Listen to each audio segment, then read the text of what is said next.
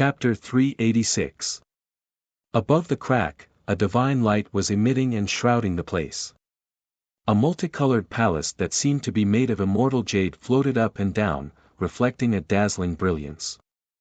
Jiang Luoshan, Jiang Chen, Monk Pudu, and the others dashed into the crack without any hesitation.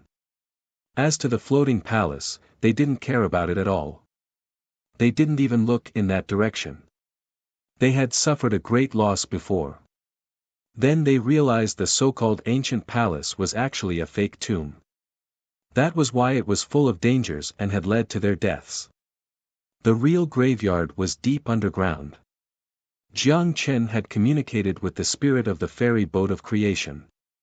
He knew the terrain and the direction of many tactical patterns here were just to mislead the enemy. The real tomb of the great void divine race's ancestors was not like the palaces outside. Moreover, he had his own plans in mind. If he could find the real tomb, he could win Jiang Luoshan's favor and survive.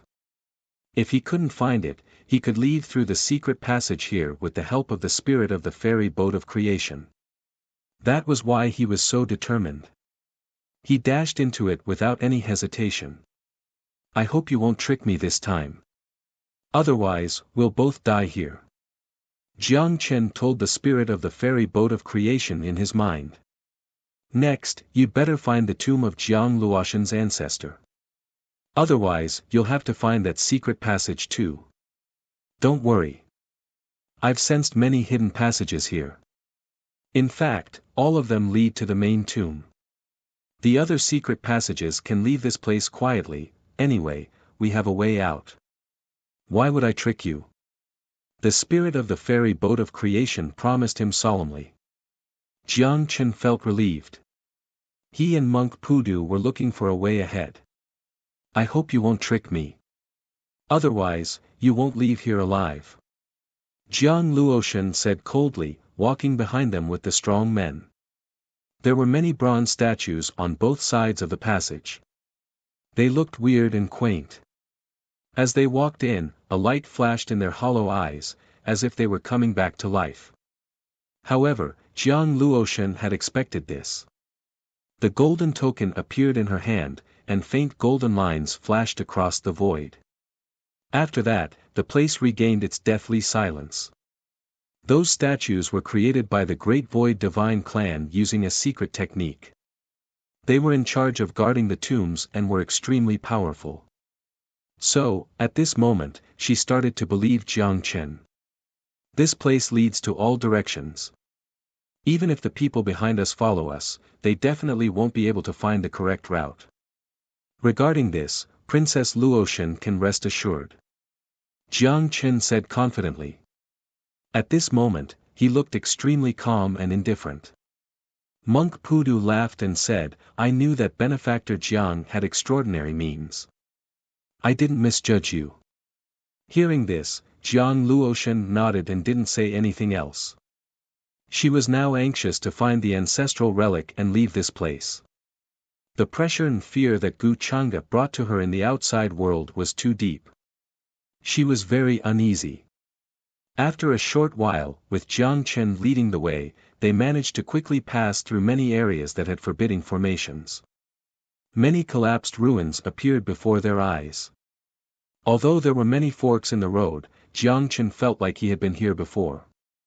He walked forward leisurely and confidently. He didn't worry about going to the wrong place at all. The Great Void Divine Clan's members were shocked. They found Jiang Chen, who didn't have a high cultivation level, to be unfathomable. In the outside world, in the sky, many people looked over. They were all strong men of various races and leaders of large sects and schools. They were extremely powerful. Since the Great Void Divine Clan still wants to go in after this, they must be fearless. A strong man of the Gus looked over. His divine rune was shining. He was sizing up what was happening there. He couldn't help but say this. Young master, are we waiting outside now? The other members of the Gu clan were also asking questions. We're not in a hurry. Since the Great Void Divine Clan has the nerve to go in, they must have some tricks up their sleeves. Let them help us, Gu Chang'e said casually. Of course, he knew Jiang Chen was the Great Void Divine Clan's biggest trump card. Without Jiang Chen, the Great Void Divine Clan wouldn't have had the nerve to go in at such a time. A son of luck like Jiang Chen was only fit to be a treasure-seeking mouse. Brother Gu, are you so sure the Great Void Divine Clan can find it? Wang Zijin asked with interest. He thought Gu Chang'e must know something. Otherwise, he wouldn't be so calm and not in a hurry. After all, if they went in too slowly, it would mean the Great Void Divine Clan would take away all of their belongings. Gu Chang'e didn't look like the kind of person who would let good things slip through his fingers. I'm not sure, but if we go in at this time, we might fall into the Great Void Divine Clan's trap. Who knows what kind of trap they've set up and are waiting for us to go in. Gu Chang'e explained with a smile. Many people were shocked by what he said. They thought it was very possible. Wang Zijin didn't believe him. Although she wasn't interested in the Great Void Divine Tomb, if Gu Chang'e wanted to go in, she wanted to go with him. Seeing the members of the Great Void Divine Tribe rushing into the crack, everyone present had different expressions on their faces. Many sect leaders' eyes were shining. Runes were changing. All kinds of theurgies were performing. They were trying to see through the changes. To be honest, the sudden change just now had shocked everyone. All the strong people who had rushed in were dead. No one knew what had happened to them. The screams were still vivid in their minds. Many people were scared. They didn't dare approach. They could only watch the Great Void Divine Clan rush in. Their eyes were shining. The Great Void Divine Clan has a token. It can activate the formation patterns here and change the terrain. That's why they're so fearless. If we go in carelessly, our lives might be in danger. We'd better be careful. Let's see what's going on with the Great Void Divine Clan first, an old man said. An elder spoke. His figure was stooped, in his hands was a violet gold compass, speaking like this. Previously, he was the one who said that this place was full of danger. He didn't go in immediately when there was a change and saved his life. Now that he said so, many people were shocked. They felt that it was very possible. After all, this was the tomb of the Great Void Divine Clan. Who knew what they knew? If they accidentally went in and were killed by them, they wouldn't be able to cry. Thinking of this, many people retreated and didn't dare to go in again. The young elites of Perfected Immortal Academy looked at the crack with different expressions. Although the elders had asked them to stay where they were and not go in to avoid danger, they were afraid that they would be in danger. As a member of the younger generation, what they feared the most was danger. Their hearts were filled with competition. Now that they had seen how powerful Gu Chang'e was, they couldn't help but feel unwilling. If this tomb contained supreme opportunities, it would be a chance for them to catch up with Gu Chang'e. It was just as Six-Crown King Junyao had thought. At this moment, there were divine runes flashing in his eyes. Then, he took out a broken talisman from his sleeve and flew in that direction. Sigh, this fella, why doesn't he listen? The elders shook their heads, not stopping him. As a sequence existence, they had great backgrounds to begin with. They didn't need to do as they were told. If Six-Crown King died inside, it wouldn't be related to them. After all, everyone here saw that they had already advised Six-Crown King, but he didn't listen to them. Meanwhile, Six-Crown King turned into divine light and rushed into that crack, leaving quite a few people shocked. That person just now should be Perfected Immortal Academy's Six-Crown King, right? It is rumored that he was exceptional with 6 crowns, previously dominating the world. His talent was unmatched, fighting strength heaven overflowing. Unfortunately, in this era, he was completely suppressed by young Master Chang'e, who would have thought that he actually dared to enter at this time. Many young elites were discussing this, their hearts shaken. They stared at that dazzling underground palace that was still rising and falling. Now, it seems like many people don't dare enter, even the sect masters of many great sects are watching. Heavenly Phoenix Maiden and the others' expressions changed slightly. They were also wondering if they should follow Six Crown King and enter. Only, as soon as this thought appeared, it was extinguished. It was because in the next moment, a tremendous noise sounded from the underground crack again, as if there was terrifying energy that was about to rush out. Immediately afterwards, under everyone's shocked eyes, that incomparably dazzling palace exploded. A terrifying blood-red light instantly appeared like rolling clouds, enveloping the sky and covering everything. Many strange-looking creatures rushed out from within. Their numbers were unimaginable. Slaughter overflowed into the heavens, auras terrifying, as if they had experienced countless battles in the battlefield. A terrifying bloody aura enveloped the heavens, making many people's expressions change greatly. It was as if a cage had been broken, releasing sinister and terrifying vicious beasts of slaughter. Who would have thought that there would be this type of unforeseen event? Things are becoming interesting. Gu Changda's brows jumped, but his expression didn't change at all. He was planning to find an opportunity to muddy the waters. This was the so-called fishing in muddy waters. It was because what he wanted wasn't the divine spark left behind by that ancestor of the great void divine clan, but also the source energy of the great sect masters here. It was not easy for him to take action on the surface. Only when he entered the underground would he have the opportunity to take action. No matter what happened, he could easily blame the great void divine clan. Now that the place was in chaos, it was a good opportunity for him. This tomb was obviously left behind by that ancestor of the great void divine clan for his descendants. These are all tomb guardian beasts. As long as they don't have the bloodline of the great void divine clan, they will treat them as enemies and kill them. Seeing this shocking and terrifying scene, a sect master suddenly came to his senses, and his expression changed drastically. Then, he waved his sleeves and ordered the younger generation to return to the war chariot behind him to protect them. The weakest of these tomb guardian beasts was at the empty god realm, and the strongest was at the level of a sect master. Slaughter overflowed into the heavens, and the bloody aura shook the heavens, causing the surroundings to shake violently. Everyone couldn't help but be horrified, and because of this, they couldn't help but retreat in fear.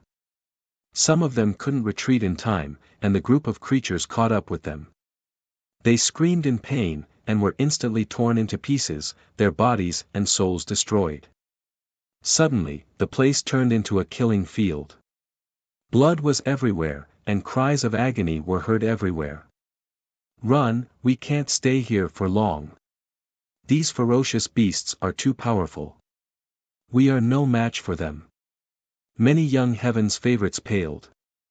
They personally witnessed a saint-level expert of the older generation being slapped to death by a tomb-subduing beast, his body exploding in the void. This scene made them tremble in fear, and their divine souls seemed to be about to be frozen. Just a moment ago, they were still thinking of watching the show, but they never thought that there would be such a huge turn of events. In an instant, divine rainbows pierced through the sky. Everyone began to flee, and they didn't dare to be as casual as before, thinking that there were opportunities everywhere. Many young geniuses who were slightly slower were caught by the tomb guardian beasts in fear and despair. They were directly swallowed by the tomb guardian beasts, and blood filled the air, which was terrifying. Many people wished that they had more legs so that they could escape from this place. Apart from the geniuses of the supreme sects and imperishable sage orthodoxies, the rest didn't dare to stay, and they were terrified. I wonder if the great void divine clan knows about this. How despicable. They knew that there were tomb guardian beasts, but they didn't tell everyone. An elder was flustered and exasperated, and his face was gloomy. He witnessed his grand disciple being killed by a tomb guardian beast with his own eyes, and he didn't have time to save him. Very quickly, the place began to become chaotic. Many people had the intention to retreat. They brought their disciples and fled out of the cemetery. The elders of the Palace of Heavenly Immortals were also protecting Xiao Ruoyin and the others behind them. They didn't want to get involved in this show. Young master, should we continue to wait, or should we leave for now? A powerful cultivator of the Gu clan asked. He was also worried that the young people behind him would die here. Who knew what other dangers were hidden in the ground? You guys take the rest of the clan and leave first. Don't interfere in this matter. Gu Changa said casually. At the same time, he glanced at the many members of the Gu clan behind him. Most of them were of the younger generation. Although there were many direct disciples, there were more branch disciples. They were all unfamiliar faces, and they usually didn't interact with him. Yes, young master. Following Gu Changa's order, many members of the Gu clan also started to leave. Since such a big mess had occurred, the first thing they had to do was to stay alive. No matter how important a chance was, it couldn't be more important than staying alive. Wang Zijin, the heavenly phoenix maiden, and the others also told the families and forces behind them to take the rest of the clansmen away, and try not to get involved in this matter. Soon, many young geniuses left, and only a few of the strongest people of the younger generation were left. The golden cicada Buddha, the heavenly phoenix maiden, and the others didn't leave. In addition, many leaders of great sects were also watching. With their strength, they certainly didn't need to be afraid of the tomb guardian beasts. Looks like the real graveyard is still underground, an old man spoke. Golden light shone from his eyes. Then he shook off the tomb guardian beasts in front of him, and dashed forward first. The other leaders were enveloped in divine light. They shook off the tomb guardian beasts around them as they moved, and they rushed toward the graveyard. Looks like Jiang Chen will be found soon, Gu Changa narrowed his eyes. Seeing it was about time, he also stood up. However, the disciples of the true Immortal Academy were all following him. Apparently, he was the leader. He didn't say anything. Anyway, they would part ways when they reached the underground. The heavenly phoenix maiden and the others were certainly not stupid. They knew Gu Changa was very strong, but they didn't know what kind of dangers were hidden underground. With Gu Changa by their side, they would be much safer. Soon, they passed through the 10-foot-long fissure and went deep into the underground. As they had guessed, this place was obviously a ruin, and they had to keep going down. Soon, they saw an ancient city buried deep underground. There had been many powerful formation patterns here, but they had all been destroyed. Gu Changa could see that it was Jiang Chen who had done this. As far as the eye could see, there were ruins in front of them. The atmosphere was ancient, and many broken walls had been buried for a long time. The leaders of the great sects were using all kinds of powerful techniques. Their radiance shone in all directions. They flew in the front, toward the depths of the ancient city. Looks like this is the tomb left by the ancestor of the great void divine race. There are so many paths. I wonder where the main tomb is. A young disciple was shocked to see so many forks in the road ahead. He didn't know where to go. This place is full of dangers. Although it's safer for us to stay together, if we don't know where to go, we might end up wasting our efforts. We won't find anything. It's also a waste of time. Gu Changa shook his head slightly. It seemed he was also having a headache because of the forks in the road. The leaders of the great sects ahead of them were using all kinds of techniques to check how dangerous each path was. After arriving here, even Supreme Venerables had to be cautious. Let alone them. So, let's just go our separate ways. There are so many forks here. If we all take the same path, the chances are slim. Whether we can get the opportunity or not depends on our own methods. When Yumingkong heard this, she glanced at Gu Changa and immediately understood what he meant. She couldn't help but nod. Since even she said so, the rest of the disciples looked a little unnatural. If Yumingkong didn't say so, they could shamelessly follow behind Gu Changa. They didn't care about the opportunity for. Two, however, now that she insisted on going their separate ways, they didn't dare to say anything. Wang Zijin knew Yumingkong's plan. He looked at her with a smile and didn't say anything. It's good to go our separate ways. Gu Xian's voice was cold. She had always liked to be alone. After arriving here, she wanted to go alone. If Gu Chang'e didn't insist on keeping her by his side, she would have run in first. After saying this, her figure moved and walked straight towards a fork in the road ahead. Soon, she disappeared without a trace. Gu Chang'e glanced at her with a faint smile at the corner of her mouth, but she didn't say anything. Seeing this, the heavenly phoenix maiden, golden cicada Buddha, and the others sighed inwardly. They tactfully chose a fork in the road and left first. There are only a few paths left. I'll follow Brother Gu then. I'll go wherever Brother Gu goes. Wang Zijin said with a smile. He didn't have any self-awareness. Yu Mingkong looked at him deeply. During the previous trial, she knew that Wang Zijin was like this. Then, she walked toward another fork in the road. She didn't plan to follow Gu Chang'e. To Gu Chang'e, the godhead of the Great Void Divine Tribe's ancestor was more important. To her, the fortuitous opportunity in the other fork was more suitable. I'll go this way. Jiang Chuchu also glanced at Wang Zijin. She was annoyed by her boldness, but she couldn't bring herself to do that. She was a little annoyed. Brother Gu, where are you going? I'm going to follow you. Soon, only Gu Chang'e and Wang Zijin were left here. She said with a smile, as if she didn't mind at all. Her eyes were as pretty as the morning fog in the forest. Gu Chang'e knew what she was thinking. As a time traveler, Wang Zijin's way of thinking was very different from other people's. Other people had come here to look for opportunities, but she was obviously here to join in the fun. I'll go this way then. Gu Chang'e sensed Jiang Chen's location. Then she picked one of the forks and walked on it. She looked quite calm. Wang Zijin noticed his expression. She couldn't help but smile. Brother Gu, we're so close. Can I ask you a question? Chapter 387. Wang Zijin's facial features were exquisite and flawless. Her nose was small, her eyebrows were like jade, her lips were a little red, and her black hair was like a waterfall, shining brightly. Her skin was as white as snow, delicate like jade.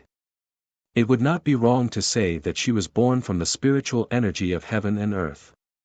When her large eyes blinked, it gave people a sense of intelligence and craftiness. At this moment, she followed behind Gu Chang'e with her hands behind her back, looking a little mature. But there was also a different kind of charm that made people unable to look away. Brother Gu, can I ask you a question? It's about the reincarnation of the human ancestor.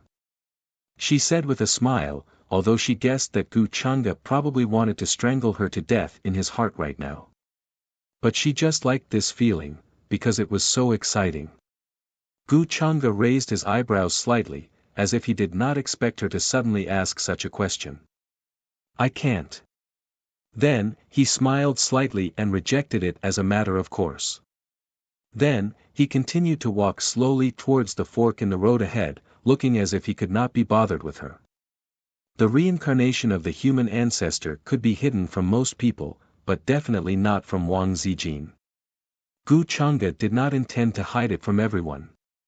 After all, this was a matter of him and the human ancestors' hall taking what they needed. As for Wang Zijin, she could think whatever she wanted. Wang Zijin was not surprised by Gu Chang'e's answer at all. She continued to smile and said, Brother Gu, did you forget what you promised me last time? You still owe me a favor. As she said that, she took out the jade pendant that Gu Chang'e had given her. Hearing this, Gu Chang'e glanced at it, looking as if he had a headache. He said helplessly, Miss Zijin 21, why do you have to make things difficult for me? This kind of question is difficult to answer. Wang Zijin snorted, Brother Gu, are you saying that what you promised before doesn't count? If this Gu can promise something, I will definitely promise.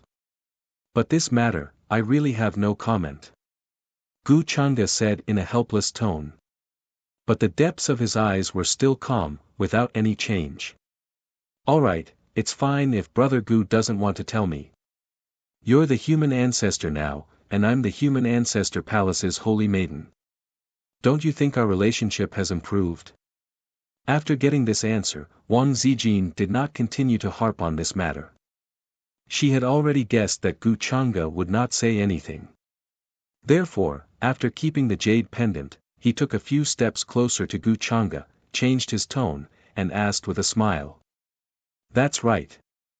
If I were to take charge of the human ancestor hall in the future, I hope that Saintess Zijin will assist me. Gu Changa smelled the faint fragrance at the tip of his nose. When he heard this, he faintly smiled and said. That's not a problem. Then who does Brother Gu think is prettier between me and Saintess Chu Chu? Wang Zijin chuckled as she blinked her eyes and stared at him. In her opinion, this trip to the graveyard of the Great Void Divine Clan was not important. She wanted Gu Changa to reveal his true colors. Continue pretending for me. At this moment, she felt like she was playing with a knife, and if she was not careful, she would cut her hand.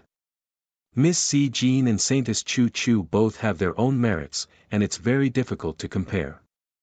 In my opinion, both of you are heavenly beauties that are rarely seen in this world, and there's no difference between the two of you. Hearing this, Gu Changa's expression did not change as he guessed at her intentions. When he first met Wang Zijin, she seemed to have a good impression of him. Even now, she was still casually flirting with him. Back then, Gu Changa wanted to obtain fate points from her, so he played along with her. Later on, he felt that there was no need and could not be bothered with her. After all, Wang Zijin was not like other daughters of fate. She was a transmigrator and came from the longevity Wang clan. She had a celestial spirit body and was a saint. Her life was destined to be a smooth-sailing one who could sweep through the world. It was almost impossible to obtain any benefits from her. This was something that Gu Changa understood after obtaining a few fate points from her. As for Wang Zijin's good impression of him, it was at most curiosity. With this premise, Gu Changa did not bother with her anymore. If he really wanted to deal with Wang Zijin, it would be a bit troublesome. After all, she had many life-saving methods and that mysterious companion item. Just suppressing her fate points was a troublesome matter. Rather than wasting time, it was better to do something meaningless. It was better to just throw her aside. After all, with Wang Zijin's personality, it was destined that she would not be able to hinder him.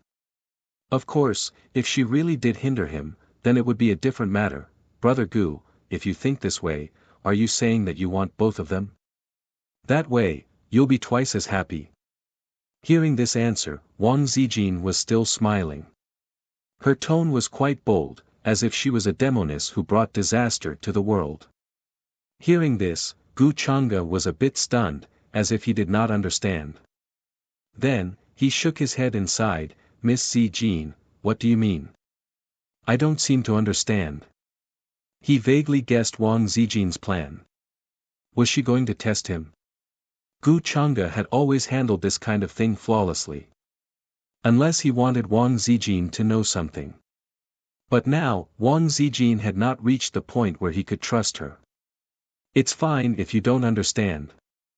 For someone like Brother Gu, I wonder what kind of woman would be able to capture your heart. Wang Zijin wasn't surprised by Gu Changa's answer. Then, she sighed as if she was feeling something. In front of outsiders, Gu Changa had always been polite, elegant, and gentle. His answers were even more flawless. It was not so easy to make him reveal his true self. Although she felt that this was not a small challenge, she did not give up. She had to find something interesting to do in her boring cultivation. Miss C. Jean, can I take your words as a hint? Gu Changa smiled. Wang Zijin secretly rolled her eyes at him. She had taken the initiative to test him, but Gu Changa did not show any signs of abnormality. This made her doubt her charm a little. Was her face not beautiful? Was her figure not good? Was her personality not cute? Or was it that Gu Chang'e was only interested in cold and strong women like Yumingkong? Then, the two of them continued to talk as they walked deeper into the tomb. It was mainly Wang Zijin who chatted while Gu Chang'e answered calmly. Wang Zijin was actually very curious as to why Gu Chang'e would choose such a fork in the road. Although she felt that Gu Chang'e was unlikely to find the wrong place. He must have some way to find the main tomb of the Great Void Divine Tomb. Up ahead, the two of them sensed many energy fluctuations. In addition to them, some of the leaders of the great sects who had entered before them had also chosen this fork in the road. Those people were very strong. Even the weakest one was in the great saint state. They were only one step away from the prospective supreme venerable state. At the moment, there was a big fight. The energy was spreading everywhere. Apparently, they were fighting for something. However, Gu Chang'e did not care. He was still taking his time. As long as he knew where Jiang Chen was, he would be able to find Jiang Luoshan and the others of the Great Void Divine Clan. As long as he went there, he would be able to get the divinity easily. Before that, he actually hoped that the Great Void Divine Clan and the leaders of the great sects would have a fight. It would be best if both sides suffered great losses. In the end, he would show up and reap the benefits. Wang Zijin had been paying attention to Gu Chang'e's expression. Judging from his behavior, he was not worried at all. He looked very confident. Even though the fluctuations of the fight ahead were extremely dreadful and could make the underground city collapse at any time. She felt like Gu Chang'e had everything under control the whole time. How on earth did he do it? In the main tomb. 7:30. As Gu Chang'e had guessed, there was a big fight going on here. Jiang Chen, Jiang Luoshan, Monk Pudu, and the others passed through many prohibitions and tactical patterns safely. Finally, they arrived at the main tomb. Jiang Luoshan also saw the platform left by their ancestor when he had passed away. As the misty light fell, a vast amount of chaotic energy was flowing and interweaving. It was so thick and majestic that a single strand of it could easily crush a mountain. In the center of the platform, a fist-sized substance, as deep as a purple crystal, was floating. There were vast energy fluctuations surging in it. An amazing divinity was flowing in it. Even the great saints could not help but feel scared at the moment. Even their holy souls seemed to be trembling when they looked at the purple crystal substance. The divinity of our ancestor is really here. They had finally found it. Those from the Great Void Divine race felt relieved. At the same time, Jiang Chen and Monk Pudu also felt relieved. In this way, they were finally safe. Jiang Chen had a backup plan when he was communicating with the spirit of the celestial boat. If Jiang Luoshan was going to kick him to the curb after he had outlived his usefulness, he would have to do what he had done in the Purple Mountain. The spirit of the celestial boat could easily crack the terrain and the tactical patterns here. This was his only advantage at the moment.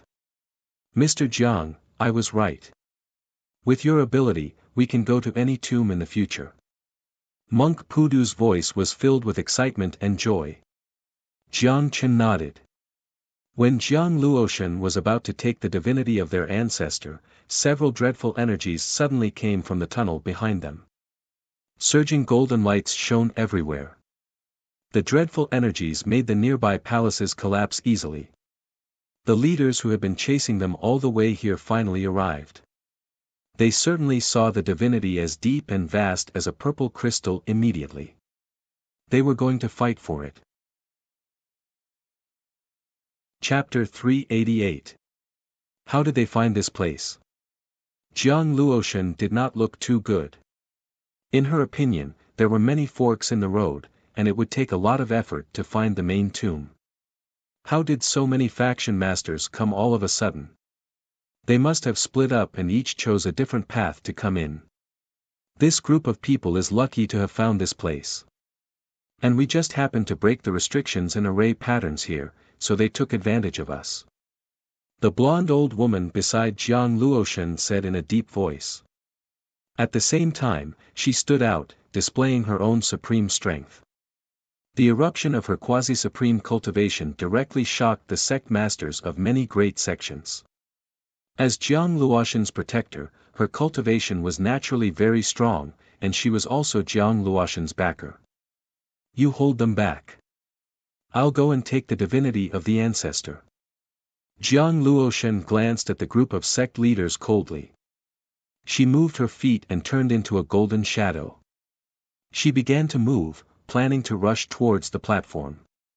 At the same time, the rest of the Great Void Divine Tribe members were also looking around vigilantly, in case anyone else rushed in at this time. This is the divinity of the Great Void Divine Tribe's ancestor. Let's fight for it together, and when we get it, we'll split it. What do you think? The sect masters of the great sects who had rushed and stared at the purple crystal with burning eyes. They could feel the majestic aura and energy waves coming from it. If they could refine and absorb it, their cultivation would naturally increase greatly. They might be able to take the opportunity to break through the bottleneck of the quasi-supreme level after all these years. As soon as she said that, she got the approval of the crowd. After all, the divinity was the size of a fist. If each of them could get a small piece, it would be a great opportunity, and it would not be a wasted trip. Although the blonde old woman's cultivation was at the quasi-supreme level, in their opinion, she was not a match for all of them. Princess, I can only hold them back for a while. Please take the divinity of the ancestor and leave as soon as possible.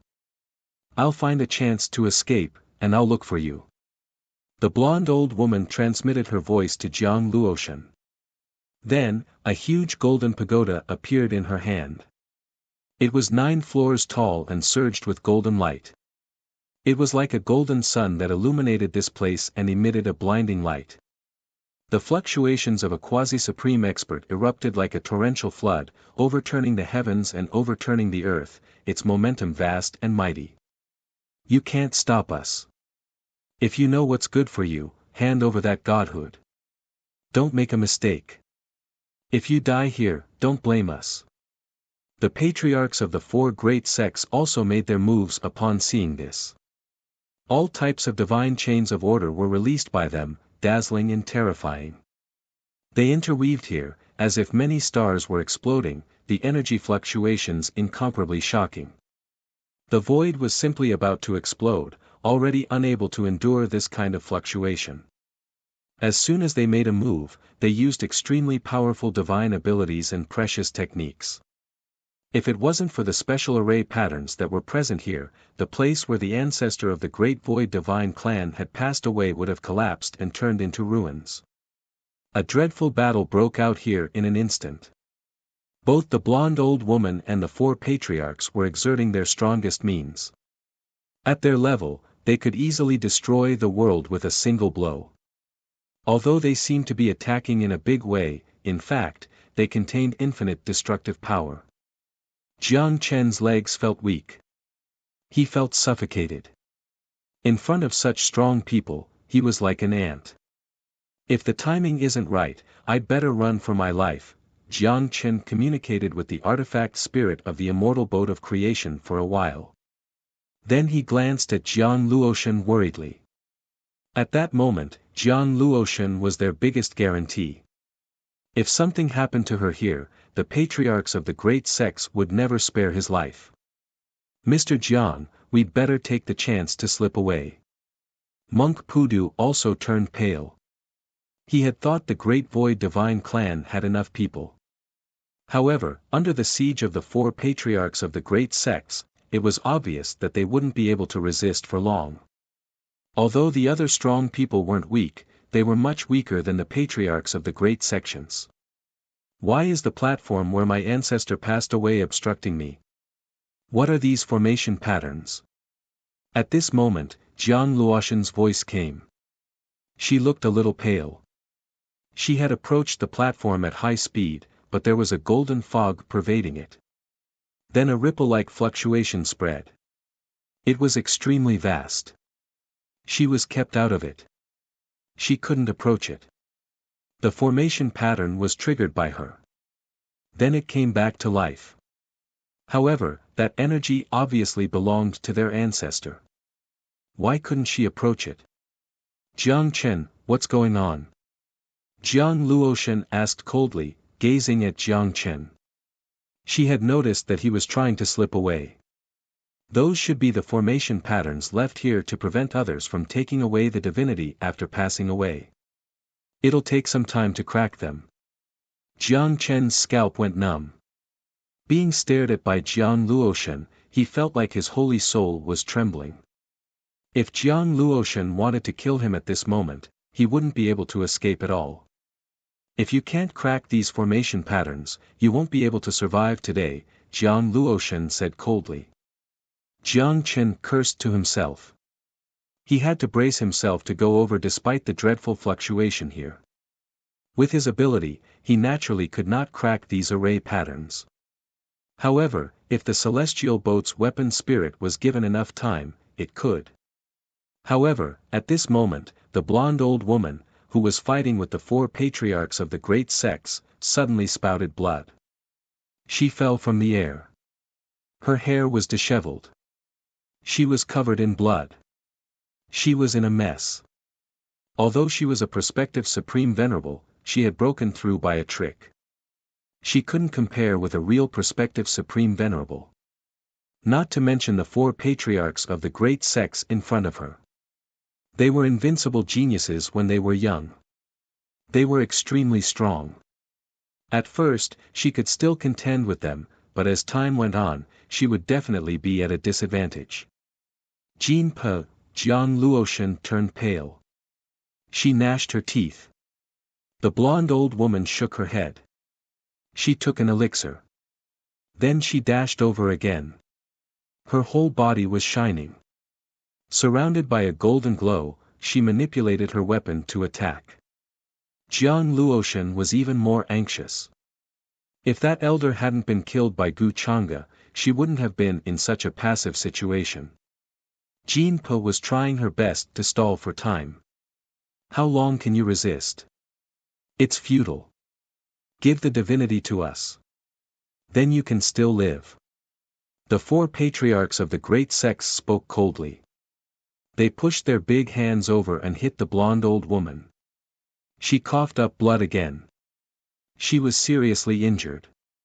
They were too strong. Even though their cultivations weren't prospective Supreme Venerables yet, their fighting powers weren't far from prospective Supreme Venerables. When the 4 of them joined hands, they were even more invincible. Stall them for me. Jiang Luoshan glanced at the 4 patriarchs coldly. She ordered the people next to her to stall them. Jiang Chen, hurry up. The other strong men of the Great Void divine race also dashed over. They took out all kinds of weapons without hesitation. They exerted their strongest means. However, their efforts were in vain. They coughed up blood and retreated almost immediately. Many of them even exploded in an instant. Their bodies and spirits were all destroyed. The sight of this caused Jiang Luoshan's expression to turn even uglier as she clenched her fists. Although she still had other means in her hands, they were all used to save her life at critical moments. She admitted she had been careless. She hadn't taken enough people with her on this trip. Otherwise, she wouldn't have been so frustrated. All right. The formation pattern is solved. At this moment, Jiang Chen's voice came. He felt relieved. Wiping the cold sweat off his forehead, he felt relieved. As a light flashed in his hand, the formation pattern in front of him started to crack. Then it collapsed and turned into a rain of light. The weapon spirit of the celestial boat of nature consumed a lot of energy. It almost fell asleep again. Jiang Luoshan finally heaved a sigh of relief when she felt the terrifying resistance disappear. She was going to go to the doctrine platform to collect the purple crystal-like divinity. Boom! At this moment, a great noise came from the tunnel again. Everyone who was fighting there turned pale. Even the patriarchs of the 4 patriarchs who were fighting with the blonde old woman had to stop. They looked over, frowning. The void trembled as an incomparably sharp power suddenly descended. Ripples spread out like petals blooming in the air. They contained supreme rules. In the end, they transformed into sword energies and attacked the people fighting there.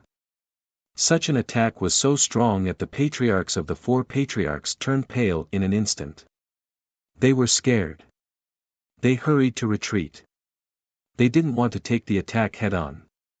However, the aftermath of the attack made their blood tumble. They felt very uncomfortable. Who is it?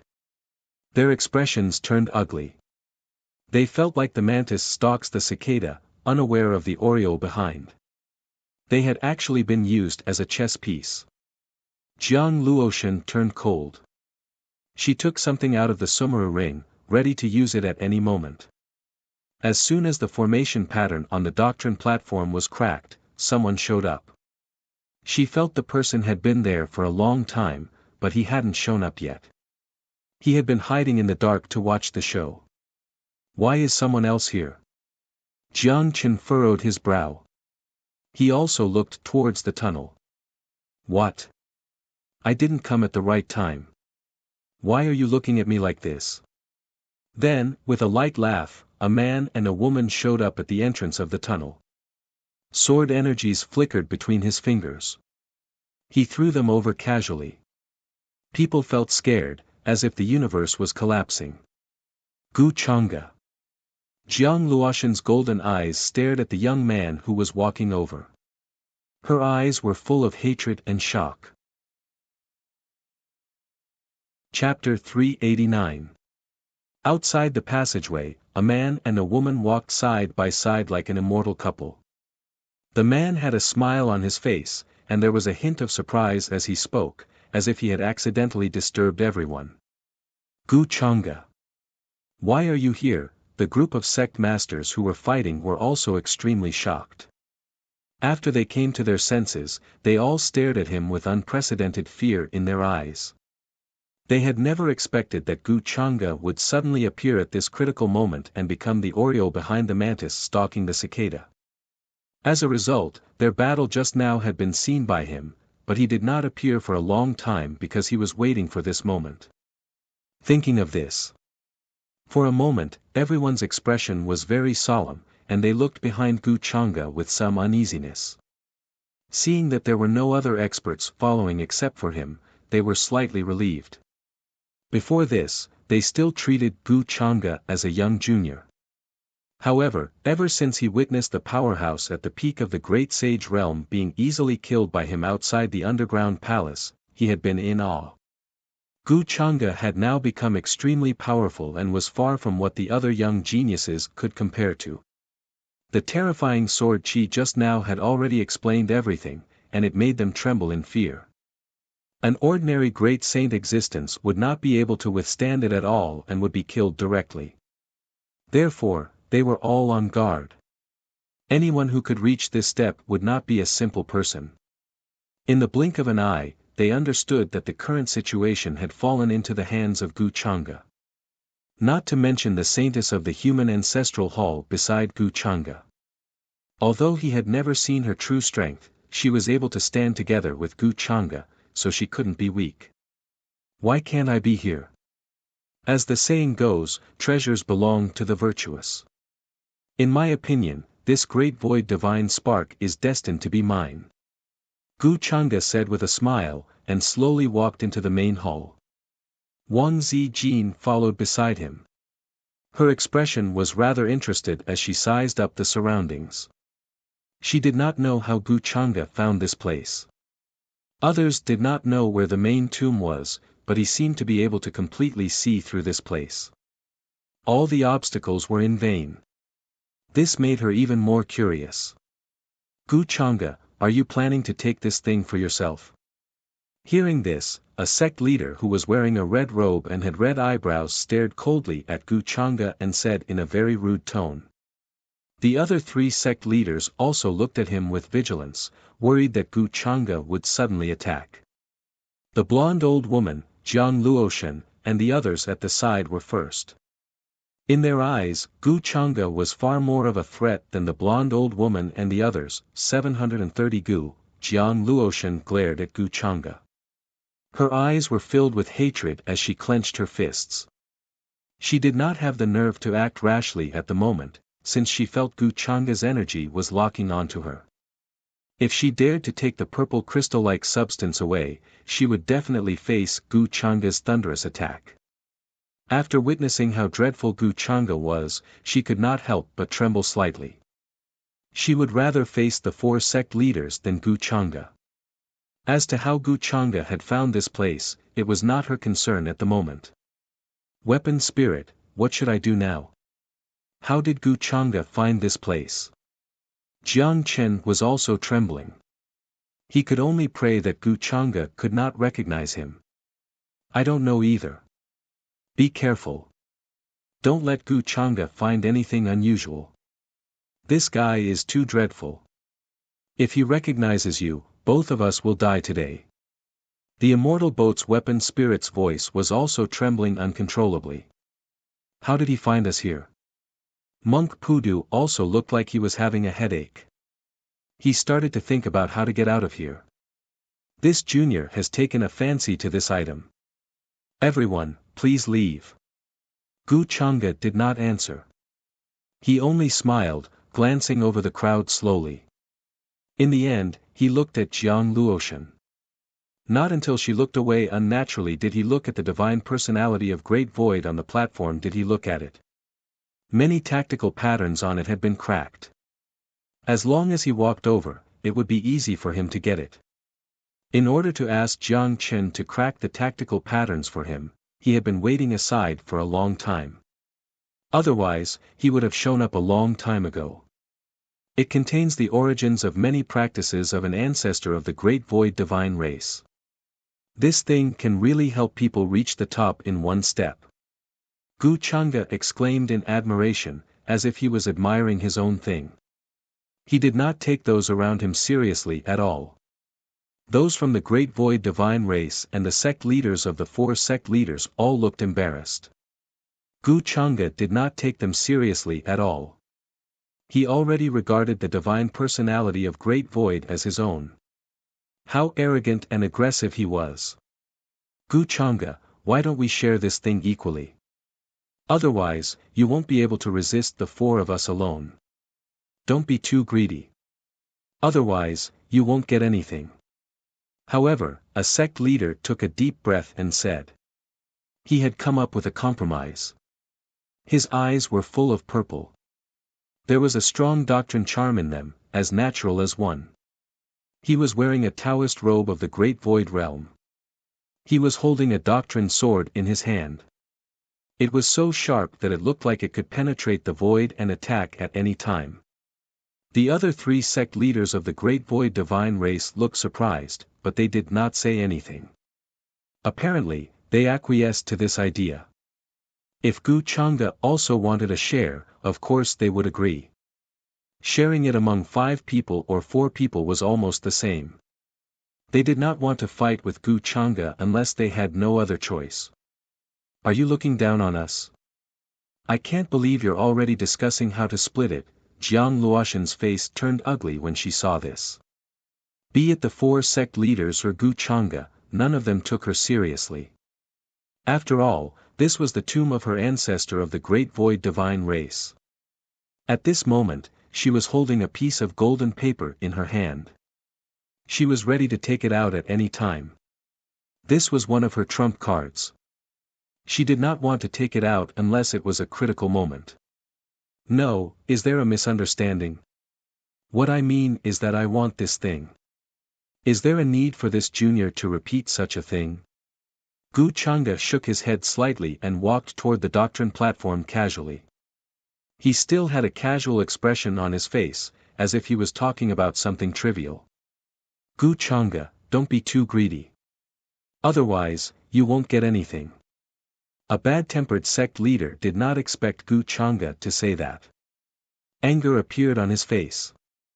In the next moment, a weapon surrounded by lightning appeared in his hand. It crackled and flashed, causing the void to tremble as if it was about to explode. It was obvious that they were about to start a fight. At this point, the great void divine spark was within reach. How could they give up so easily? The rest of the people frowned. At this point, who would give up so easily? However, Gu Changa's tone did not change. I don't like to repeat the same thing 3 times. If you don't want to die, please leave this place. Although he was gentle and elegant when he spoke, everyone felt a terrifying murderous aura rushing toward them. Their expressions changed slightly. Gu Changa, we're your seniors. Don't be too arrogant. A mild-tempered sect master of a great sect had an ugly expression on his face. By calling you seniors, I'm giving you face. Don't you understand? If you want to die, I'll fulfill your wish. Gu Changa shook his head slightly. His tone was still as calm as ever. As soon as he finished speaking, he slammed his palm forward. Terrifying 5-colored divine lights intertwined in the air. A surging aura like that of a mountain and a sea crashed down on the sect leader who had just spoken. Boom! The sect leader's expression changed. He did not expect Gu Changa to suddenly attack. He summoned a terrifying sword chi and collided with Gu Changa's palm in an attempt to resist. However, in the next moment, his expression changed again. He could not believe it. Impossible, poof. When the palm landed, it was as if it was formed by a 5-colored divine mountain. It was majestic, boundless, and as heavy as the chaotic chi. The sword chi shattered. Then, his arms broke with a cracking sound. His bones collapsed and made a terrifying sound. Then, he groaned and spat out blood. He flew backward and was severely injured in an instant. How is this possible? How could the gap between them be so huge? The other 3 sect leaders were extremely shocked and they saw this. They did not expect the battle to end so quickly. Gu Changa's strength was unfathomable. Jiang Luoshan also looked at Gu Changa in a daze. She trembled because of his strength. Her scalp went numb because of the feeling in her divine soul. I gave you a way out, but you refused to take it. Now that you're courting death, don't blame me. Gu Changa walked over unhurriedly. His voice was calm, but at this moment, it was unusually cold. Wang Zijin, who was standing in the corridor, did not follow Gu Changa. She felt her heart beating faster when she saw his actions. In her opinion, Gu Changa's actions were not inappropriate. Although he was cold and domineering, didn't Gu Changa say that he was interested in the void divine lattice?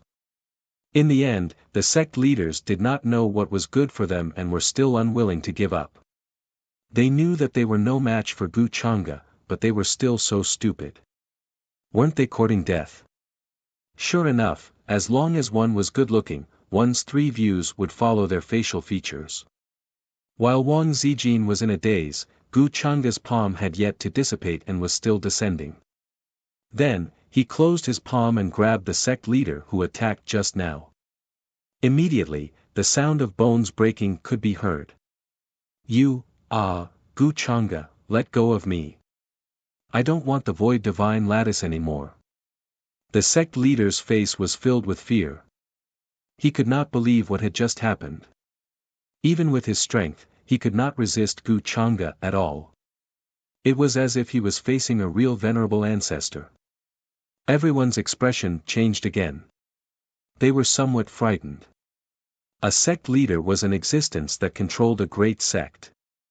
He had cultivated for at least tens of thousands of years. When he was young, he was also a heaven's pride with monstrous battle strength. He was incomparably powerful. But now, he was like an ant that was caught in Gu Changa's hand and could be crushed to death at any time. One had to admit that this scene caused too much shock. They could not help but tremble and feel their scalps go numb. They were terrified. Is that so? Let go of you. That's fine too. But I gave you a way out just now. Unfortunately, you didn't cherish it. Gu Changa shook his head slightly. His tone seemed to be a little helpless and regretful. In the next moment, the five-colored hand that condensed in the void closed while he was in despair and horror. With a poof, the blood mist collapsed and his body and soul were destroyed. You killed sect leader Chiang. Seeing this, the expressions of the other three sect leaders changed drastically. They turned a little pale and their voices trembled. They could not help but feel regret. Don't worry. You'll be here to accompany him soon. Gu Chang'e looked at them. His expression did not change as if he had just done something trivial. Oh no, let's attack together. Otherwise, we won't be a match for him. The sect leader in the Zenith Heaven Taoist robe could not help but shout. At the same time, he took out the path sword in his hand. It was like a heavenly sword chi that could destroy heaven and earth. It contained a destructive divine power and charged towards Gu Chang'e. The other two were not stupid. They quickly reacted and took out their Dharma artifacts.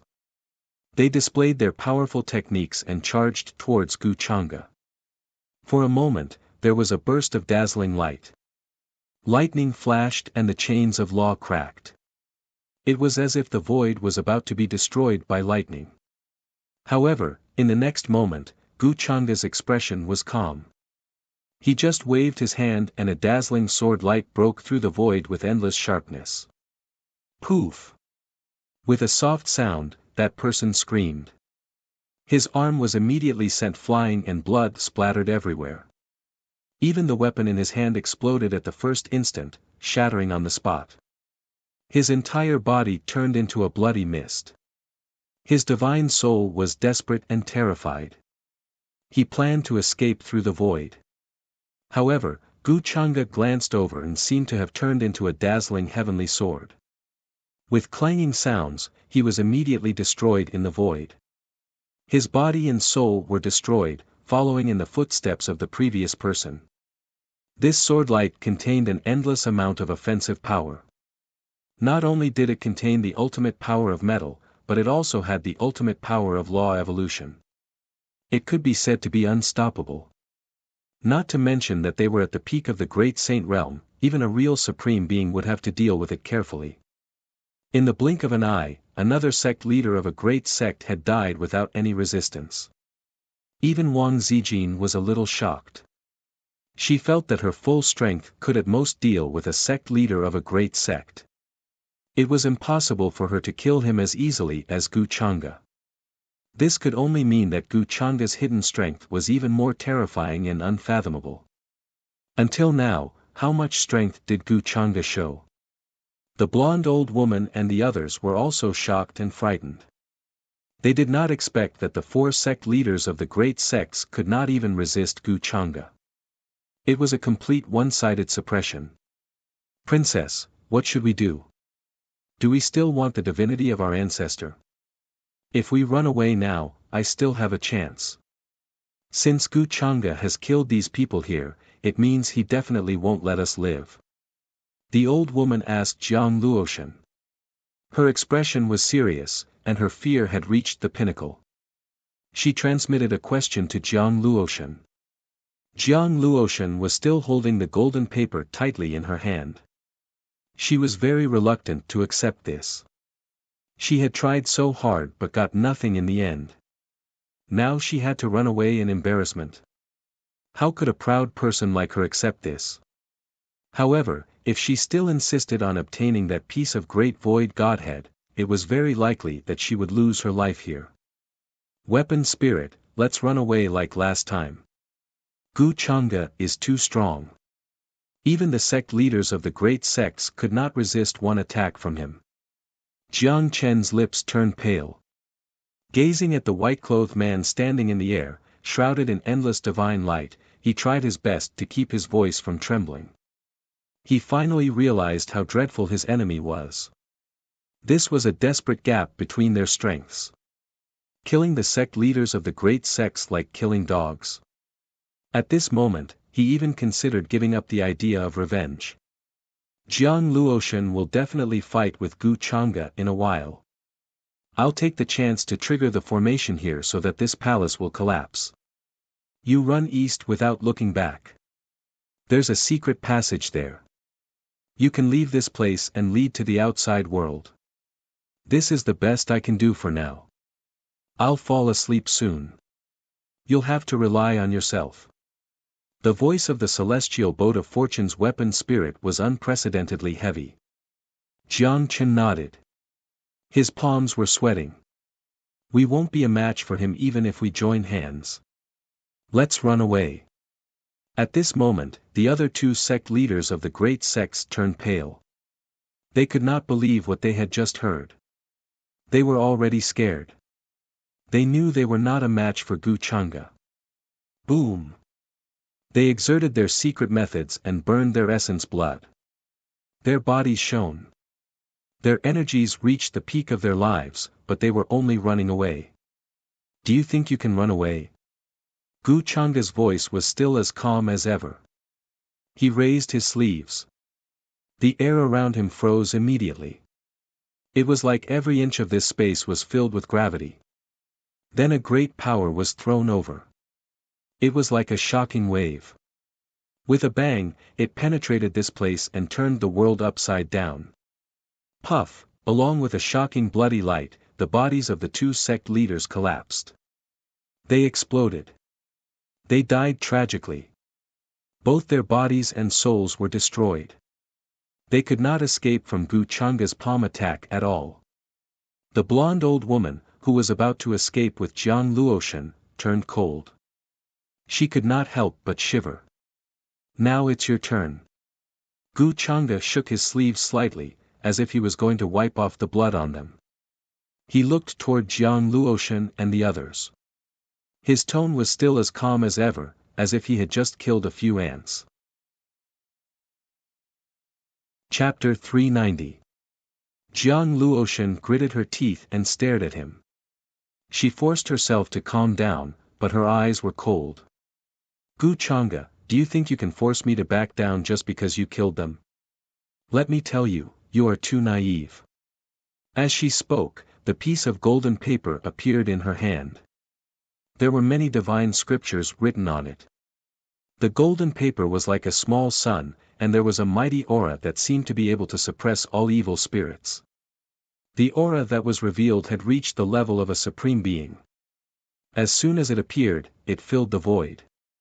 It was vast and unimaginably powerful, as if it could force the heavens and earth to back down. Is that so? You want to defeat me with just a piece of paper that contains the full power of a supreme being? Gu Chang'e looked at her and said lightly. There was a hint of mockery in his tone. Besides, you seem to be mistaken about one thing. I didn't kill these people. They died at the hands of the Great Void Divine Clan. The forces behind them will only seek revenge from the Great Void Divine Clan. It has nothing to do with me. Gu Chang'e, you, Jiang Luoshan obviously didn't expect Gu Chang'e to say that. She was stunned for a moment, and anger surged in her heart. Her expression was cold as she said, You are really despicable. How can you say such things? To think that I thought you would be as amazing as the rumors said before I left the clan. I'm sorry to disappoint you. I have never said that I was a good person. Gu Chang'e's tone was casual as he walked towards her. Although she was holding a piece of golden paper that contained the full power of a supreme being, Jiang Luoshan couldn't help but retreat. She was very afraid of Gu Chang'e. You killed the 4 sect leaders. I am not the only one who saw it. Gu Chang'e, do you really think that no one knows about it? Jiang Luoshan said coldly. As she spoke, she glanced at Wang Zijin, who was at the entrance of the passageway. She intended to use this opportunity to create a conflict between her and Gu Chang'e. Luoshan princess, you're really ruthless. Not only did you scheme to kill everyone and cause the 4 sect leaders to die in your hands, you're even trying to frame Brother Gu. However, after hearing this, Wang Zijin did not seem to be surprised at all. She smiled and even winked at Gu Chang'e mischievously. You, Jiang Luoshan didn't expect Wang Zijin to say that. Her face froze for a moment, and then it turned ugly. As the saintess of the human ancestor hall, she was lying through her teeth. She had learned something new. No wonder she was able to get along well with Gu Changa. Gu Changa glanced at her and said unhurriedly, "Are you done saying your last words? Gu Changa, do you really intend to kill me? What good will it do you if I die here?" Jiang Luoshan couldn't help but feel a chill down her spine when she heard his words. "Luoshan princess, you're exaggerating. Why would I do something like killing you? It's just that when you were fighting with the other sect leaders for the Great Void Divine Spark, you were killed by them and accidentally died here." Gu Changa shook his head slightly and corrected her with a smile. "Gu Changa, as the strongest person in the younger generation, I can't believe you're so despicable and vicious." Jiang Luoshan gritted her teeth when she heard this. Her beautiful face was as cold as ice, and the chill down her spine grew even stronger. Gu Changa didn't just want to kill her here. He also wanted to push the blame of her death to the other sect leaders. In this way, he could easily incite the hatred of the Great Void Divine Tribe and the other forces behind her. "Speaking such nonsense, are you stalling for time?" Gu Changa said indifferently. He raised his hand and a vast sword chi appeared. It was like an immortal sword that could reach the heavens. Rays of sword light flashed in the air and slashed towards Jiang Luoshan in front of him. Jiang Luoshan's face turned pale. She felt a terrifying chill down her spine. She couldn't react in time and hurriedly took out the golden page and activated her magic power. However, before she could fully use it, she was sent flying by Gu Changa's sword chi. A terrifying shockwave exploded and she fell to the ground. She clenched her teeth and formed seals with her hands again. She used an ancient divine ability. Her golden hair fluttered and golden light gushed out. It was so dazzling that people couldn't open their eyes. Such strength was far stronger than many young supreme beings. She could even compete with Six-Crowned King. However, under this sword chi, she still couldn't resist.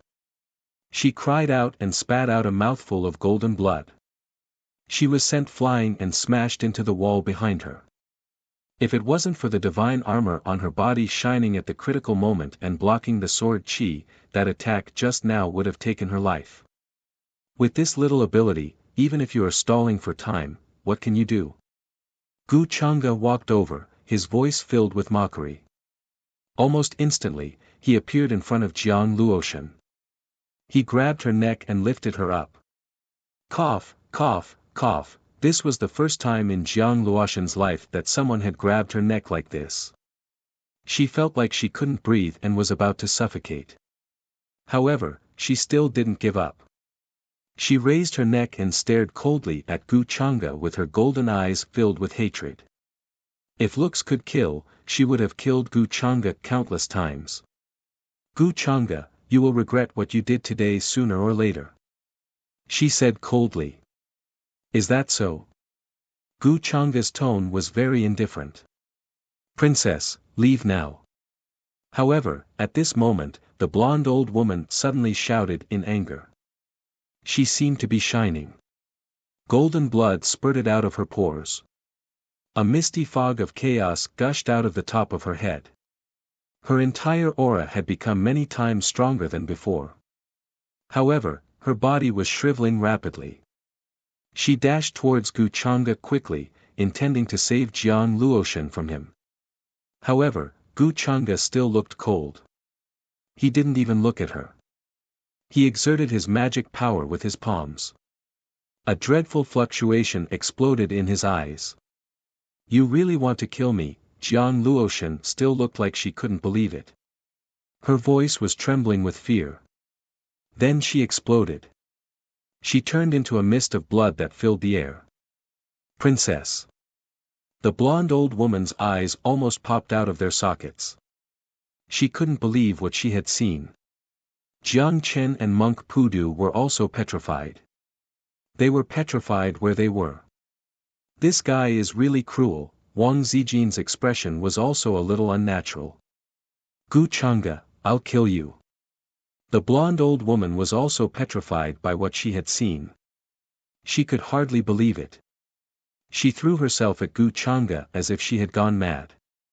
She exerted all kinds of powerful secret methods and theurgies.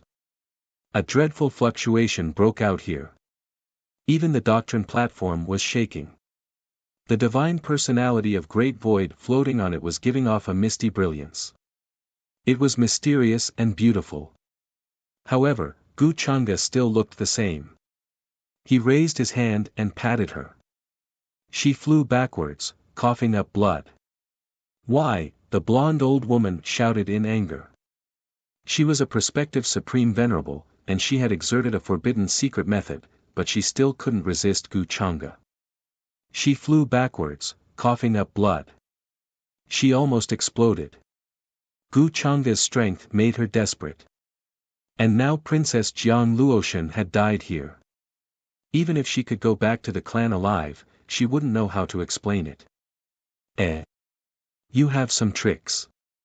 At this moment, Gu Changa suddenly raised his eyebrows, as if he was a little surprised. Then he looked up and glanced at the void not far away. Buzz! Some golden lights were gathering there. A fluctuation appeared. Jiang Luoshan's figure appeared again, but her face was very pale. She looked at Gu Changa with fear, as if she had not recovered from the state she had just been in. She hadn't expected Gu Changa to really kill her. And he hadn't shown her any mercy. He hadn't hesitated at all. His decisiveness and cruelty made her tremble. For the first time, she knew what death was. It was hard to erase. A scapegoat puppet. I didn't expect you to have such a thing. Gu Changa thought for a while. He knew what she had used. However, the method to refine a scapegoat puppet had been lost. It was extremely precious. Even a prospective supreme martial artist would be tempted. Using one would mean one less in this world. It was a priceless treasure. He was surprised that Jiang Luoshan would have such a thing on her. Madame Jean, looking at the blonde old woman, Jiang Luoshan couldn't bear to see her like this. This was the secret technique of the Great Void Divine Clan to burn their life source. Although it could increase one's cultivation in a short time, the after-effects were terrifying and almost irreversible.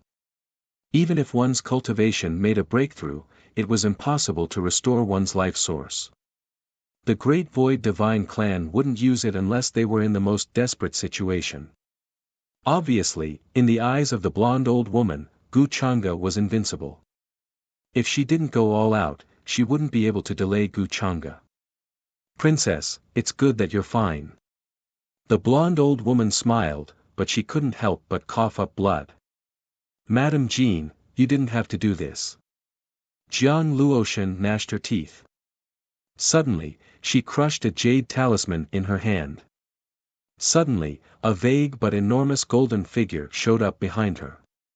It was horrible and majestic, like a golden god walking out of the river of time. This golden god was as brilliant as the sun. His cultivation was unfathomable.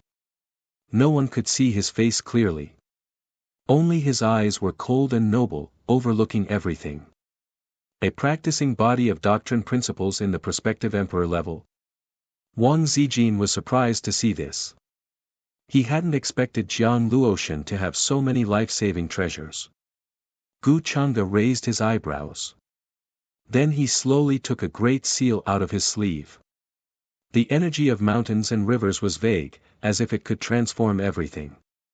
The great seal of mountains and rivers, a supreme venerable weapon. Boom! However, at this moment, Jiang Chen, who had been staring at Gu Changa and Jiang Luoshan, gnashed his teeth. He finished communicating with the weapon spirit of the celestial boat of fortune in his mind. He asked it to activate the tactical pattern here. In an instant, the walls started to shine. Boundless brilliance rose from the whole palace, enveloping everything. Then many veins that looked like a star atlas appeared. Their light soared into the sky. It was dazzling. This place started to collapse. A horrible noise was heard. All of the tactical patterns came back to life. An extremely strong power broke out. Jiang Chen took advantage of this opportunity to escape to the place he had discussed with the weapon spirit of the celestial boat of fortune. Mr. Jiang, wait for me. Monk Pudu had been paying attention to Jiang Chen's movements. At this moment, his eyes lit up. He hurried to turn into a divine light to chase after Jiang Chen. He was going to leave this place. What's going on? Jiang Luoshan did not expect the situation to take such a drastic turn. She was stunned for a moment. She was stunned. However, Gu Chang'e didn't seem surprised at all. He moved and dashed toward her, as if he was going to kill her here again. Gu Chang'e, I have no grudge against you. Why do you want to kill me? Gnashing her teeth, she manipulated the practicing body of doctrine principles behind her to fight with Gu Chang'e.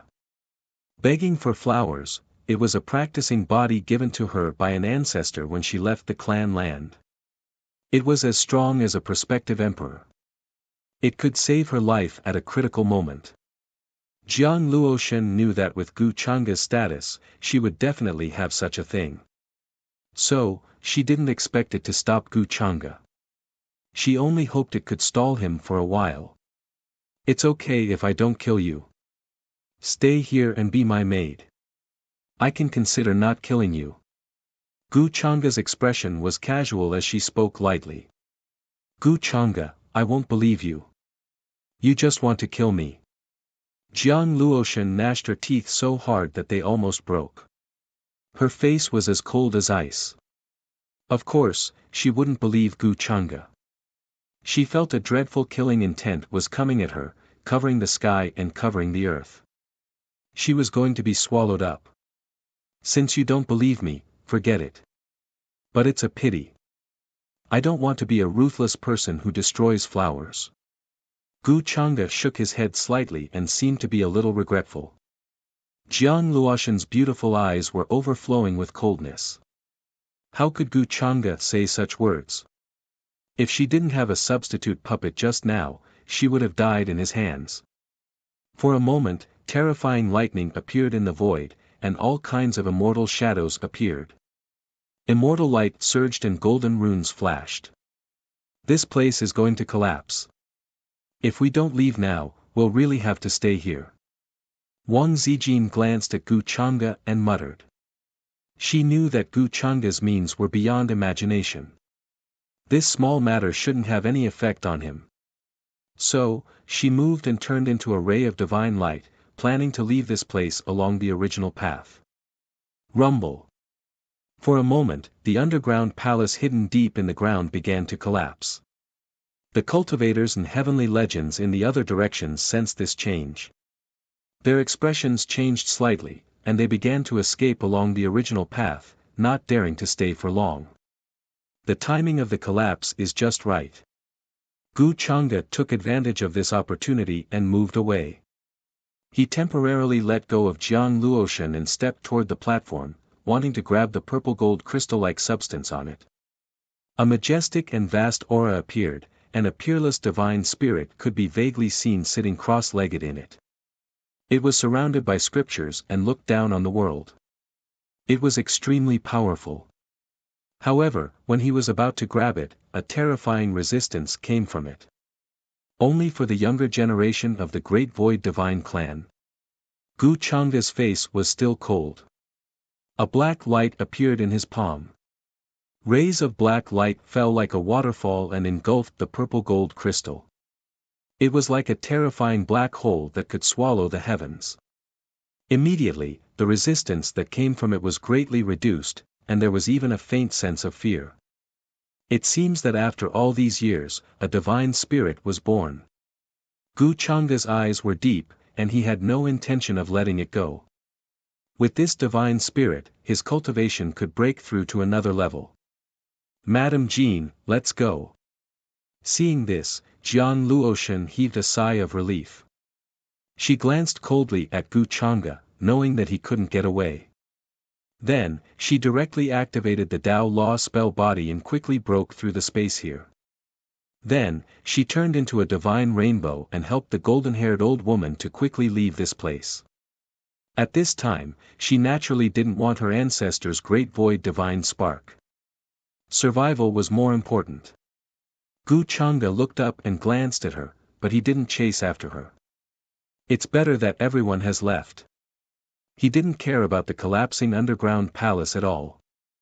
With a wave of his hand, a great Dao treasure bottle appeared and fell from the sky. Many of the scattered origins here rose into the sky like smoke signals and were swallowed one after another. There are still many sect masters who haven't left. Then, he began to move and took the initiative to search for these targets. Unlike many young sky prides, although the underground palace had collapsed. For those sect masters who had reached the Great Sage realm or even the Quasi-Supreme realm, it didn't have much of an effect. Therefore, at this time, they definitely wouldn't leave. They would still look for opportunities in this tomb. Everyone in the outside world watched in shock as the crack grew bigger and bigger. In the blink of an eye, it collapsed. Many cultivators couldn't escape in time and were instantly buried inside. Young master hasn't come out yet. The people of the Gu family frowned slightly. They saw 6-crown King Junyao, who was the first to enter, come out now, looking like he had gained a lot. The other disciples of the Immortal Academy also rushed out. Could it be that Gu Changa found something good and can't bear to come out? Gu Xian glanced at the collapsed underground palace. She wasn't worried about Gu Changa's safety. In her eyes, there was no need to worry about Gu Changa in this world. Aren't you with Gu Changa? Why didn't you leave together? Jiang Chuchu frowned slightly and stared at Wang Zijin. Wang Zijin stood on tiptoe and looked in the direction of the underground palace, muttering, at that time, the underground palace was about to collapse. I saw that the situation was bad, so I ran first. I didn't even notice him. At this time, many orthodoxies in the distance cried out in grief and shock, accompanied by disbelief. The sect master's token is broken, how is that possible? The sect master is in existence with half a foot in the quasi-supreme realm. How could he die here? How is this possible? Many disciples and elders were shouting, full of grief. It was simply unimaginable. So many sect master level figures died. Immediately, this place was in chaos. Wang Zijin looked at this scene with an interested smile. 1000. Chapter 391. The place was in chaos, filled with the cries and shouts of many disciples.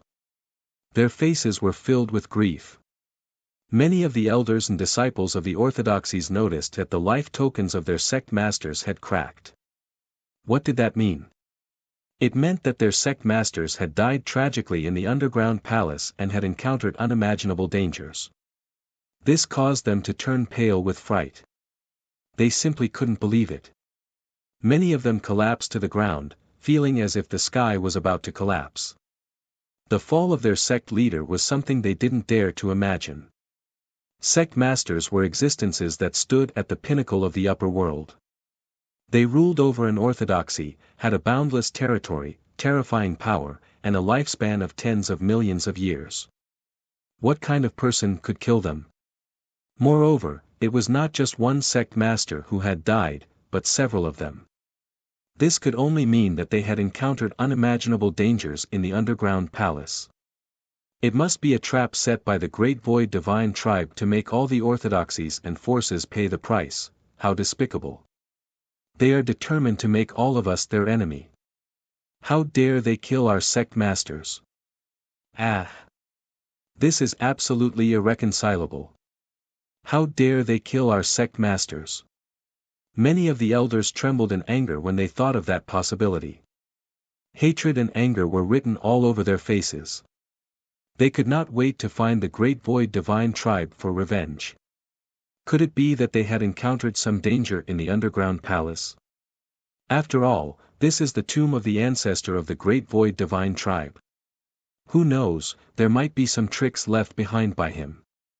Some of them speculated that the Great Void Divine Tribe would not have the guts to do so.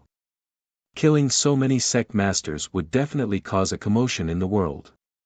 Could it be that they wanted to make all the orthodoxies their enemy? That person from the Great Void Divine Tribe had a cultivation base that surpassed that of a supremacy. Even if it wasn't him, it must have something to do with him. Until now, we haven't seen anyone from the Great Void Divine Tribe come out. They must have taken the relics and escaped in another direction. Hearing this, an elder immediately retorted. His eyes were red with hatred. No matter which possibility it was definitely related to the Great Void Divine Tribe. They would definitely seek an explanation from the Great Void Divine Tribe. Many of the Sky Prides from the Immortal Academy looked over with strange expressions. The underground palace collapsed. That place had long been destroyed. Even though there was still quite a bit of multicolored light gushing out, it was no longer as threatening as before. What is Wuxia doing in there? Six Crown King's gaze seemed like it was going to pierce through those ruins, probe inside. However, although this place had collapsed, there were still many runes left behind, which could prevent people from probing. The young lord hasn't come out yet. Although we know that the young lord is very strong, many sect leaders have fallen in the tomb. Did something happen to the young master? There were also experts from the Longevity Gu clan who were worried. Seeing the fall of the other family lords, he frowned, worried that something might have happened to Wuxia. Boom! Right at this moment, there was a sudden commotion. When everyone heard this sound, they all looked over with shocked expressions. A figure rushed out from the collapsed underground palace. His expression was calm, and as he moved, he quickly landed on the ground. It's Wuxia. Many young geniuses shook their heads in regret. If Wuxia had fallen in there like those sect leaders, it would have been a good thing for them. They felt as if there was an insurmountable mountain pressing down on their heads, making it hard for them to breathe. Unfortunately, they were disappointed. Wuxia didn't seem to be seriously injured. However, his complexion was slightly pale, and his robes were stained with blood. Wuxia is actually injured. What happened? Many older generation experts looked at Wuxia's injuries in shock. They didn't understand how someone with his strength could be injured. However, since so many sect leaders had fallen, it was normal for Wuxia to be injured like this. Now, they were very curious about what had happened. Yu Mingkong looked deeply at him, then walked over and asked, "Are you okay?" Although she knew that Wuxia was definitely fine, it wasn't the first time he had pretended to be injured to deceive everyone. However, at this time, especially in front of so many people, it was best to cooperate with him and show concern. Otherwise, it would be easy for others to see that something was wrong. "Young master, are you okay?" The experts of the Longevity Gu clan all surrounded him and asked worriedly. Wuxia looked at everyone and shook his head. "I'm fine. It's just a light injury. It's nothing serious." Hearing this, the people of the Gu clan heaved a sigh of relief. "I've made you worry." He smiled at Yu Mingkong. "It's good that you're fine." Yu Mingkong glanced at him coldly. She took out a clean embroidered handkerchief from her sleeve and gently wiped the faint traces of blood at the corner of his mouth. Jiang Chu, who had wanted to go forward and show concern, was stunned when he saw this scene. Then, he stood there silently. Brother Gu is so lucky to have such an understanding fiancé. Wang Zijin suddenly felt that a piece of dog food was stuffed into his mouth, but he still said with a smile. In her opinion, apart from the 4 sect masters who were killed by Wuxia in the main tomb, there was no one else. It was obvious that the rest of the sect leaders who had fallen had also been killed by Wuxia. Although she had already left at that time and didn't see what happened next. However, she trusted her intuition. With Wuxia's strength, even if he took advantage of the chaos to kill those sect leaders, it wouldn't take him long. However, Wang Zijin couldn't figure out why Wuxia would kill those sect leaders. Could it be that he wanted to frame the Great Void Divine Clan and provoke conflict between them? Even Wuxia can get hurt. Could it be that he's going to lie like last time? Gu Xian put the handkerchief back into his sleeve quietly, but there was suspicion in his eyes. She didn't believe that Gu Chang'e could be injured. She was always worried about him, but in the end, she found out that he was alive and kicking. He even continued to bully her. Young Master Chang'e, what happened? Why did the underground palace suddenly collapse? Also, did you see the people from the Great Void Divine Clan? In the distance, many elders from other orthodoxies also gathered around and asked Gu Chang'e what happened. No matter the reason, they had to find the cause of their sect leader's death. Otherwise, they wouldn't even have a reason to take revenge. Hearing this, Gu Chang'e looked at them and shook his head slightly. He sighed and said, Jiang Luoshan and the people from the Great Void Divine Clan should have left. As for what happened at that time, I'm actually not very sure. At that time, I was fighting with Jiang Luoshan for something, so I didn't have time to care about anything else. Then, the underground palace suddenly began to collapse. I suspect that it was the mysterious man and the mysterious monk beside her who did it. At that time, many of the formation patterns in the palace were activated. After that, Jiang Luoshan and her people broke through the space and left. I broke through the formation patterns all the way and was able to get out. He briefly recounted what he had experienced at that time. As for how those sect masters of the great sects died, how would he know? After all, no one saw it. After hearing this, although the crowd still had many doubts in their hearts, they didn't ask any more questions. Gu Chang'e didn't say only what he and Jiang Luoshan were fighting for.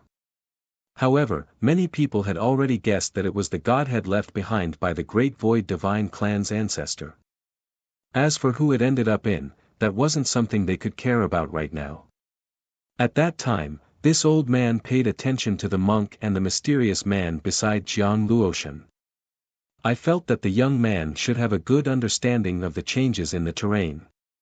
It seems that at that time, he must have triggered the formation patterns here, causing the underground palace to collapse and bury everyone inside.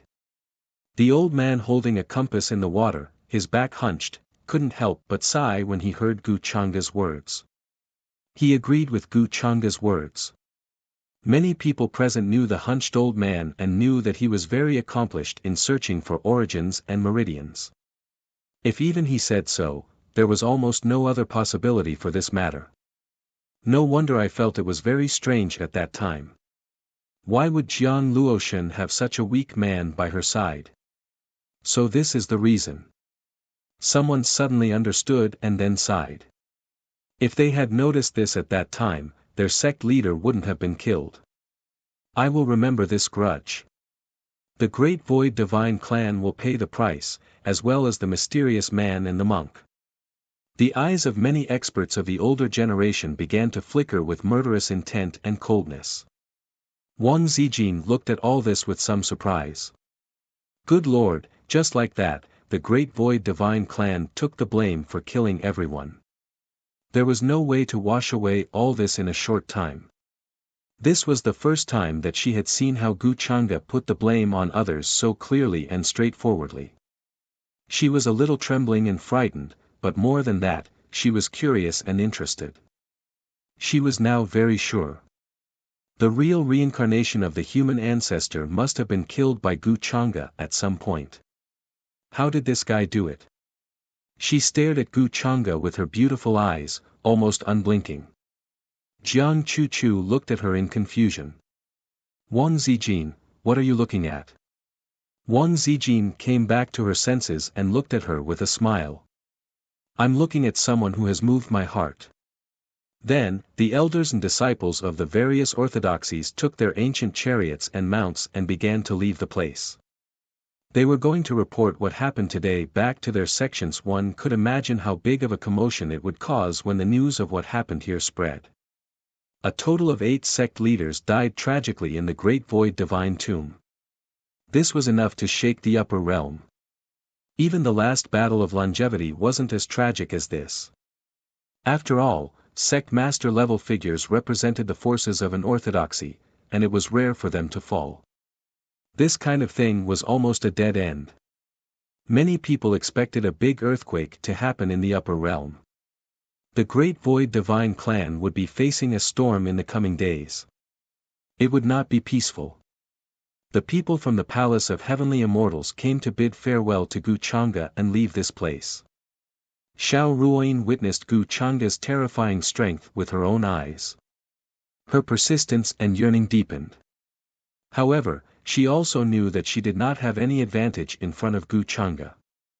Therefore, Xiao Ruoyin secretly made up her mind that the next time she saw Gu Chang'e, she would at least make him look at her and not look like a useless person. After the people from the Palace of Heavenly Immortals left, the people from the Gu clan also started to return to their clan. This time, Gu Xian did not plan to return to the Immortal Academy.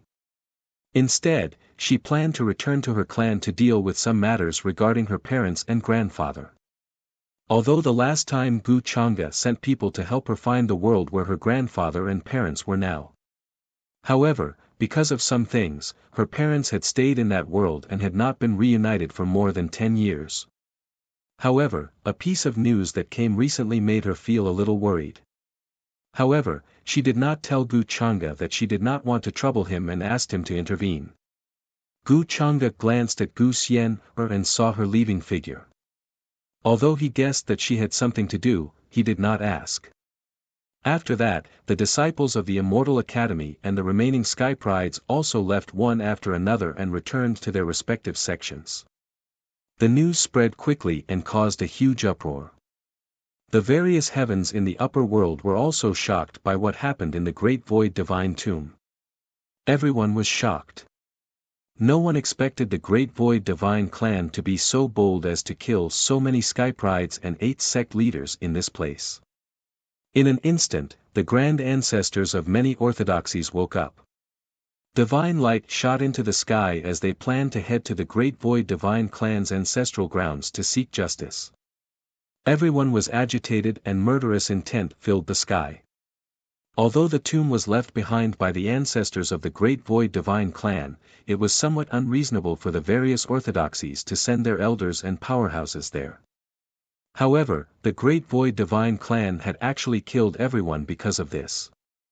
That was too much. They were planning to offend many orthodoxies to the death. Of course, in this matter, there was another matter that shocked many. It took a long time for them to recover from their shock. Gu Chang'e's strength was so strong that it was comparable to a prospective supreme. Even an existence at the peak of the Great Saint realm could not escape death in his hands. At that time, everyone saw with their own eyes that a supreme saint from the Great Void Divine Clan was killed by him in the sky. The shock caused by this matter was no less than the death of the 8 sect leaders. Many people felt their scalps go numb. Gu Chang'e was only in his early 20s. Many of the older generation were silent. They felt that compared to Gu Chang'e, they had lived a dog's life. Many people couldn't believe it. How on earth did Gu Chang'e cultivate? Even the reincarnation of a perfected immortal would not be able to reach such a level in his 20s. Even born saints, such as Wang Zijin and Jiang Chuchu, who had the 9 orifices immortal soul, were only at the supreme saint realm. Not long ago, Chu Hao, the successor of the Taishan Grotto Heaven, had become a prospective supreme at the age of a few hundred years. If he had not offended Gu Chang'e, many orthodoxies would have extended an olive branch to him. Now, in front of Gu Chang'e, even Chu Hao seemed to pale in comparison. How did Gu Chang'e cultivate? For a time, everyone was shocked. Of course, many people also speculated that among the younger generation, the only one who could fight with Gu Chang'e was the mysterious inheritor of the demonic technique. During this time, the inheritor of the demonic technique seemed to have disappeared. However, in some places, there were still rumors of people being secretly harmed by him. Many orthodoxies were looking for him. On the other hand, Jiang Luoshan, who had returned to the Great Void tribe, immediately went to look for her father, who was the current Great Void deity emperor. She recounted everything that had happened this time, from beginning to end, without concealing anything. Naturally, it included how she offended Gu Chang'e, how she was taken advantage of, and how she escaped after that. Many of the things that were happening in the outside world were related to this matter. After hearing this, even the great void divine emperor, who usually kept a poker face, was incomparably enraged, and his face was sullen. A terrifying aura surged in the palace, as if it was going to reenact heaven and earth. Luotian, is what you said true? If so, this little brat of the Gu family has gone too far. His actions are so vile and despicable. He does not deserve the title of the strongest person in the younger generation. The great void deity emperor was tall and sturdy. He wore a golden imperial robe, and his eyes were as deep as the boundless starry sky. He gave off a dignified aura. At this moment, a terrifying shadow appeared behind him, ready to break through the clouds at any time. It was obvious that he was extremely angry because of this incident. Now, the outside world was saying that the Great Void Divine Clan had killed the sect leaders of various orthodoxies in the Great Void Divine Tomb, and they wanted to seek justice from them. Now, they had sent someone to ask about this matter. If this matter was not handled properly, the Great Void Divine Clan would definitely be angered. Everything your daughter has said is the truth. If it wasn't for the fact that Imperial Father bestowed upon me a death substitute puppet, I'm afraid I would have lost my life there. Gu Chang'e is powerful and his cultivation is unfathomable. He is also vicious and his methods are despicable.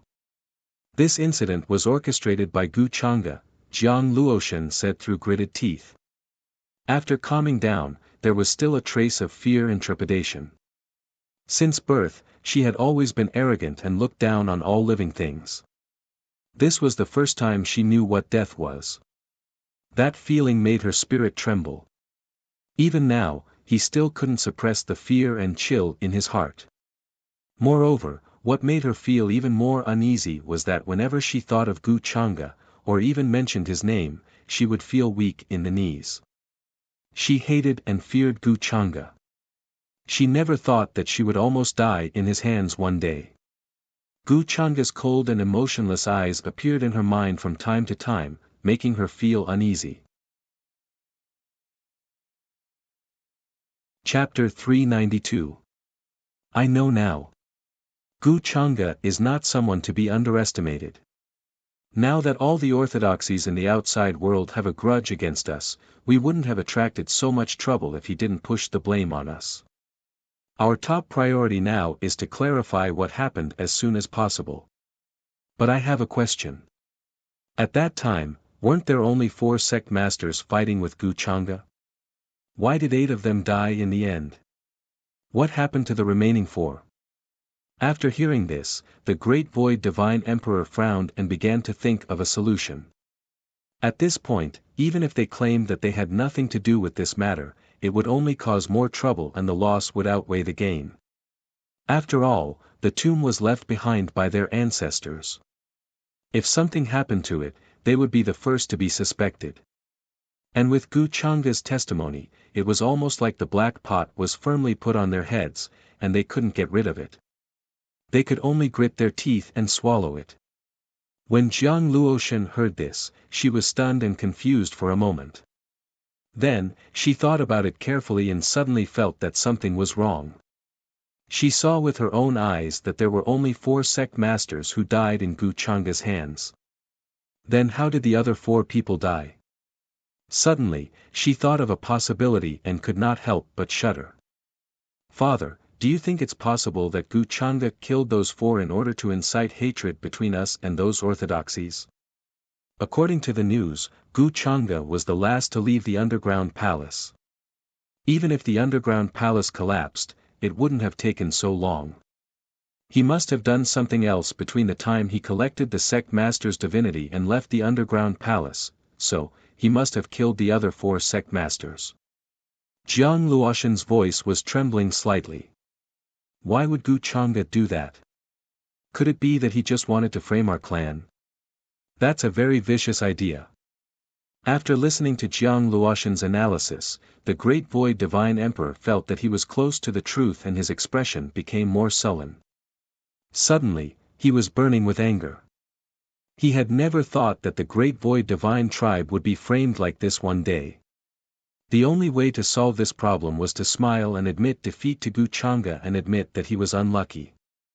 If he insisted on going against Gu Changa, it would be even more troublesome. Father, I think Gu Changa killed the 4 sect masters because she had other plans. She framed our clan. She just conveniently let it go. But I don't understand what he's after. Jiang Luoshan's eyebrows furrowed as she thought of another possibility. She felt that Gu Changa did not do anything without a motive. If he really wanted to frame the Great Void Divine Tribe, he would not have gone through so much trouble. No matter what the reason is, it's undeniable that he killed the 8 sect masters. Luoshan, you have to send people to catch the monk and the young man who escaped. These 2 can't fall into the hands of others. They're the key to solving this problem. At the same time, I'll have to trouble you. Otherwise, I'm afraid we'll really be in big trouble this time. The Great Void Divine Emperor ordered, looking sullen. This was the only solution he could think of. He would put all the blame on the monk and the mysterious man. Besides, the collapse of the underground palace and the revival of the formation patterns had nothing to do with Jiang Luoshan. On the contrary, it was the 2 who escaped at the critical moment. No matter how one looked at it, it was very suspicious. He could take advantage of this opportunity to make them the scapegoat. I understand, Father. After that, Jiang Luoshan gritted her teeth and retreated, her face pale. She started to send her clansmen to catch Jiang Chen and Monk Pudu, who had escaped, and to deal with this crisis at the same time. She understood what the Great Void Divine Emperor had meant. As the saying goes, it's better to let them go than to block them. The more they quibbled and tried to clear their name, the worse they'd get. On the contrary, if they admitted they were responsible and put themselves in the position of the victim, the effect would be different. But there was a condition that Gu Changa was not allowed to interfere in this matter. Soon, the Great Void Divine Clan released a piece of news that shocked everyone. This time, the Great Void Divine Clan had suffered a great loss. They didn't return with a bountiful harvest as the orthodoxies had expected. Less than 1/10 of the clansmen they had sent came back, and they didn't get any ancestral relics. The collapse of the underground palace, the revival of the formation patterns, and the death of the sect masters had nothing to do with them. It was all caused by a mysterious man and a monk. The cause was that Jiang Luoshan had been deceived by them. The 2 had promised to break the formation patterns in the mausoleum before taking them to the Great Void Divine Tomb. In the end, when Jiang Luoshan and Gu Changa were fighting over the ancestral relic, the 2 of them suddenly made a move and snatched it away. Then they had activated the formation patterns, which had caused the underground palace to collapse. A destructive force had burst out in an instant, resulting in this tragedy. To prove this, the Great Void Divine Clan revealed that the mysterious young man was actually the descendant of the Divine Origin Master. His methods were mysterious and unpredictable. He could change the situation of the world and reverse the formation patterns. The divine essence of the Great Void Divine Clan's ancestor had fallen into his hands in the end. Now, the 2 were missing. This news caused a great sensation as soon as it was released. Even the orthodoxies who had planned to seek justice from the Great Void Divine Clan were struck dumb. They couldn't come to themselves for a long time. Because this piece of news was simply too shocking. The descendant of the legendary Divine Origin Master had appeared, but he had activated the formation patterns in the Great Void Divine Tomb and killed everyone. Even the Great Void Divine Essence had been taken away by him. Whether this was true or not, it caused a great sensation as soon as it was released. Many people were shocked. The Great Void Divine Clan also exposed the identity of the young man. Jiang Chen. That was the young man's name. The upper realm was in an uproar again. Many people doubted the authenticity of the Great Void Divine Clan's claims. However, more people chose to believe them. Unless the Great Void Divine Clan was really stupid, why would they kill the leaders of the 8 great sects and attract so much hatred? Obviously, the Great Void Divine Clan had suffered a great loss in this matter. Besides, many people thought that the Great Void Divine Clan wasn't lying when they thought about what Gu Changa had said. Soon, Jiang Chen's name started to spread among the orthodoxies. Many people were also searching for his whereabouts. Both the divine essence of the Great Void Divine Clan's ancestor and the inheritance of the Divine Origin Master were eye-catching things. Even many rogue cultivators started to have designs on him. They started to look for him everywhere. Jiang Chen and Monk Pudu found a place to hide as soon as they had escaped from the Great Void Divine Tomb. However, they had never expected the Great Void Divine Clan to do this. Both Jiang Chen and Monk Pudu were shocked. Not only did they burn the bridge after crossing it, but they also accused us of stealing the divine essence of the Great Void. Jiang Chen almost ground his teeth into pieces. His eyes turned red. He had thought he would be safe after leaving the Great Void Divine Tomb. However, he had never expected greater dangers to be waiting for him. By then, almost everyone knew he had precious treasures. The divine essence of the Great Void, the inheritance of the Divine Origin Master, however, he didn't have any of these. Not to mention that many people thought he had killed the 8 leaders of the great sections. How could they let him go when they hated him so much? Amitba. Donor Jiang, from now on, you and I are in the same boat. Monk Pudu heaved a sigh. He was quite open-minded. Jiang Luoshen is such a bitch. She said she would let us go, but she went back on her words. Now she's even trying to frame me. I not only opened the way for her, but also cracked many tactical patterns for her. I even bought her a chance to escape. But she treated me like this. I won't let her go when I'm strong enough. Jiang Chen was full of hatred. Besides Gu Changa, he started to hate another person. In his opinion, if the weapon spirit of the Vessel of Fortune hadn't activated the tactical patterns in the Great Void Divine Tomb, the underground palace wouldn't have collapsed, and Gu Changa wouldn't have been delayed. How could Jiang Luoshen have escaped from Gu Changa? However, in the end, she had bitten the hand that fed her. Donor Jiang, please take it easy. We'd better find a place to lie low for a while. I do have a place to go, but I don't know if you'd like to go with me.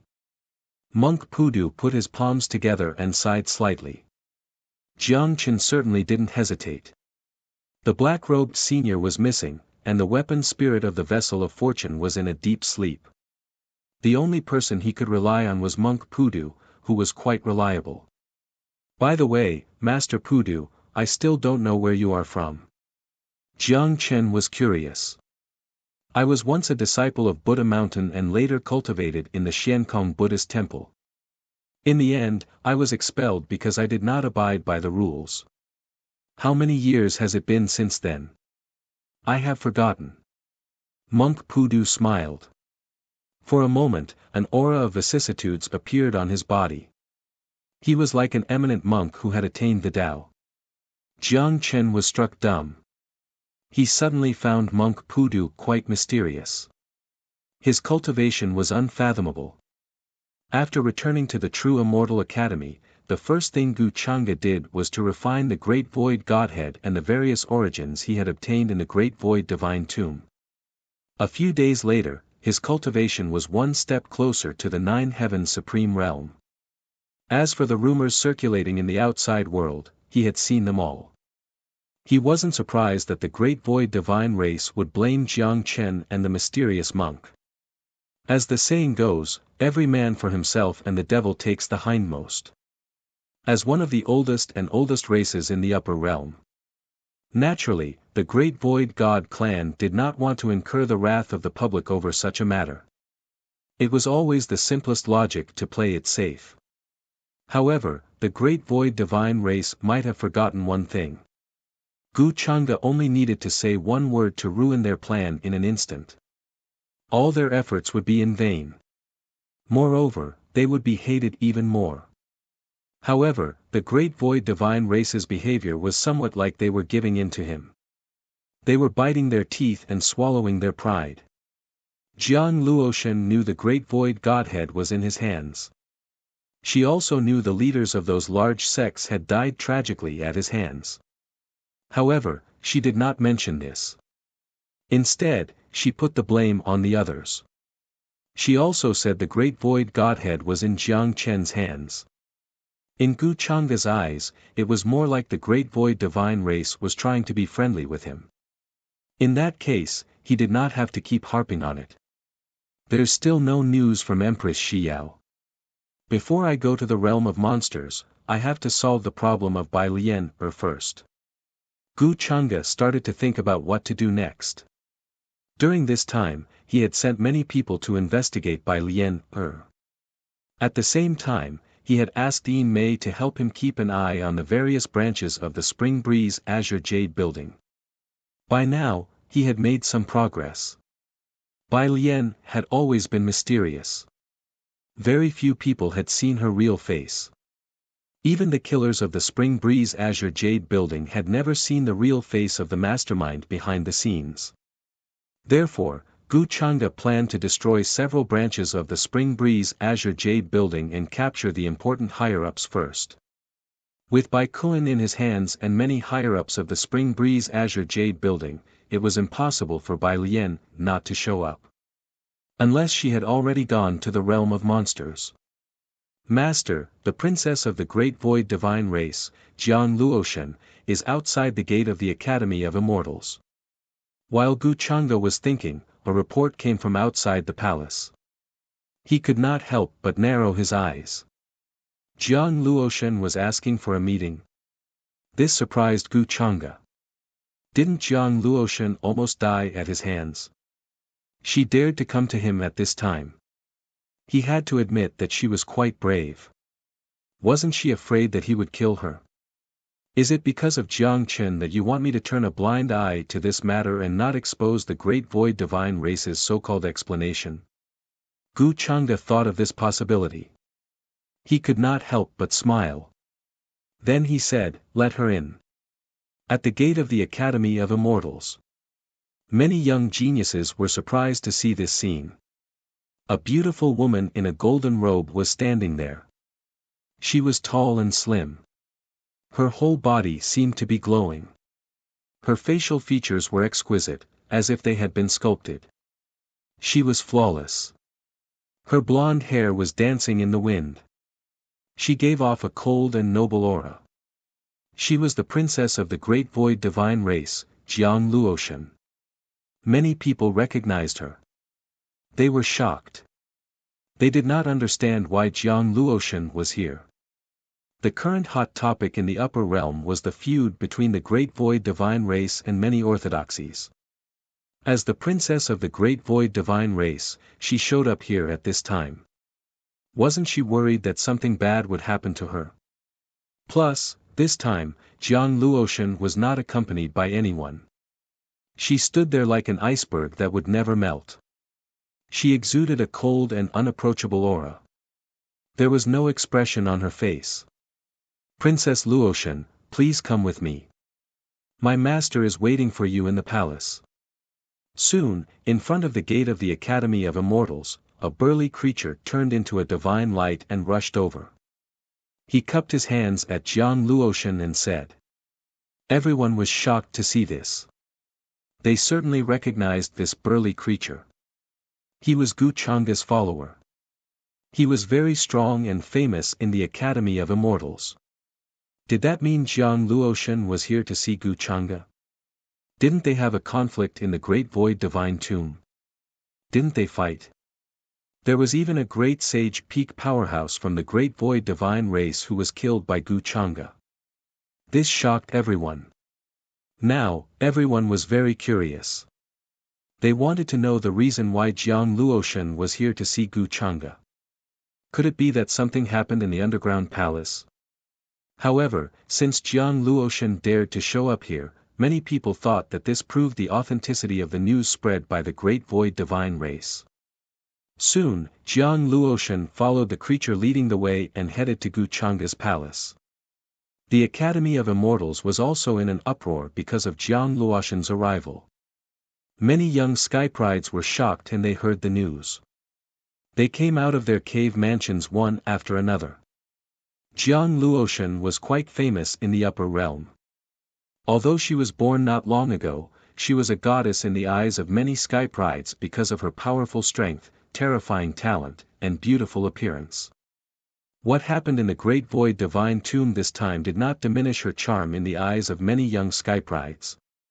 Now that she did not hesitate to leave the clan and come to the Academy of Immortals alone to see Gu Chang'e, many skyprides were envious. At the same time, they were guessing what happened between the two of them.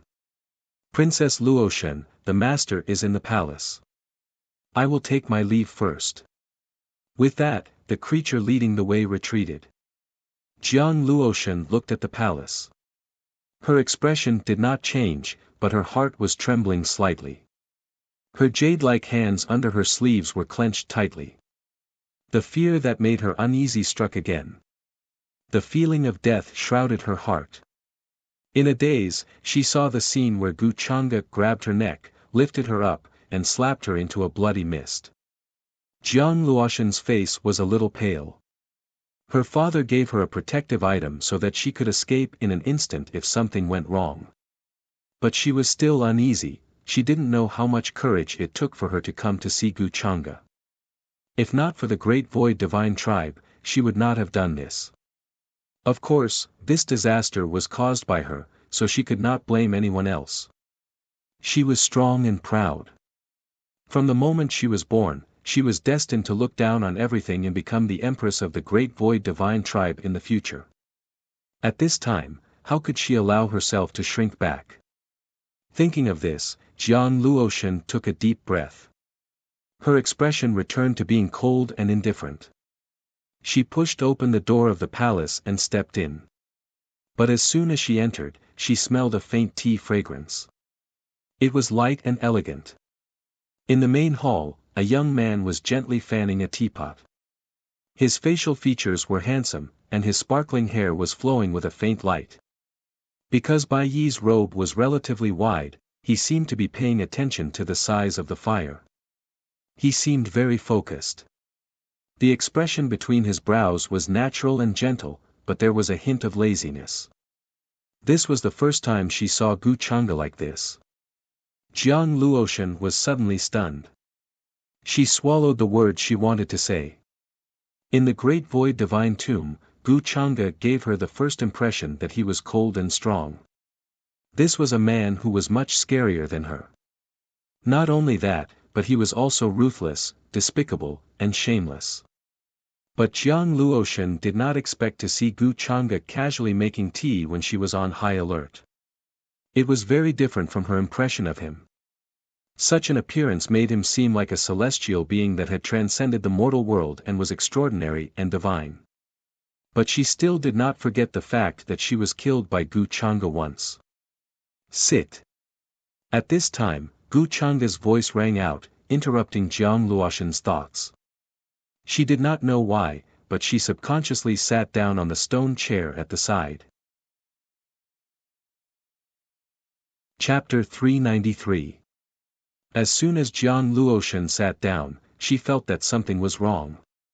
Why did she have to listen to Gu Chang'e and sit down just because he asked her to? Thinking of this, she stood up again. With a cold expression, she stared at him and said directly, "Gu Chang'e, this time I'm here to make a deal with you." "I know." Hearing this, Gu Chang'e looked up and glanced at her. Then, he continued to fan the fire under the tea stove unhurriedly. The light purple flame gave off a terrifying feeling that it could burn everything. Even the void was a little blurry, as if it would collapse at any time. Obviously, this was an extremely rare flame. You know. Hearing this, Jiang Luoshan frowned. She didn't expect Gu Chang'e to say that. Before she came, she had made full preparations, including guessing Gu Chang'e's reaction and what he would say. But now, Gu Chang'e said that he knew. This made her feel that she had miscalculated. For a moment, she didn't know what to say. You just want me to keep my mouth shut and not expose the so-called explanation of the Great Void Divine Clan. Also, the condition is that you promise not to tell anyone that the 4 sect masters were killed by me, right? Gu Chang'e smiled casually. After all, there were quite a lot of people who witnessed everything with their own eyes. As long as you are ruthless and capture the divine souls of the people who escaped with you, you can naturally reconstruct the scene that happened at that time. That's my so-called weakness, Li Tianlan said. Tell me, am I right? Hearing this, Jiang Luoshan couldn't help but look at him in disbelief. She really didn't expect that not only did Gu Chang'e know her origin, but he even knew how to say what she wanted to say. Suddenly, she felt as if she had been seen through from head to toe. Everything Gu Chang'e said was right. At that time, there were many people who witnessed Gu Chang'e killing the 4 sect masters. In addition to her, there were also a few clansmen who had witnessed everything with their own eyes. In her opinion, this was the reason why she came to make a deal with Gu Chang'e. If Gu Chang'e exposed their lies, then they would naturally publicize this matter to the public and fight to the death with Gu Chang'e. But now, it seemed that Gu Chang'e had long known of their intentions and didn't care at all. Looks like I was right. Seeing Jiang Luoshan's expression change, Gu Chang'e smiled and continued, it seems that you are a bit too naive. Since I dared to kill those people, I'm naturally not afraid of their revenge. Furthermore, how much credibility do you think your words have now? Gu Chang'e, what do I have to do for you to agree?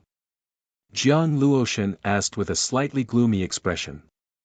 Before coming here, he had never thought that the situation would continue like this. This was the Great Void Divine Tribe's one-sided argument. Although they had ways to capture the spirits of their clansmen and reconstruct the scene. But there would definitely be orthodoxies who would suspect that they were faking this incident to divert trouble. As long as one spirit was slightly more powerful, they could easily tamper with some memories. This was not a very good idea. There were many loopholes. Gu Chang'e was obviously not worried and must have other countermeasures.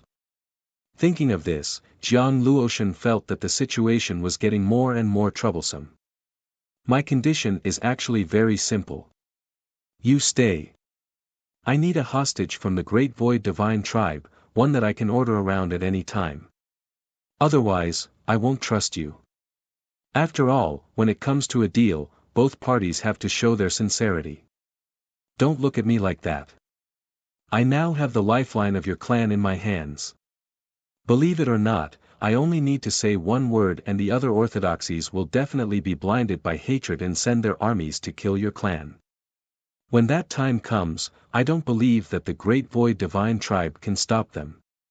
TSK, but the 8 sect leaders represent the 8 orthodoxies. Gu Chang'e leisurely made himself a cup of tea and then said casually as if they were talking about a trivial matter. Jiang Luoshan thought of the possibility and her face turned pale. But she still gritted her teeth and said coldly. Gu Chang'e, don't go too far. I can agree to your other conditions, but not this. If you want a hostage, I can send a message to my father and ask him to send my sister here. She thought of a middle ground. Didn't Gu Chang'e want a hostage and sincerity? Then her sister could do the same. With her status, how could she stay by Gu Chang'e's side as a hostage? Not to mention the kind that was always at his beck and call. Not to mention that Gu Chang'e was extremely dangerous. If she stayed by his side, who knew when she would accidentally lose her life? She had to be vigilant at all times. The bone-deep fear from before still surfaced in her heart from time to time and could not be erased. It was like a ghost in a nightmare.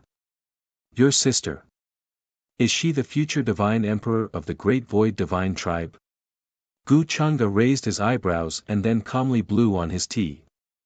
Although my sister is not the future divine emperor, she is still a talented skypride in the Great Void Divine Tribe. Even if she is not as good as me, her future achievements will not be low. Jiang Luoshan stared at Gu Chang'e, feeling very uneasy. Gu Chang'e laughed and said, what's the use of saying all this? As the elder sister, how can you buy your sister so easily? But unfortunately, I only want you.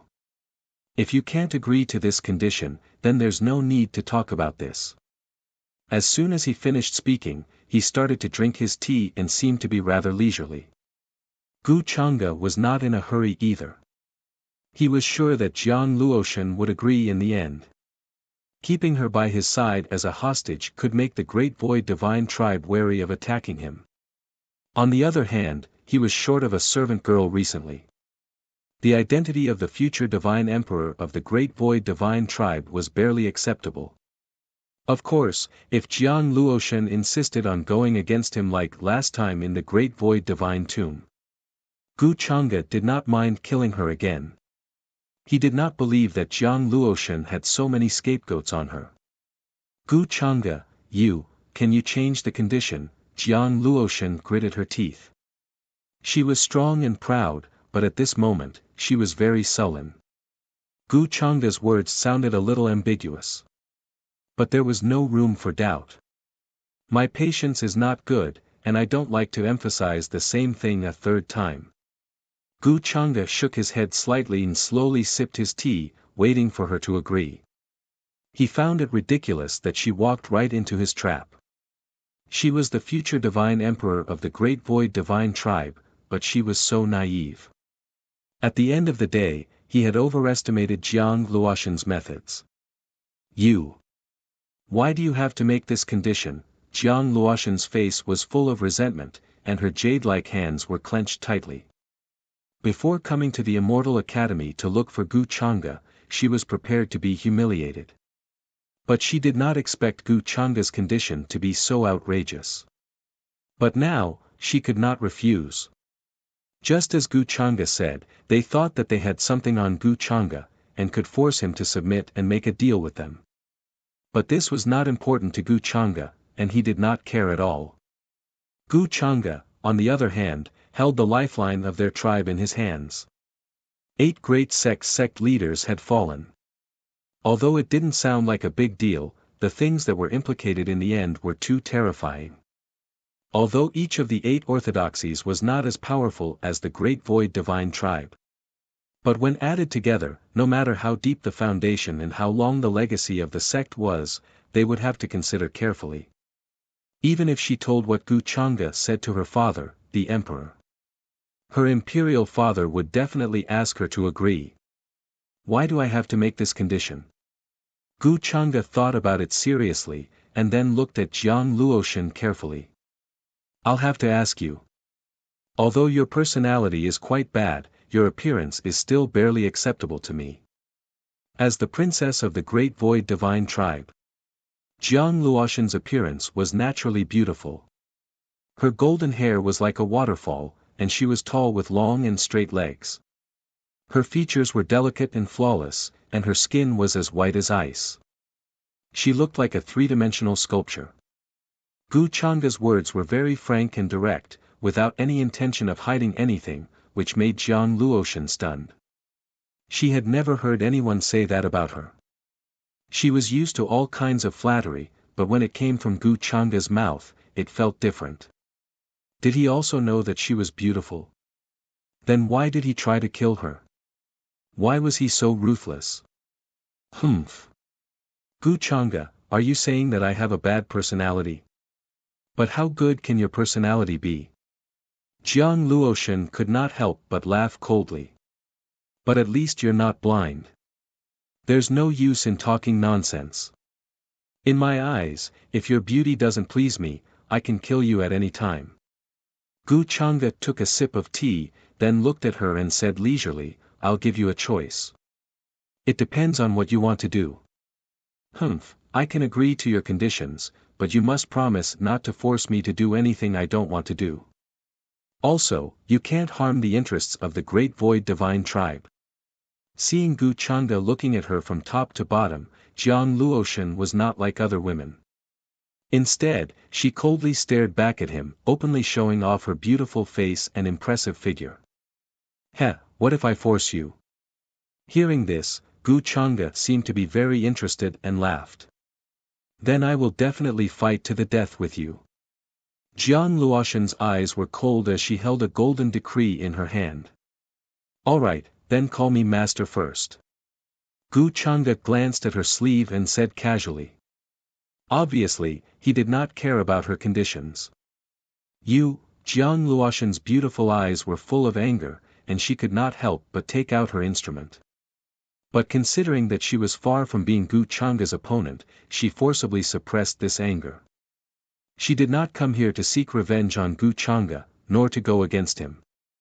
I can't do this, she said coldly and turned her face to the side.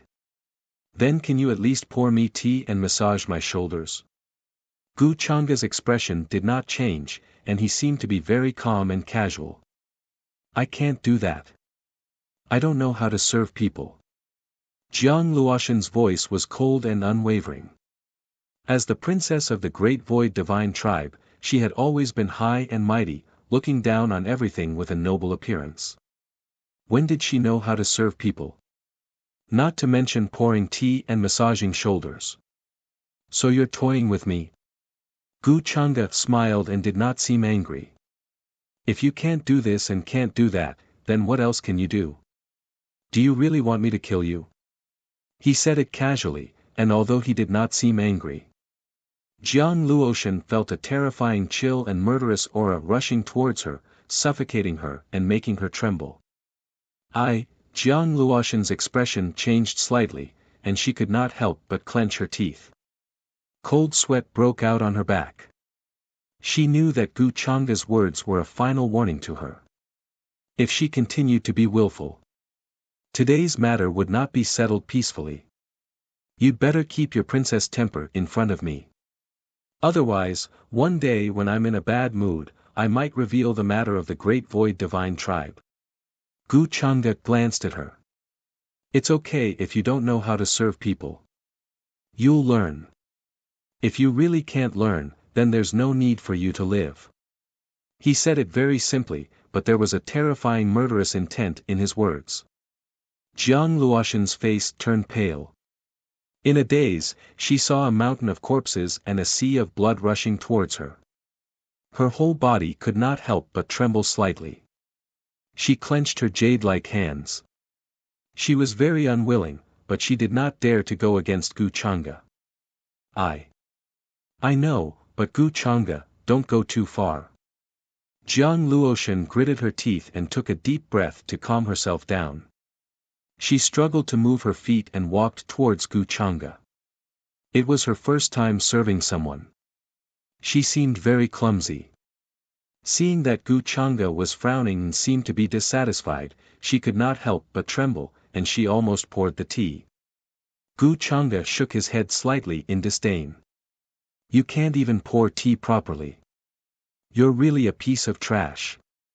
Jiang Luoshan's face was cold, but her heart was filled with humiliation.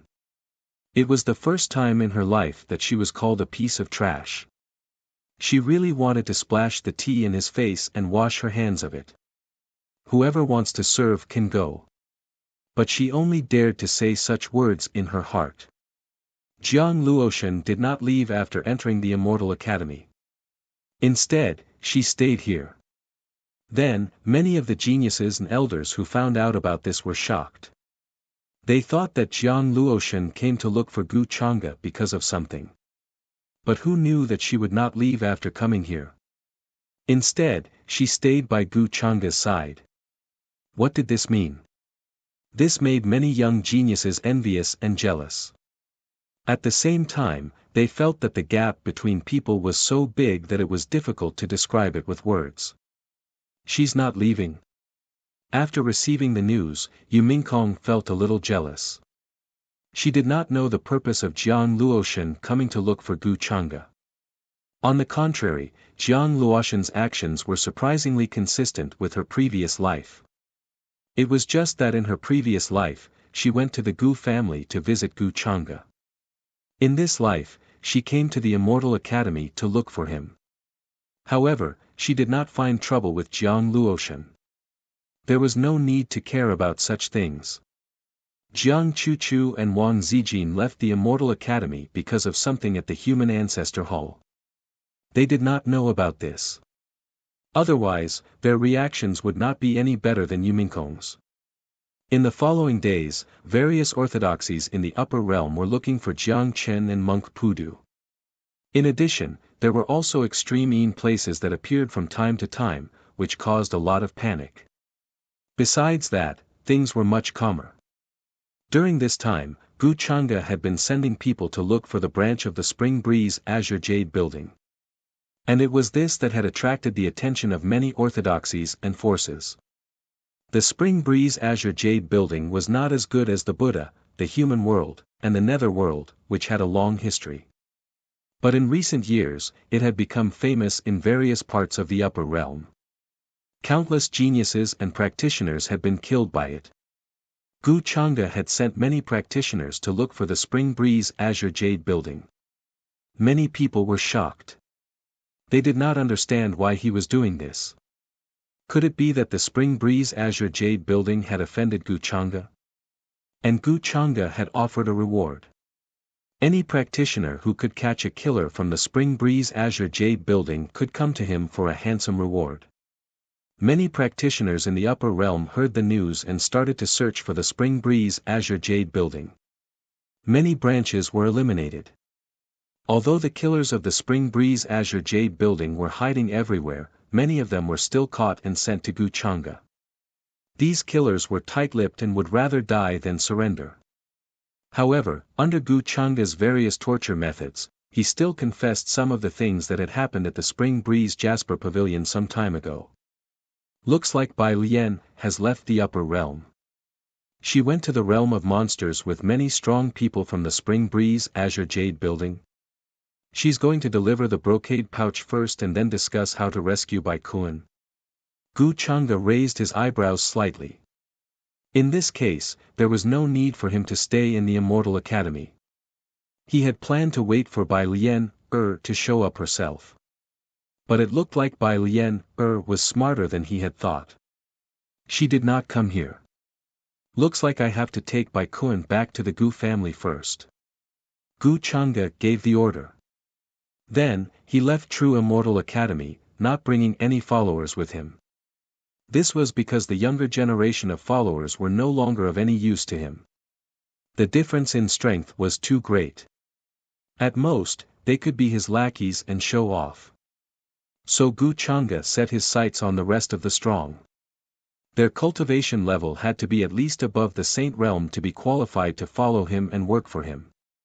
He asked Jiang Luoshan to return to the Great Void Divine Clan to bring some people, while he went to the Star Region of Chaos. The Star Region of Chaos was as its name suggested. It was extremely chaotic, as if it was made up of many broken continents. It was vast and majestic. Starlight surged, and there were many star skeletons and islands scattered everywhere. Many cultivators and caravans could be seen every day. Young Master.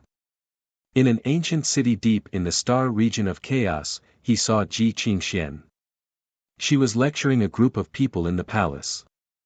Her face was white, her facial features were beautiful, and her hair was soft. She was wearing a purple dress, and she had a cold and bright feeling. Ji Qingxian did not disappoint him. Under her rule, the Star Region of Chaos seemed to be in good order. In terms of order, it was much more stable than under the rule of the 13 bandits. Moreover, she had the aura of a leader. After tasting the taste of power, the flame of ambition could not help but burn the sky. When Ji Qingxian saw Gu Chang'e, she was very excited. She grabbed his arm and reported to him about her gains. She looked as if she was begging him to praise her. Our gains are at least 30% more than under the rule of the 13 bandits. Many caravans are very smart. They don't dare to not pay the toll, and there are fewer casualties. In 3 years, I'm confident that I can double the scale. She was very confident that she was born with the talent to govern. You've done well. Gu Chang'e nodded and looked at her achievements. Then, he picked many strong cultivators from the bandits and brought them away. The weakest among them was at the Saint Realm. There were also a few great saints. After offending other orthodoxies, they fled all the way here and lived a life of bloodshed. This was a group of desperados. They were powerful and experienced in killing. They naturally knew Gu Changa's identity. After knowing that they could follow him, they were wild with joy. With this level of identity, what was the point of having enemies in the past? In the blink of an eye, they had become Gu Changa's subordinates, the bandits who had killed countless people. The various clans of Immortal Ancient and the Longevity Gu family also received Gu Changa's orders and sent many strong cultivators. After doing all this, Gu Changa led a group of subordinates to the agreed place to wait for Jiang Luoshan's arrival. "You're going to the demon realm to find someone. What does that have to do with me?" Jiang Luoshan's voice came from afar. She was riding on a golden cloud. Behind her were many strong cultivators of the Great Void Divine Tribe. Her face was cold and her tone was full of dissatisfaction. During this period, she had suffered a lot in Gu Changa's hands. Her arrogance was severely worn down. Moreover, Gu Changa completely ordered her around as a coolie. He even ordered her to go to the demon realm to find someone from the Great Void Divine Tribe. She was purely a tool. However, she found it unbelievable that she was gradually getting used to being ordered around by him. "Greetings, young Lord Changa." Many strong cultivators of the Great Void Divine Tribe greeted Gu Changa respectfully. Although they knew that Gu Changa intended to order them around as coolies, they did not dare to complain. "Then why did you follow me?"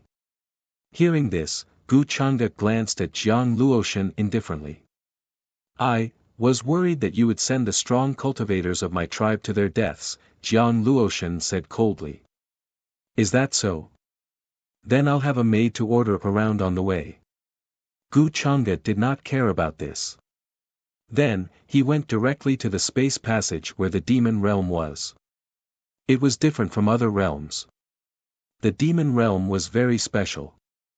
It was located in the central area of the upper realm. There was a space passage that could easily pass through the realm barrier. In the upper realm, Gu Changa's reputation had reached an unprecedented peak. His every move was being watched. Many people were even guessing when he would become the master of the Gu clan. With his strength, it would be easy for him to do so. The master of a long-lived family in his 20s. The fact that he suddenly brought a large number of strong cultivators to the demon realm attracted the attention of many orthodoxies. Many cultivators and living beings were shocked. They were all guessing the reason for his actions. Chapter 394. The demon realm was vast and boundless. A long time ago, it was divided into 9 regions. Each region was ruled by a different demon emperor. However, after the chaos in the demon realm ended 6,000 years ago, the demon realm achieved a rare unification. Now, the 9 regions worshipped Empress Xiao. The world was peaceful, and there were few wars. Apart from the remnants of the 5 demon emperors, there were almost no forces in the demon realm that could resist Empress Xiao. However, during this period of time, there were still many great demons who set up their own territories and gathered troops to try to overthrow Empress Xiao's regime. Many wars broke out everywhere. Mystic Yang region. This was the territory ruled by the Mystic Yang demon emperor. The land was vast and boundless. The mountains were green like jade, and the divine peaks were lofty, making it seem incomparably grand. However, it was now part of the demon realm's middle heaven region. The various races of the demon realm interacted with each other, and there were many people. In terms of foundation, it was also one of the top. The demon realm's Black-White Academy was located here. 6,000 years ago, Empress Xiao established the Black-White Academy. Shu Tunguen cultivated the Tao of cultivators. He passed down many cultivation methods, allowing many monster race creatures to have the opportunity to break away from being born in the womb and get a glimpse of the immortal Tao. One had to know that before this, the various races of the demon realm firmly controlled the cultivation methods in their own hands and never passed them to outsiders. This also caused many demons who had just gained sentience but had no bloodline inheritance to live in ignorance. Although they had a long lifespan, their cultivation was low. They could only be captured by the cultivators of other races and become slaves or materials for refining pills. Their fates were miserable. Empress Xiao's actions could be said to be opposing the various races of the demon realm, stripping them of their benefits. Naturally, the various races were unwilling to hand over their cultivation methods. However, under her tough methods, although the various races were unwilling, they could only compromise in the end. For a time, the Black-White Academy was regarded as the holy land of the demon realm, the hope of countless beings of the demon realm. Countless beings of the demon realm racked their brains to enter the academy and cultivate their Tao and take a glimpse of the immortal Tao. After 6,000 years, the current Black-White Academy was even more terrifying. Above, the heavens listen, and below, the 8 directions. Many of the Fae who had studied at the Black-White College had become Empress Xiao's loyal followers.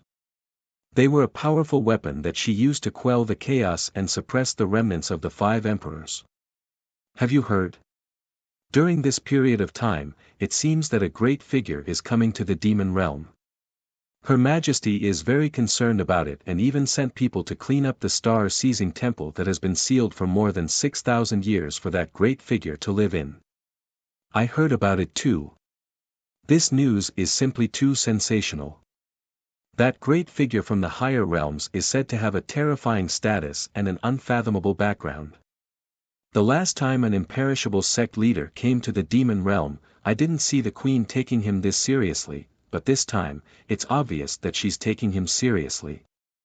In front of the main gate of the Black-White College, there was an incomparably majestic and ancient mountain gate.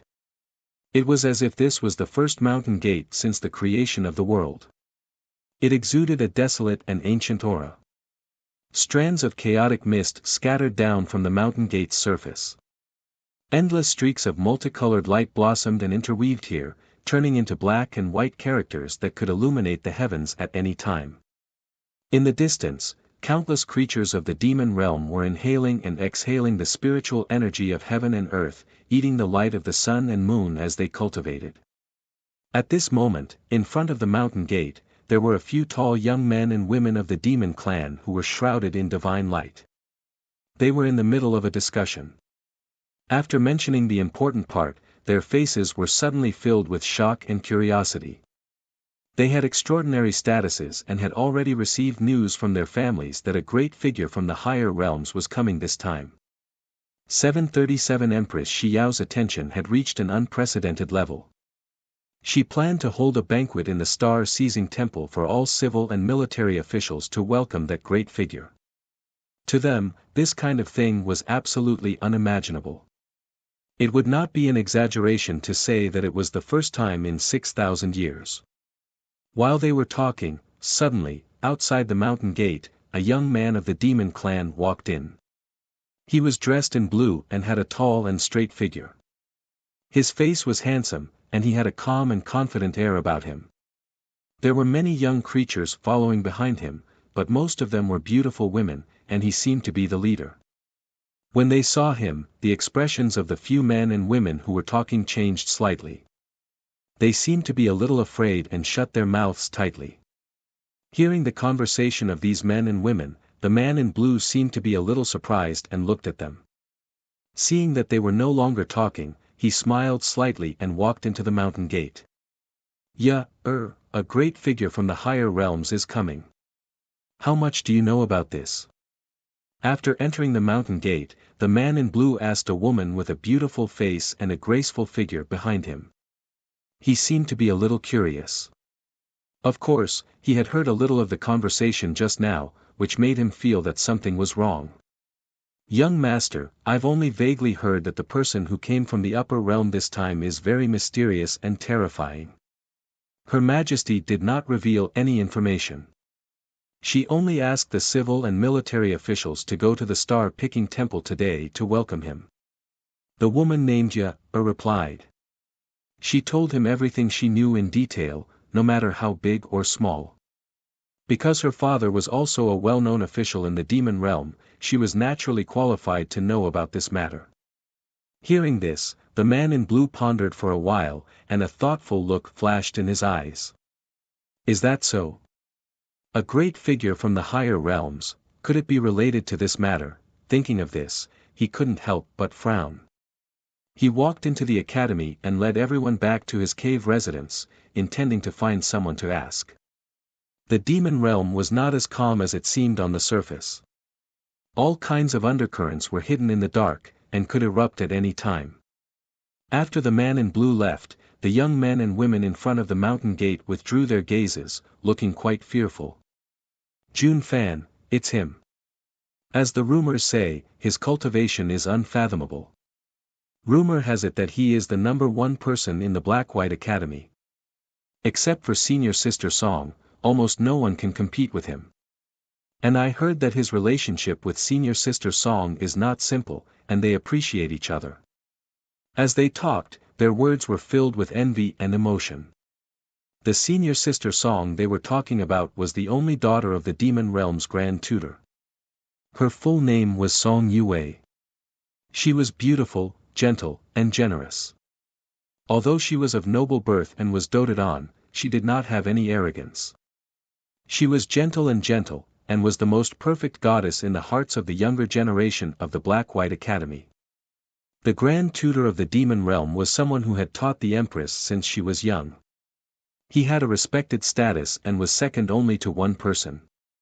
Now that Empress Xiao was strong and iron-willed, once she made a decision, it was impossible to change it. The Grand Tutor was someone who could rarely persuade her. In addition, Empress Xiao also thought highly of Song Yue. She was waiting for her to leave the Black-White Academy and entrust her with important tasks. It could be said that even some of the elders of the Black-White Academy valued Song Yue very much and did not dare to treat her as an ordinary disciple. The man in blue who had just walked over was called Jun Fan, and he was the most outstanding disciple of the Black-White Academy in recent years.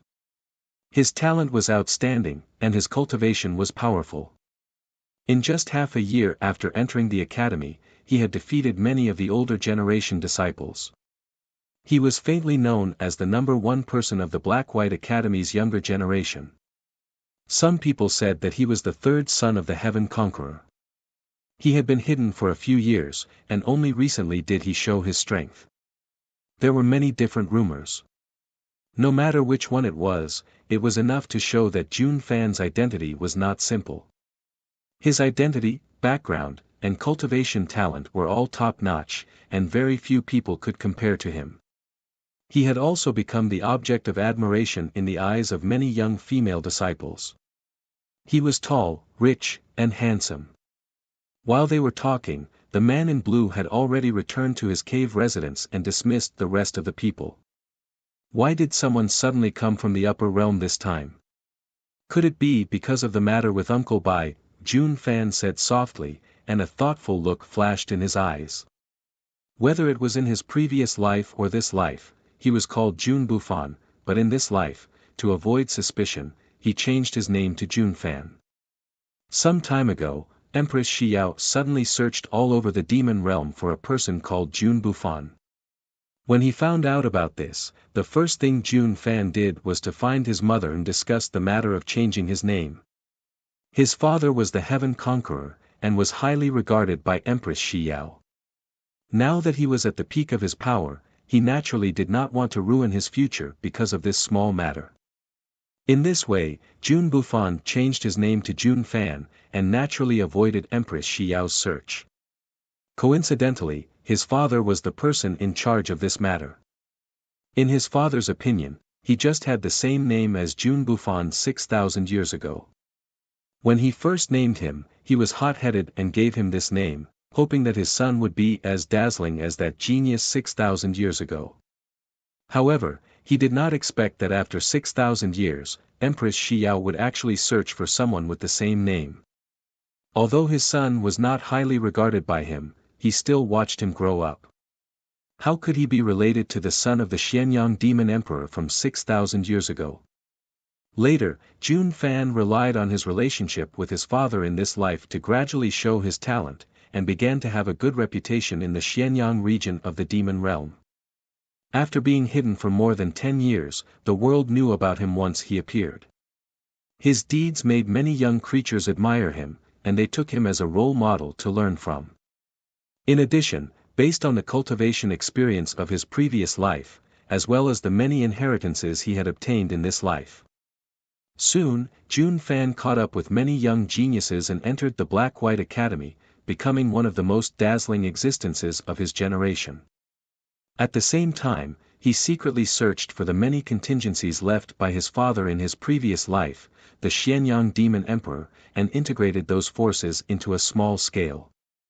Many great demons with high cultivation were his subordinates, hiding in the dark, waiting for the day when he grew stronger to launch his revenge on Empress Xiao.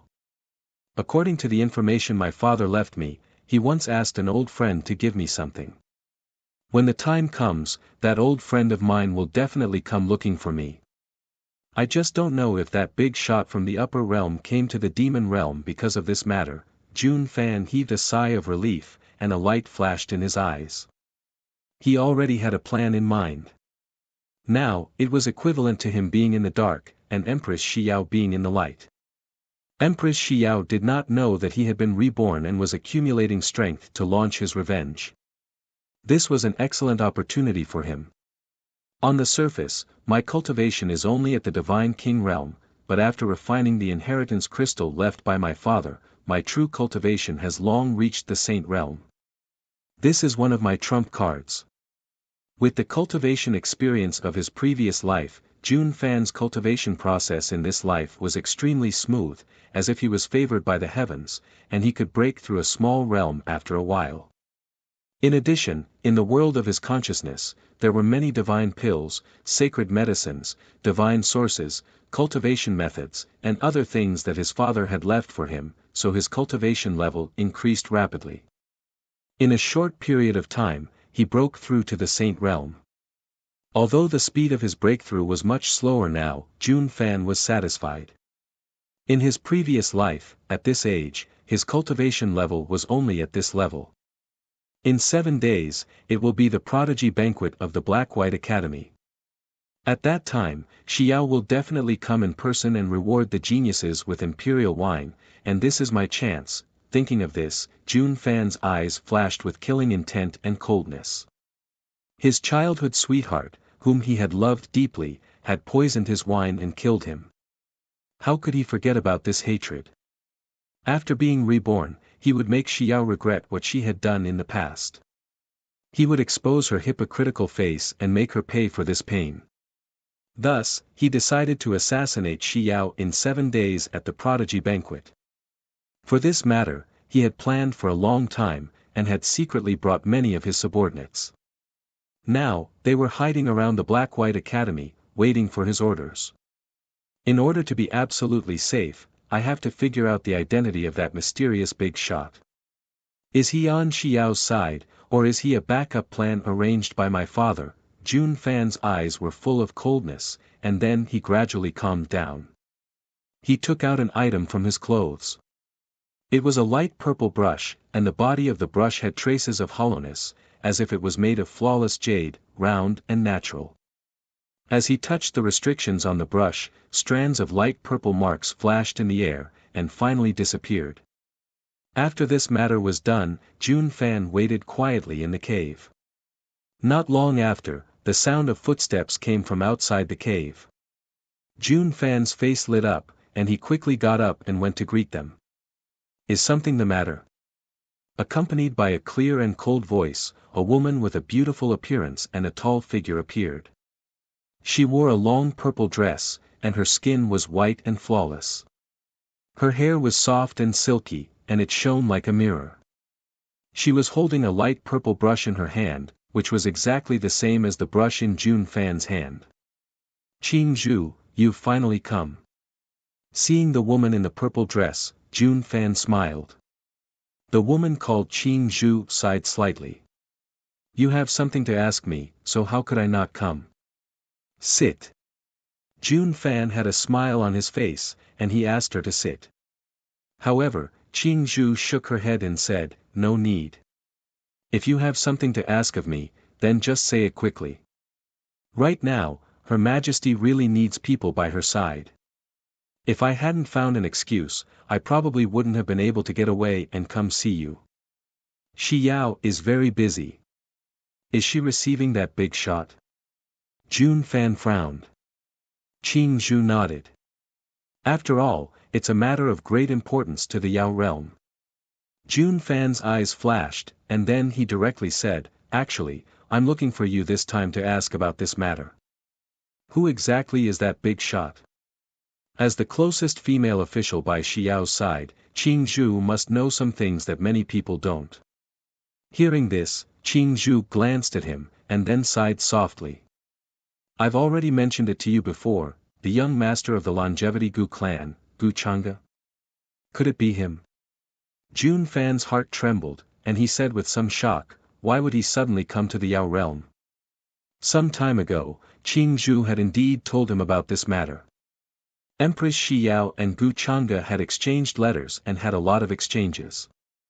This made Jun Fan feel a little uncomfortable in his heart. After all, Shi Yao was once his fiancée. Although she had killed him to kill him, he hadn't heard of any man by her side for more than 6,000 years. This made Jun Fan actually have a trace of hope. He really wanted to ask Shi Yao personally if she had ever regretted all these years. Did she ever have him in her heart? However, until some time ago, he found out that Shi Yao and Gu Chang'e had met at some point in time, and the two of them often communicated with each other through letters. This made him very uncomfortable. In terms of identity, Shi Yao was older than Gu Chang'e by more than 6,000 years. Gu Chang'e was at most a junior. I don't know what the Empress is thinking. As for why Gu Chang'e came to the Yao realm, I don't know either. Qing Zhu shook her head, also confused. Gu Chang'e's identity was very noble. The rumors about him in the upper realm were naturally clear in the Yao realm. In terms of strength and background, he could no longer be regarded as a member of the younger generation.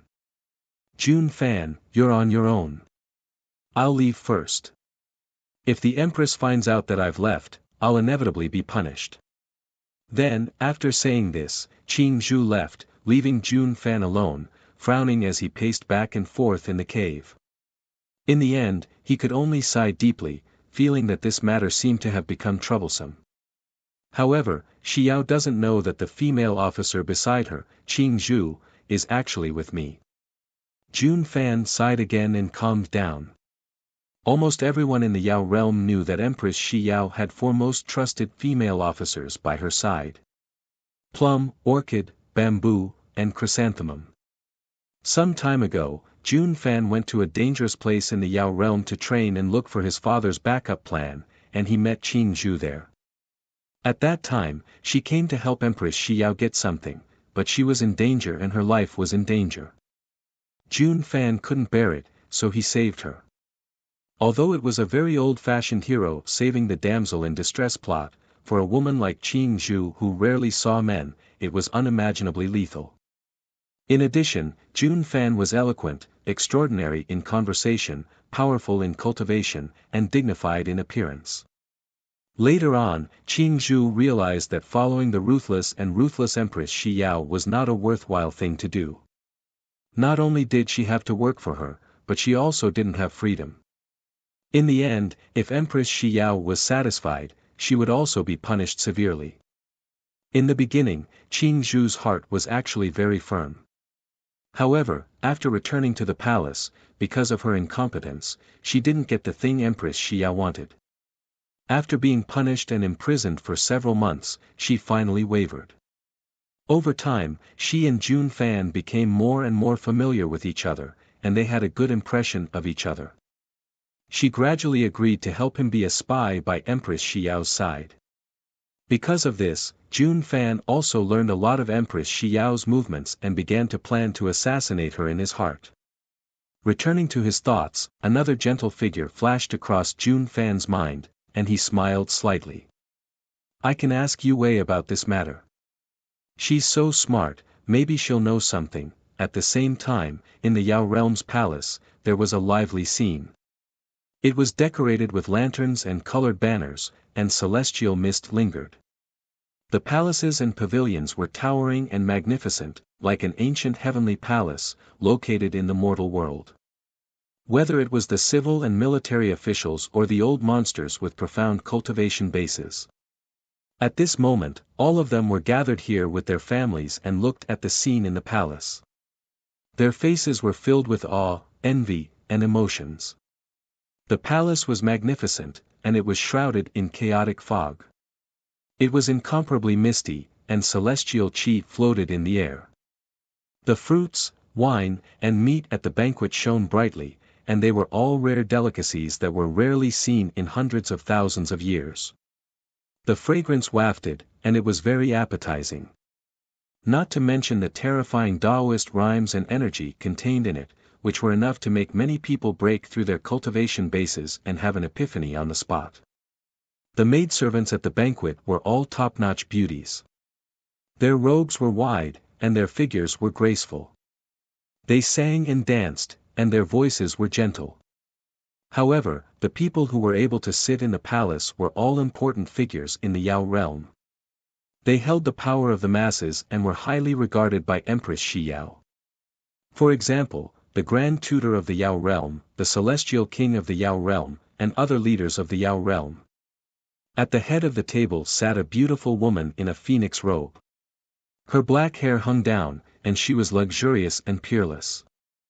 There was a majesty in her eyes that was difficult to look at, but because of the light red makeup between her eyebrows, she looked a little demonic. She was clear and charming. Next to her was a man in a black robe. His face was handsome, and his eyes were calm and deep. Mountains, rivers, stars, the sun, the moon, and the universe were embroidered on his sleeves, and they seemed to be able to manifest at any time. There was a sense of transcendence and nobility that everything in the world was under his control. It was Gu Chang'e, and on his right was Jiang Luoshan. As the princess of the Great Void Divine Clan, in terms of temperament, she was enough to make all the women present bow their heads. Empress Shi Yao, I have troubled you to arrange such a big welcome banquet for Chang'e. Gu Chang'e smiled and raised his cup. Empress Shi Yao also smiled and looked at him. She raised her cup and said, Young Master Chang'e, you have traveled hundreds of millions of miles to come to the Yao realm. The journey is tiring, so this banquet is what we should do. After saying that, the two of them drank. The many important figures of the Yao realm below saw this scene, and their hearts were filled with emotions. Before coming here, no one would have thought that the young master of the Longevity Gu clan, Gu Chang'e, would come to the Yao realm. In terms of status and strength, there was nothing wrong with Gu Chang'e and Empress Shi Yao sitting at the same table. Before this, even when facing the sect masters of the major sects, Empress Shi Yao rarely treated them with such respect. She even personally proposed a toast. This made their hearts tremble. Chapter 395. Just as Gu Chang'e and Empress Shi Yao were chatting happily. Outside the palace, a woman in purple came in a hurry. After everyone glanced at her, they recognized that she was Qing Zhu, the female official by the empress's side. Qing Zhu's expression was cold and calm. She walked behind Empress Shi Yao and stood together with Qing Mei, Qing Lan, and Qing Zhu, looking respectful. Empress Shi Yao glanced at her and did not ask why she left. Gu Chang'e noticed that the woman in purple looked a little unnatural. He raised his eyebrows slightly, but did not say anything. May I know why young Master Chang'e came to the demon realm this time? After the conversation, Empress Shi Yao asked curiously. Although she and Gu Chang'e exchanged letters, Gu Chang'e never mentioned the reason for coming to the demon realm. This made her very curious. Hearing this, Gu Chang'e put down the wine cup in his hand and smiled. Empress Shi Yao, do you know that some time ago, I was in the chaotic star region and eliminated the 13 great bandits? Empress Shi Yao nodded. Of course, she knew about this. Because the person behind the 13 great bandits turned out to be the surviving member of the 5 emperors who escaped from the demon realm 6,000 years ago, Demon Master Baikuan. This shocked her very much at that time. Who would have thought that Baikuan had been hiding in the chaotic star region all these years? No wonder she sent so many people, but they did not find any movement. However, now that Gu Chang'e had captured Baikuan, she naturally did not care about this matter anymore. Could it be that young Master Chang'e came to the demon realm this time because of this matter? Empress Shi Yao was a little thoughtful. Gu Chang'e nodded and smiled. It does have a lot to do with this matter, but part of it is related to you, Empress Shi Yao. Related to me? Empress Shi Yao raised her eyebrows. However, Gu Chang'e did not continue. Empress Shi Yao's eyes flickered slightly. She also understood that this matter might have serious implications. It was indeed inappropriate to speak in such a situation, so he didn't ask any more questions. Qing Zhu, who was standing respectfully behind Empress Shi Yao, was a little disappointed. She thought that she would be able to hear something important. However, Gu Chang'e did not finish his sentence. While Gu Chang'e was talking to Empress Shi Yao, below the banquet, there was a beautiful woman in a yellow dress. She was talking to a white-robed old man next to her, whose aura was as steady as an abyss. Her beautiful eyes looked up from time to time with curiosity. Her features were picturesque, as if she had walked out of a simple painting. She carried a poetic aura, gentle and generous. Yue Wei, what do you think of the rumored young Master Chang'e? The white-robed old man asked with a slight smile on his face. The woman in the yellow dress was the only daughter of the demon realm's grand tutor, Song Yue. She was currently the most dazzling young prodigy in the demon realm. At this moment, when she heard this, she looked up and couldn't help but smile. Father, Yue thinks that in terms of appearance and temperament, young Master Chang'e can be said to be as handsome as jade and unparalleled in the world. I can only say that young Master Chang'e is indeed a famous figure in the upper realm. Whether it is his bearing or speech, there is not the slightest flaw to be found. Of course, in terms of cultivation, I dare not speak carelessly. Rumor has it that he already has the strength of a quasi-supreme. This is simply incredible. In front of him, I really don't deserve the title of a prodigy. In terms of age, he is clearly about the same age as me. Her words were very simple and direct.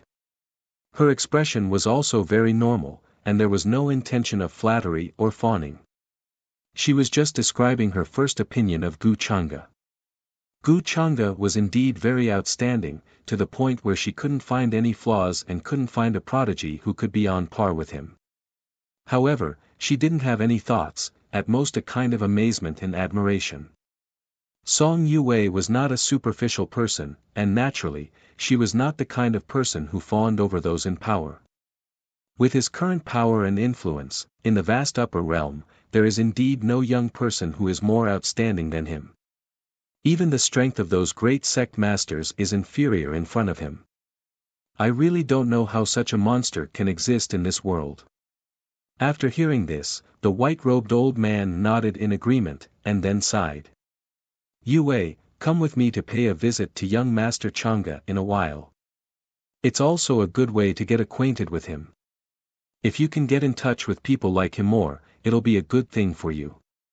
He didn't say anything about asking Song Yue to curry favor with Gu Chang'e. Not to mention that with his personality, he wouldn't do such a thing. Even Song Yue herself would refuse and would never agree to such a request.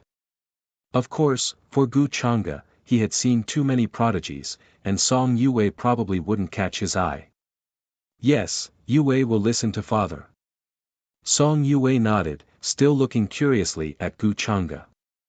However, Gu Chang'e seemed to have noticed her gaze, then looked over, smiled at her, and nodded slightly.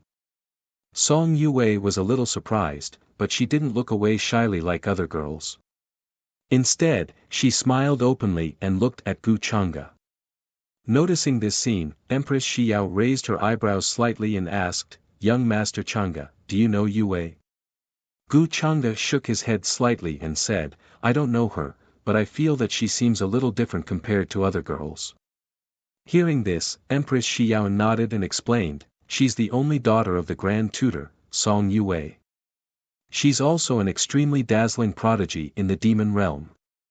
Song Yue. That's a poetic name.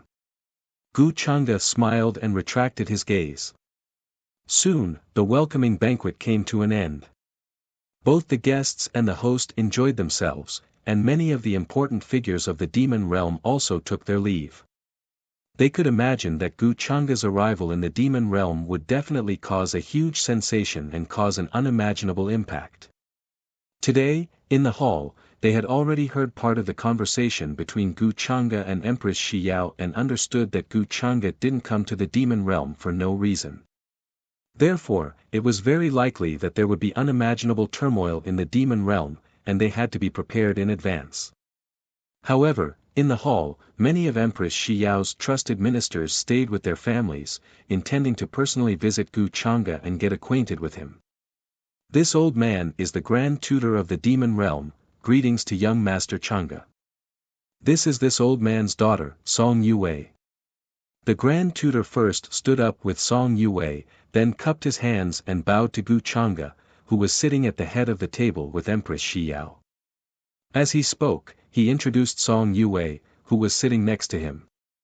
Gu Changde nodded slightly and looked over. Grand Tutor, there's no need to be so polite. Empress Xiao has already introduced me to Changde. After that, he looked at Song Yue and smiled warmly.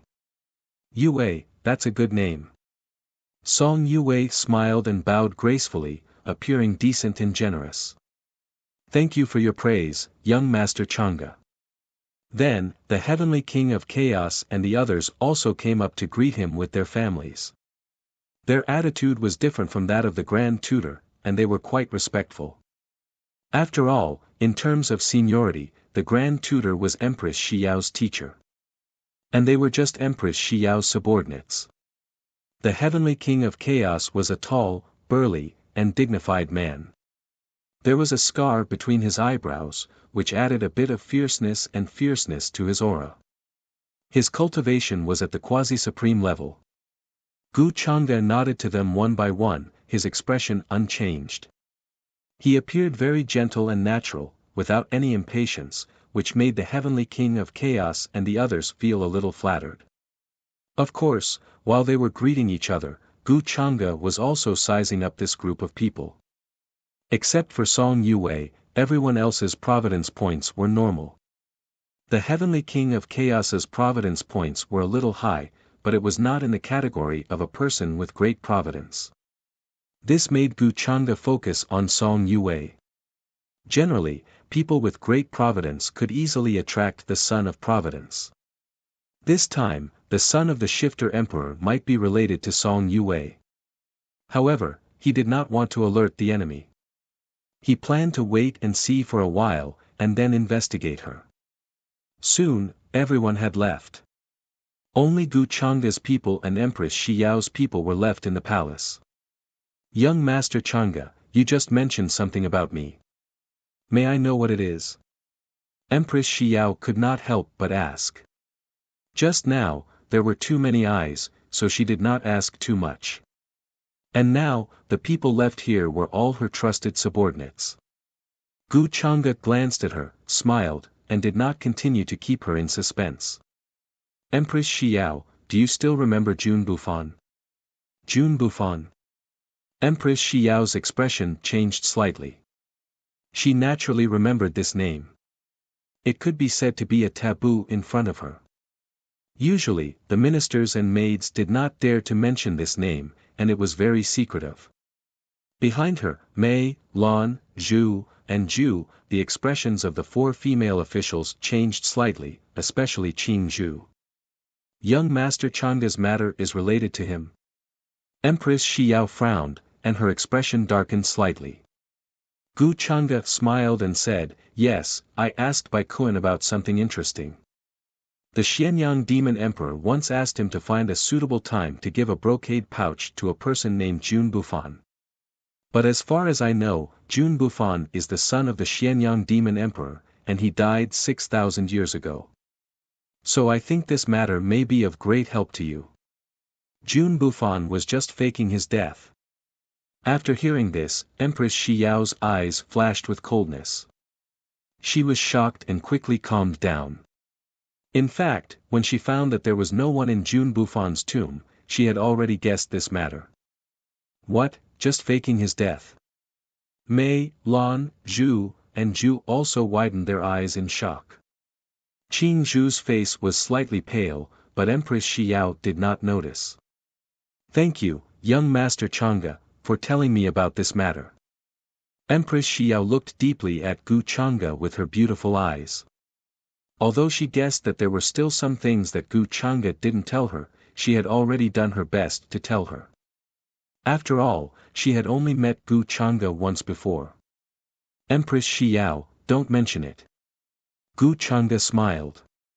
Since he had said so, Empress Shi Yao would definitely search for Jun Bufan's whereabouts, which would save him some effort. Empress Shi Yao nodded and then looked up at the moonlight outside the palace. It's late, young Master Chang'e, you should also rest early. The four girls, Mei, Lan, Zhu and Zhu, are my confidants who I have cultivated since childhood.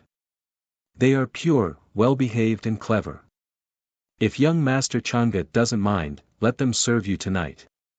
Then, she pointed at Mei, Lan, Zhu, and Zhu behind her. Hearing this, Mei, Lan, Zhu, and Zhu were stunned at first. Then, Qing Mei, Qing Lan, and Qing Zhu all blushed and lowered their heads shyly. They didn't expect Empress Shi Yao to say this. As the most trusted female officials of the Empress, their status in the entire demon realm was also extremely noble, and few people could compare to them. Many big shots and geniuses were very flattering to them. They had been trained by Empress Shi Yao since childhood, and the idea instilled in them was that everything they did was for the Empress, even if it meant death. Therefore, if one day, the Empress gave them to a big shot, they wouldn't dare to complain. As for people like Gu Chang'e, before this, they had never thought that they would be able to come in contact with him. At this moment, they were even very happy and looking forward to it. Unlike Qing Mei, Qing Lan, and Qing Zhu who were nervous and looking forward to it, Qing Zhu looked a little pale and uneasy. After all, she had a lover in her heart, so she naturally wasn't willing to be sent out by Empress Shi Yao to sleep with her. Oh. Gu Chang'e didn't expect Empress Shi Yao to say this and was slightly surprised. The four girls, Mei, Lan, Zhu, and Zhu, were all peerless beauties, rarely seen in the world. However, after seeing Yu Mingkong, Jiang Chu-Chu, and the others, he couldn't help but feel that they were vulgar. He wasn't an ascetic monk, but this kind of thing really didn't arouse much interest. Moreover, he always felt that there was something wrong with the woman in the purple dress among the four women, and he needed to pay attention to her. Of course, if Empress Shi Yao was willing to sleep with him, then it would be a different matter. Not to mention that he still had Jiang Luoshan by his side. Empress Shi Yao, let's forget about this. Gu Chang'e is very picky. However, before Gu Chang'e could refuse, Jiang Luoshan, who had a cold expression and remained silent, spoke up. She glanced at Gu Chang'e, and there seemed to be runes flowing in her golden eyes, as if she knew what he was thinking. During this period of time, Gu Chang'e had been ordering her around as a coolie, but she was almost used to it. Although she still complained, it wasn't as strong as before. Seeing this scene, she felt very uncomfortable. With Gu Chang'e's status, how could these vulgar women be worthy of sleeping with him? Oh, then I'm being rude. Hearing this, Empress Shi Yao glanced at Jiang Luoshan, but her expression didn't change. She naturally knew this princess of the Great Void Divine clan. She purely thought that Jiang Luoshan was jealous. In her opinion, since Jiang Luoshan was by Gu Chang'e's side and followed him to the lower world, they naturally had a close relationship. She just casually mentioned this kind of thing. With Gu Chang'e's status, what kind of woman couldn't he get? Hearing this, Qing Mei, Qing Lan, and Qing Ju were a little disappointed, but they didn't dare to show it on their faces. Qing Ju, on the other hand, heaved a long sigh of relief, and finally felt relieved. After that, Gu Chang'e, Jian Luoshan, and the others went to the palace arranged by Empress Xiao to rest. Empress Xiao waved her hand to dismiss Qing Mei and the others, leaving only Qing Zhu behind. Her expression was very cold, and she regained the majesty of an empress in front of others. Qing Zhu was a little uneasy, but she still maintained a calm expression. Asking for fresh flowers, tell me, what happened just now? Empress Xiao glanced at her indifferently. Although the change in Qing Zhu's mood just now was only for a moment, she still felt it. With Qing Zhu's status, it was definitely something that she would be ecstatic to serve Gu Chang'e in bed. Why would she resist or be unwilling to come? Hearing this, Qing Zhu's face turned pale, and great fear grew in her heart. I know I was wrong. Please forgive me, Your Majesty. She directly knelt down with a thump, her voice trembling. You have someone you like? Empress Xiao seemed to see through her thoughts at a glance. Qing Zhu's face turned even paler. She hurriedly shook her head and explained, I have always been pure and have never crossed the line. I dare not lie to Your Majesty. She knew that Empress Xiao didn't like people with impure bodies around her. Therefore, although she and Jun Fan had feelings for each other, they had never crossed the line in the slightest. Empress Xiao didn't doubt her words. Qing Zhu had been with her for so long that she knew the consequences of deceiving her. I'll give you a chance to solve this yourself. Otherwise, if I find out who he is, I won't leave his corpse intact. You may leave. Then, Empress Xiao said indifferently. Her expression was cold and emotionless. Compared to when she was in front of Gu Chang'e, she was like a completely different person. It seems that the people around Empress Xiao can't be completely trusted. This shifter emperor's son's methods are not simple. After returning to the palace, Gu Chang'e sent people to keep an eye on Song Yue, whom he had met today. He was also keeping an eye on Xiao's confidants, but he didn't remind Empress Xiao. If there were no accidents, he would be able to watch a big show next. Very quickly, a few days passed in the blink of an eye. The news of Gu Chang'e's appearance in the demon realm had also caused a stir in the various regions of the demon realm. This was because the demon realm was different from the rest of the lower realm. This place was connected to the upper realm. Many of the things that happened in the upper realm could be found out if the demon realm inquired a little. Gu Chang'e's reputation was extremely resounding even in the demon realm. Many people knew of his existence. However, there were also many people guessing the purpose of his trip to the demon realm this time. Before this, there was no news of such a big matter. This really shocked many of the major clans in the demon realm. During this time, another major event in the demon realm was also being held as scheduled. The Prodigy Banquet. For all the younger generation in the demon realm, this was an opportunity for the carp to leap over the dragon gate. If they could make a name for themselves in this prodigy banquet and be valued by Empress Xiao, they would definitely be promoted and bring glory to their family. At this moment, in a cave abode in the Black-White Academy, Jun Fan had his back to a few people as he asked faintly. How's the matter? Behind him stood several creatures with vague auras. It was difficult to see their faces clearly. They wore loose robes and looked no different from the elders of the Black-White Academy. According to Little Master's instructions, we have already controlled the ministers in charge of the imperial wine for this prodigy banquet. Their wives and daughters have been captured by us and sent to a safe place. With such a condition, we don't have to worry about them disobeying our orders. Hearing this, they reported. That's good. Although we have controlled the imperial wine, with how cautious Xiao has been these years, she will definitely find someone to test the poison first. Jun Fan nodded slightly.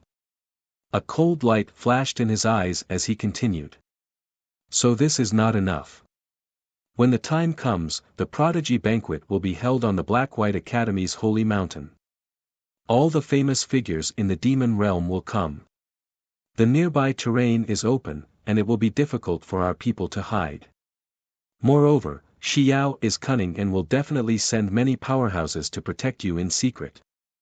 So, you must hide in the crowd and act according to the signal. For this assassination, I have planned for a long time. There can't be any mistakes. Don't worry, little master. Over the years, we have secretly accumulated a lot of power. We hid very well and hid in the various large families. Moreover, in this prodigy banquet, in addition to us, there will be other remnants of the 5 emperors. A blurry figure hidden in a long robe spoke. His tone was filled with confidence. Hearing this, Jun Fan couldn't help but nod. His face was filled with cold killing intent as he clenched his fists. After more than 6,000 years, Xiao's current cultivation is at most the supremacy realm. Unless she has other opportunities, it will be very difficult for her to reach the quasi-emperor realm. However, even if she is a quasi-emperor, it won't be a problem. The Mystic Sun Heavenly Saber is an emperor weapon refined by Father. With Uncle Yi making a move, Xiao will not be able to escape this time. Then, Jun Fan waved his hand and let the people behind him leave. The cave abode returned to silence. He looked outside the cave abode, his eyes flashing with thought. It was obvious that he was waiting for something. In the past few days, he had planned to ask Song Yue about some things. However, after Song Yue returned to the Grand Tutor residence, she had not come to the Black-White Academy, which disappointed him. Jun Fan, soon, outside the cave abode, a woman in purple clothes came late. Her face was cold and there was a hint of worry. It was Qin Zhu, the female official by Empress Xiao's side. What's wrong? Seeing her expression, Jun Fan was a little puzzled. Then, he calmly brought her a cup of tea that had been prepared on the stone table. What happened? Don't be anxious. Drink some tea first. Qin Zhu glanced at him and sighed. She took a sip of the tea and told him what had happened in the palace that day. After hearing this, Jun Fan's expression turned ugly and he was very angry. This Xiao actually made you serve her in bed in order to curry favor with Gu Chang'e? Qin Zhu nodded. She was also very angry. Not only that, the Empress is also investigating you everywhere. Jun Fan's expression was a little uncertain. In the end, he sighed deeply. Since she is not loyal, then don't blame me for being heartless. Actually, I came to find you this time to ask for your help. As long as this matter is successful, we don't have to worry about Xiao anymore. What matter? Qin Zhu faintly guessed something in her heart. Her face was a little pale. This is a poison that I paid a great price to find. It has a miraculous effect even on supreme stage cultivators. Jun Fan took out a white porcelain bottle from his chest. His expression gradually became serious. Of course, you don't have to worry. If used alone, this is a pill powder with nourishing effects. It won't be taken as a poison. You won't be suspected either. Qin Zhu's heart trembled. Her face was even paler. Stormy waves surged in her heart. Even her fingers were trembling. Poison the Empress to death. Jun Fan actually planned to let her poison the Empress to death. I know that you are in charge of Xiao's daily spiritual food. At the same time, you are also in charge of her cultivation pills and divine sources. However, this matter is very safe. No one will know. No one will suspect you. I can guarantee this. Jun Fan stared into her eyes and tried to persuade her. Qian.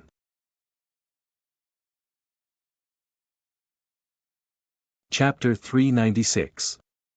What Jun Fan said was too shocking. It made Qin Zhu's fingers tremble, her face pale, and her head buzzing. Although she was already prepared to betray the Empress, it was definitely not to the extent of poisoning her. No matter what, the Empress had nurtured her for so many years. She was indebted to her. If it wasn't for the Empress's nurturing back then, how could she have her current position? She could betray the Empress, but she absolutely couldn't do something like poisoning her. Qing Zhu, don't worry, this matter won't have anything to do with you. This bottle of pill powder doesn't have any poison ingredients, so it won't be detected by others. I know you're kind-hearted and can't do such a thing, but you have to know that Shi Yao is ruthless, cold, and heartless.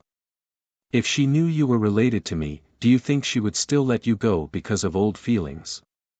At that time, who can save you? Seeing Qing Zhu's expression, Jun Fan seemed to have expected it. He sighed and continued to persuade her. You're right. Once the Empress finds out, she won't let me go.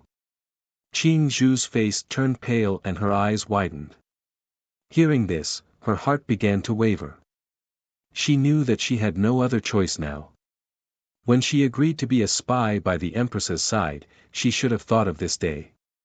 She wasn't willing to just be a female official and be casually given to some big shot by the Empress in the future, just like that night. In the Empress's eyes, they were just tools, and the kind that could be casually discarded. How confident are you? Soon, Qing Zhu also calmed down and stared at Jun Fan. Ingrate? No, if she couldn't even keep her life, what was the use of this so-called loyalty? At the same time, she took the white porcelain bottle in Jun Fan's hand. If you succeed, there's more than a 90% chance.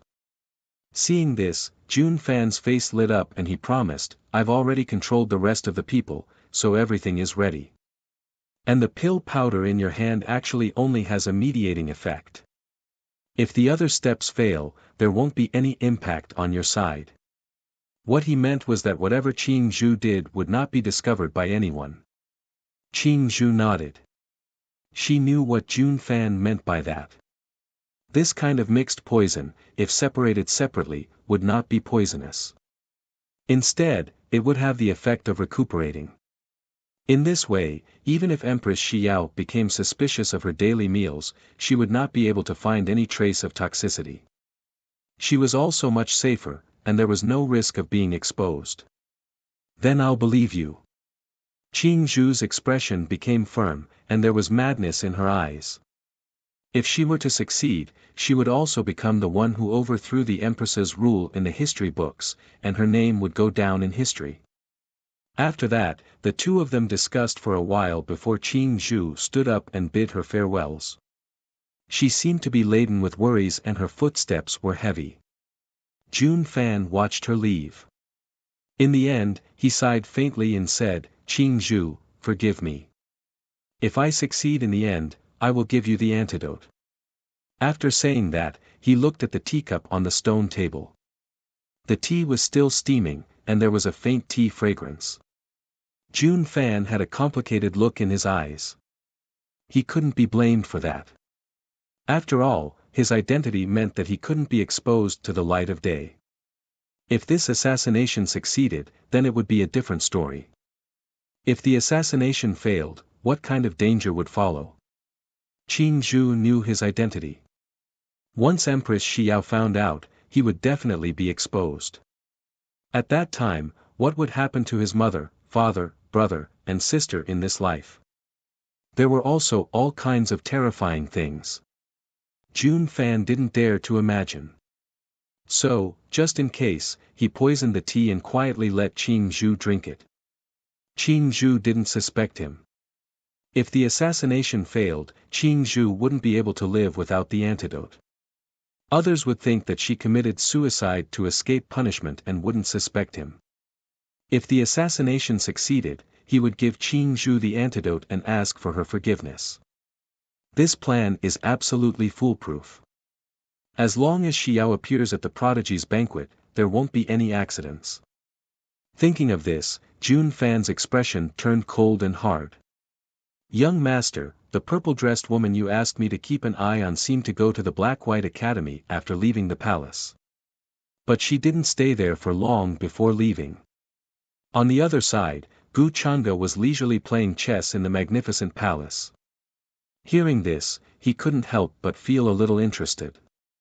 Beside him, a fierce-looking man with a murderous aura was respectfully reporting.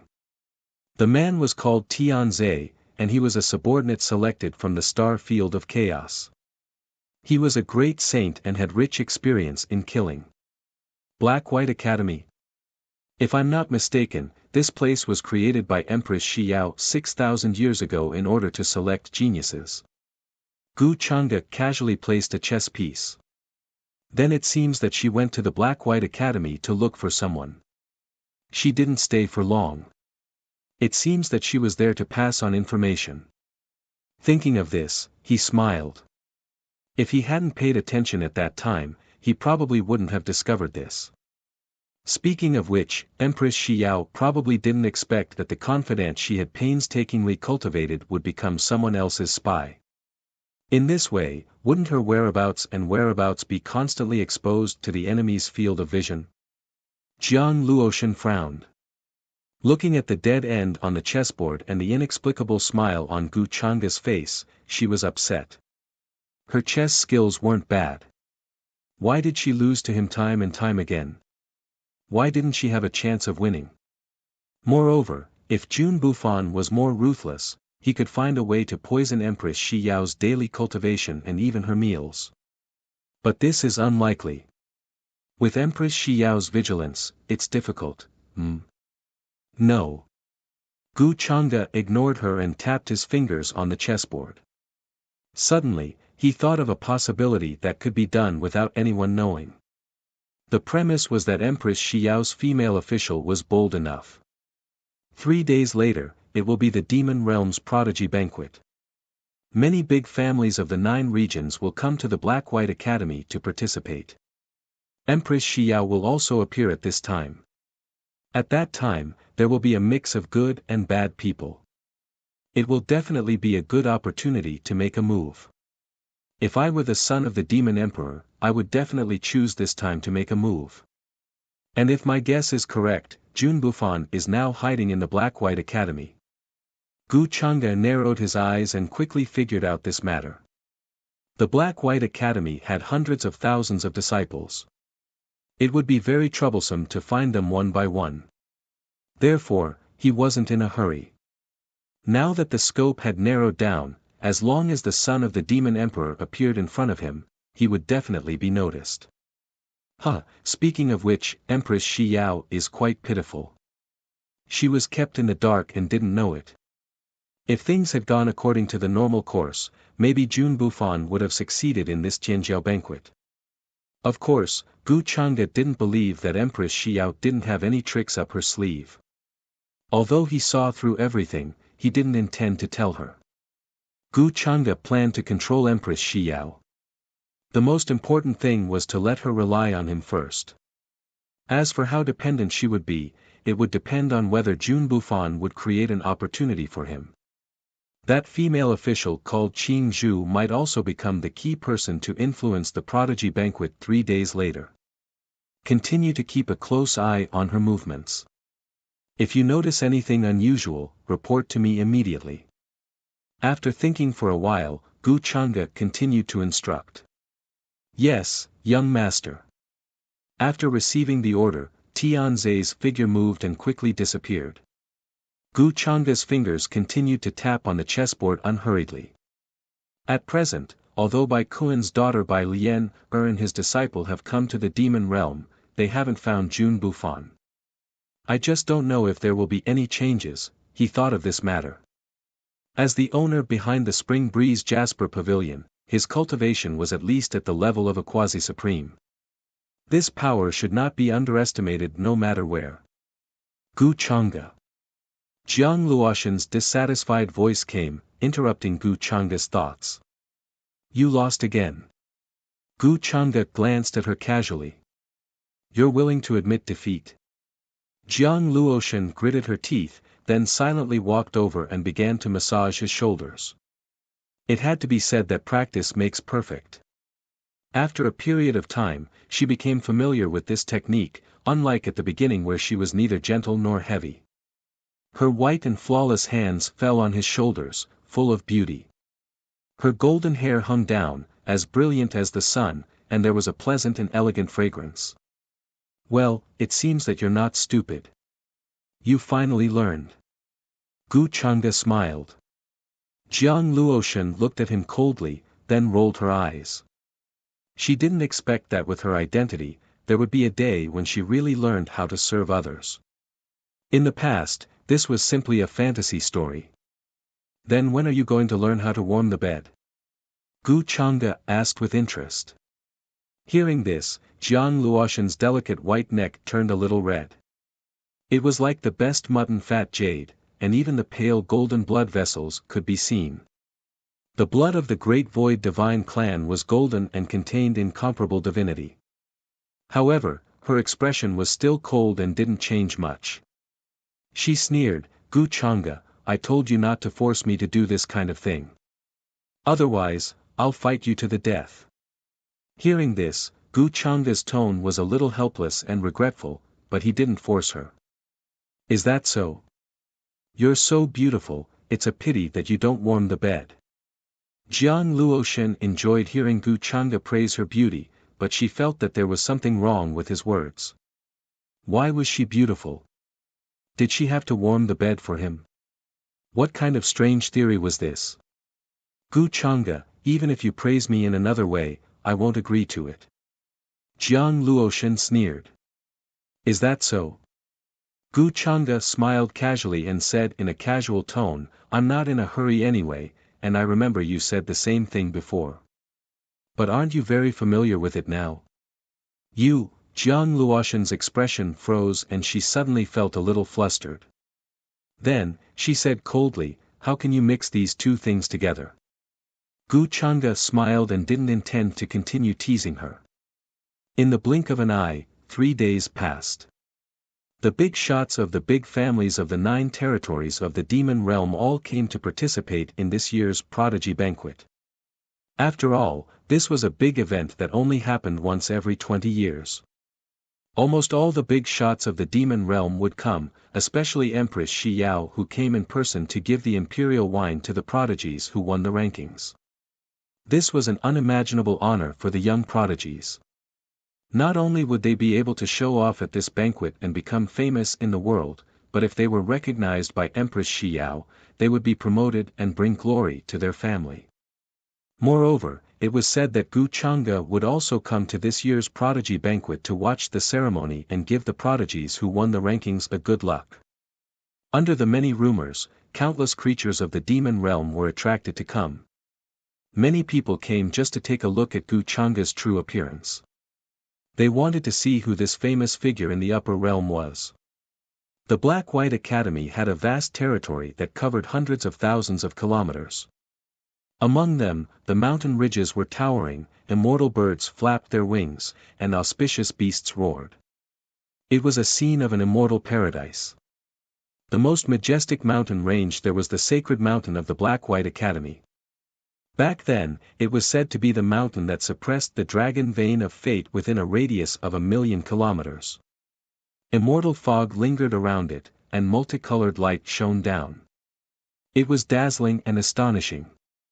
Now, many figures had appeared near the mountain range. Men, women, old, and young, regardless of their cultivation base, all flocked over to occupy the most advantageous terrain. In addition, the prodigies of the various races and factions had gathered. It wasn't just the disciples of the Black-White Academy, but also the disciples of the other factions. As the name suggested, the Prodigy Banquet was an opportunity for all the prodigies of the demon realm to leap over the Dragon Gate. Anyone of the younger generation had the qualifications to participate in this banquet. At this moment, a man and a woman were hurrying along a small path in the mountain range. The man was dressed in hemp clothes and carried a basket on his back. He looked like a medicine farmer. The woman beside him was also dressed in hemp clothes. Her face was sallow and even somewhat ugly. However, her figure was incomparably impressive. Every inch of her body exuded astonishing charm. Many young men who passed by couldn't help but secretly look over. Then, their expressions changed drastically, and they quickly left, feeling somewhat disgusted. Sister Lien, do you think we'll be able to find the person Master talked about this time? The man with the basket on his back spoke at this moment, his voice filled with curiosity. Hearing this, the woman glanced at him indifferently and said, "If we can't find him here, then we won't be able to find him in the vast demon realm. Also, my intuition tells me that he'll definitely do something bold here. Then after we give him the item, can we go back and save Master?" The man's eyes were filled with hope. The woman shook her head slightly and didn't say anything else. The two were the owners of the Spring Breeze Jasper Pavilion, Bai Lian and Bai Hua. They had left the upper realm and were heading to the demon realm to complete the White Kuan mission. Then, the two rushed to the area where the sacred mountain was and began to occupy the most advantageous terrain with the crowd. Many prodigies with powerful auras had already been waiting at the foot of the mountain. They were all looking forward to it. This prodigy banquet was watched by millions of creatures of the demon realm. It could be said to be the center of attention. Buzz! At this moment, a dazzling light suddenly appeared in the sky, immediately attracting everyone's attention. A great path extended out, directly connecting to the sacred mountain. There were 4 beautiful women on the path, holding pens, ink, paper, and inkstones. They walked gracefully like fairies from the 9 heavens. It's the 4 female officials by Empress Xiao's side. They're here. Her Majesty should be here soon too. Many creatures were even more excited when they saw this scene. They recognized the identities of the 4 women. Near the sacred mountain, many figures began to appear. They all brought their families and a large number of people to sit in the guest area of the banquet. Many people found that the demon realm's army patrolling around the sacred mountain this time was several times more than before. Many powerful knights were patrolling the area. If they discovered any unusual living beings, they would immediately go to kill them. At this time, they had to ensure the safety of Her Majesty. Although her cultivation was very strong, it wasn't to the point where she was invincible. There was no problem with being cautious. Very quickly, the heavens' favorites of the demon world appeared one after another. They were all the most powerful cultivators of this generation. Instantly, they attracted the attention of many people. A beautiful woman in a light yellow dress also appeared at the foot of the sacred mountain. She was generous and had the scholarly aura of a noble lady. 4. Tu Song Yue, the only daughter of the current Grand Tutor. Her appearance immediately attracted the attention of many heaven's favorites. Their gazes all fell upon her. Their gazes were filled with shock, admiration, fear. Grand Tutor, your daughter is so stunning at such a young age. I'm so envious. The Heaven Conqueror laughed and joked with the Grand Tutor next to him. His tone was still respectful. The Grand Tutor chuckled. You flatter me. But I heard that your 3rd son is also someone not to be underestimated. In a short period of time, he shocked the world with a single brilliant feat. He's been in hiding for more than a decade. Now that he's reappeared, the world knows him. Yue has mentioned him many times in front of me. The Heaven Conqueror's joy deepened. He never thought that his 3rd son, who was unpopular and mediocre in cultivation, would have such a day.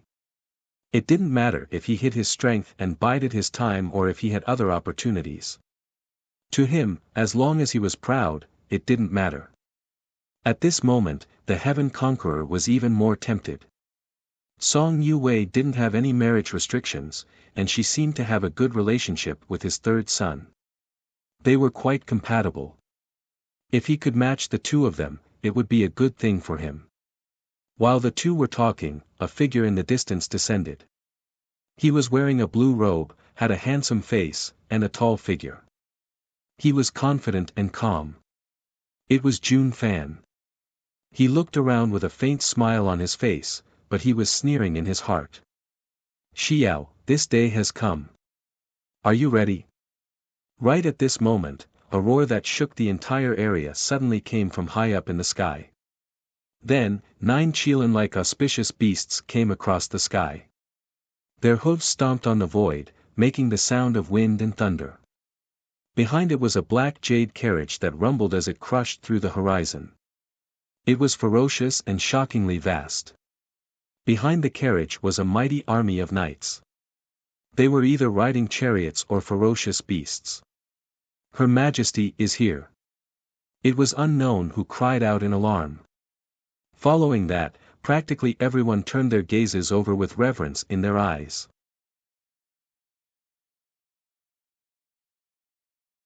Chapter 397. The black jade carriage stopped on the holy mountain, and the many knights and soldiers behind it were also scattered in all directions, looking around vigilantly. Their auras were powerful, and their vitality was astonishing. This was Empress Xiao's elite force. These years, they had been fighting everywhere, and their murderous aura was monstrous. From afar, they looked like an invincible torrent. Her Majesty is here. Even Xiaoluowei is here. It seems that Her Majesty is also very vigilant about this prodigy banquet. At this moment, almost everyone in the demon realm was looking over. Some were in awe, some were in awe, some were in admiration, and some were in fear. Empress Xiao rarely left the palace, and there were even fewer creatures in the demon realm who had seen her true appearance. No matter what kind of important decree it was always issued by her and instructed the female officials under her to do it. Now, many people were looking over curiously, wanting to catch a glimpse of Her Majesty's peerless face. There were rumors that Empress Xiao was the #1 beauty in the demon realm for more than 6,000 years. She was as beautiful as a fairy, and her appearance was stunning. Although such a rumor was rather disrespectful, it was still incomparably attractive to the ordinary people of the demon realm. At the foot of the holy mountain, all the prodigies looked up at the black jade carriage stopped at the top of the clouds. No matter young men or women, they were all in awe and respect. There were even many young men who had other thoughts in their hearts and were ready to make a move. For more than 6,000 years, no man had ever appeared by Her Majesty's side. Even the confidants by his side were all women. It was impossible for them not to have other thoughts about the Empress, who ruled the demon realm and was the most beautiful woman in the world. And today's prodigy banquet was also a chance for them to show off in front of Her Majesty. Thinking of this, they were even more aggressive and full of fighting spirit. Xiao, have you ever thought that our first meeting after 6,000 years would be under such an opportunity? Jun Fan stood in the crowd, his figure tall and straight, his face handsome, and he had a different kind of elegance. At this moment, he clenched his fists tightly as he stared at the black jade carriage above him. A cold smile flashed across the corner of his mouth, and he quickly recovered his previous indifference and confidence. Above the Saint Mountain, clouds and mist curled around it. It was like a fairyland, magnificent and vast. Very soon, the 4 female officials of Empress Xiao, Qing Zhu, Qing Mei, Qing Ju, and Qing Lan, walked quickly to the front of the carriage. Qing Zhu's expression was respectful and submissive. She extended her jade-like hands and lifted the curtain of the black jade carriage. In the next moment, Empress Xiao, who was dressed in a phoenix robe, walked out. Her black hair was as black as ink, and her figure was tall and slender. There was a touch of red makeup between her eyebrows, and it contained a great amount of dignity. However, his face couldn't be seen clearly, as if it was covered by a layer of chaotic fog. The eyes that were revealed were cold and indifferent, carrying nobility and loftiness. "Young Master Chang'e, please."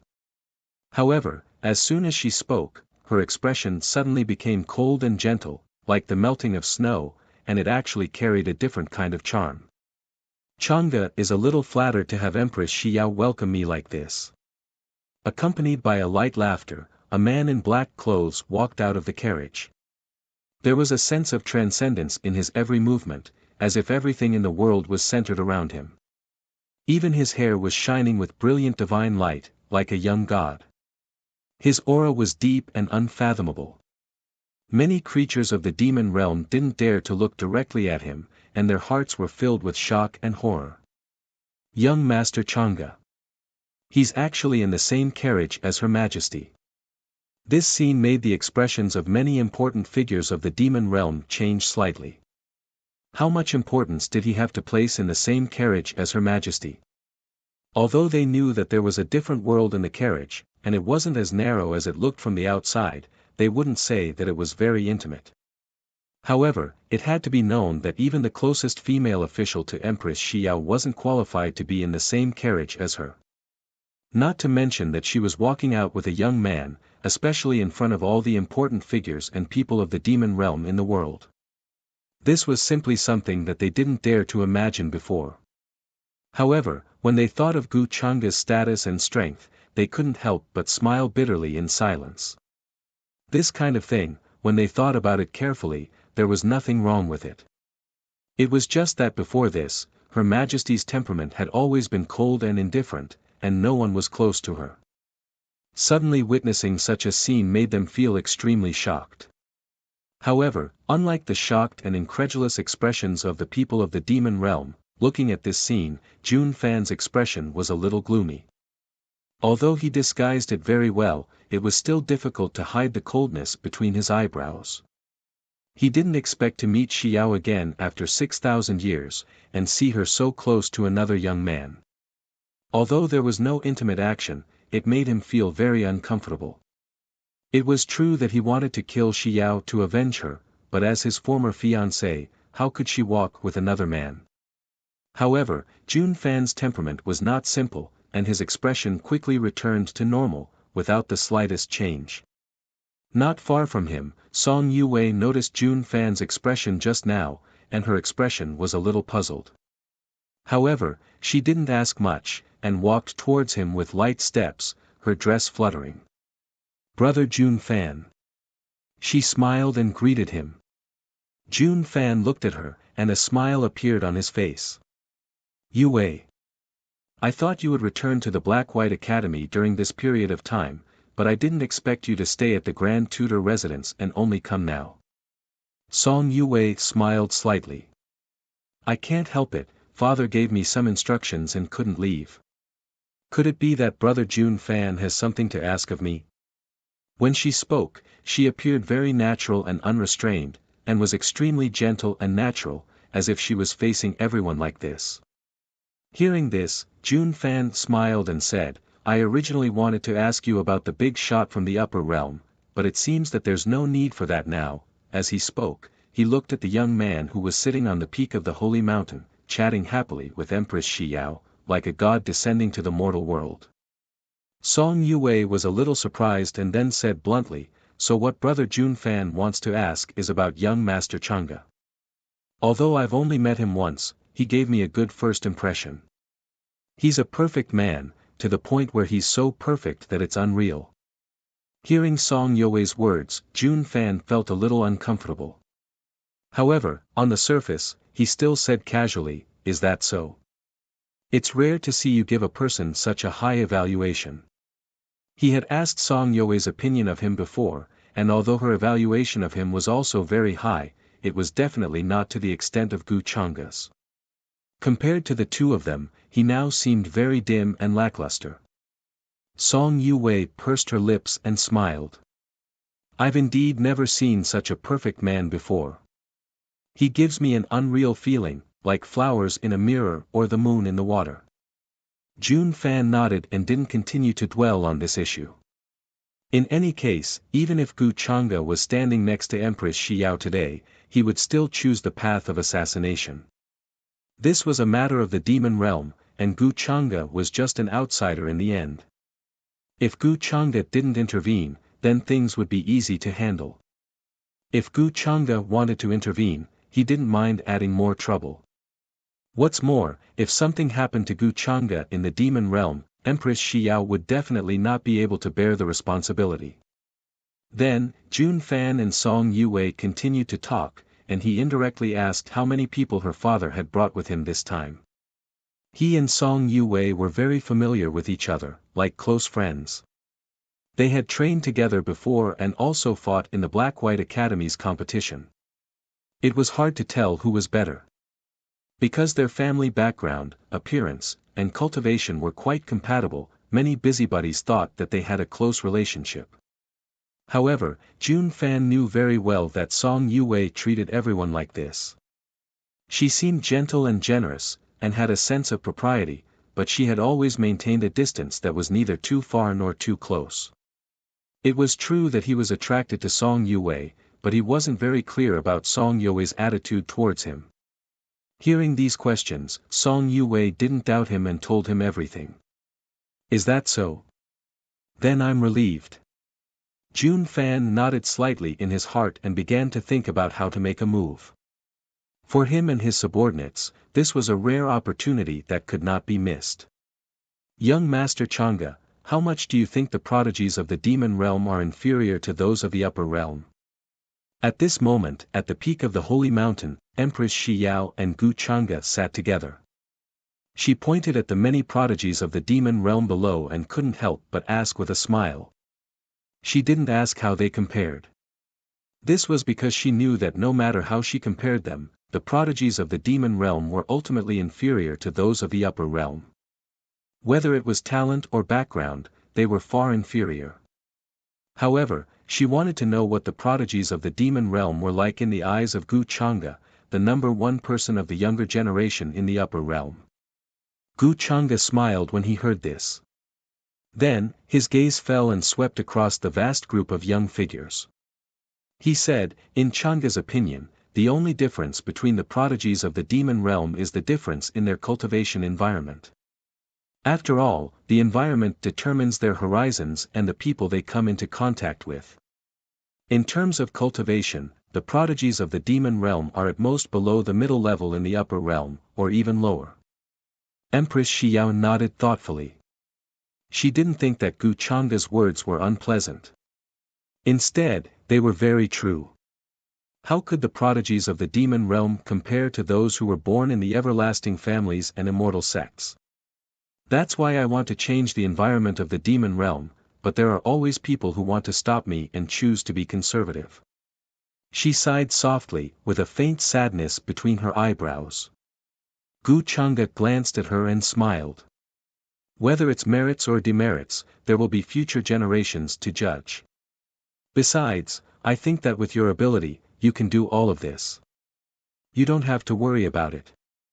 Young Master Chang'e, do you believe in me that much? Empress Shi Yao looked at him deeply. Her black hair danced in the wind, and her facial features were picturesque. There was not the slightest flaw to be found. Gu Chang'e smiled and then sighed regretfully. He said, why wouldn't I? Where there's a will, there's a way. In my eyes, the Empress is such a person. When there's a thought in her heart, her thought can fill the mountains and seas. Unfortunately, I'm just an outsider after all. I can't do anything in the demon realm. Otherwise, I would want to help the Empress. Hearing this, Empress Shi Yao stared at him blankly. For some reason, she felt a sense of loss in her heart. He understood her so well, but in the end, he was just an outsider. Gu Chang'e saw her expression and continued to smile. Now, this huge demon realm is like a plate of quicksand. The more you try to grasp it, the more it will scatter through your fingers. With internal and external troubles, the Empress can achieve this with her own strength. How can I not admire her? Empress Shi Yao's lips curled up slightly, but this smile quickly disappeared. She asked with some interest, young Master Chang'e, are you flattering me? Used to hearing all kinds of flattery and praise, she had long been tired of it. If other people said this in front of her, she would have already sent people to drag them away and behead them. But hearing it from Gu Chang'e's mouth, she couldn't help but feel happy. This feeling made her feel very strange. Obviously, she was very tired of any man appearing around her. But Gu Chang'e had never had such a feeling of boredom. Whether it was now or the first time she met him at the Immortal Academy, it was always like this. Flattery. If Her Majesty thinks so, it's not wrong. I rarely say such things to people, unless I have some ulterior motives. Hearing this, Gu Chang'e smiled, very straightforward and calm. Empress Shi Yao stared at him again, seeming to be interested in his simple and straightforward attitude. Then what does young Master Chang'e want from me? There are only two kinds. One is power, the other is body. This kind of question doesn't seem to be difficult to answer. Gu Chang'e was still smiling. Hearing him say this, Empress Xiao suddenly felt a little flustered, but on the surface, she still maintained her usual calm and composed expression. The prodigy banquet has begun. She changed the topic and looked at the many prodigies at the foot of the holy mountain. They seemed to be watching intently. Gu Chang'e smiled and didn't say anything else. To him, this prodigy banquet was nothing more than a big show to watch. Just now, under his watch, he had already found Jun Bufan's location. It would be fine if he kept a low profile. Unfortunately, he was too ostentatious. There were so many prodigies present. If Gu Chang'e wanted to check the providence points one by one, he didn't know how much time it would take. However, Jun Bufan had to appear and deliberately show off his powerful talent and cultivation. Of course, the main reason was Song Yue. Gu Chang'e had been paying attention to her movements. When he saw her walking towards a man in blue, he immediately had a guess in his heart. Then, he checked the providence points. Jun Bufan's identity in this life was instantly revealed. However, he didn't want to alert the enemy and planned to watch the show first. The water in the demon realm was very muddy.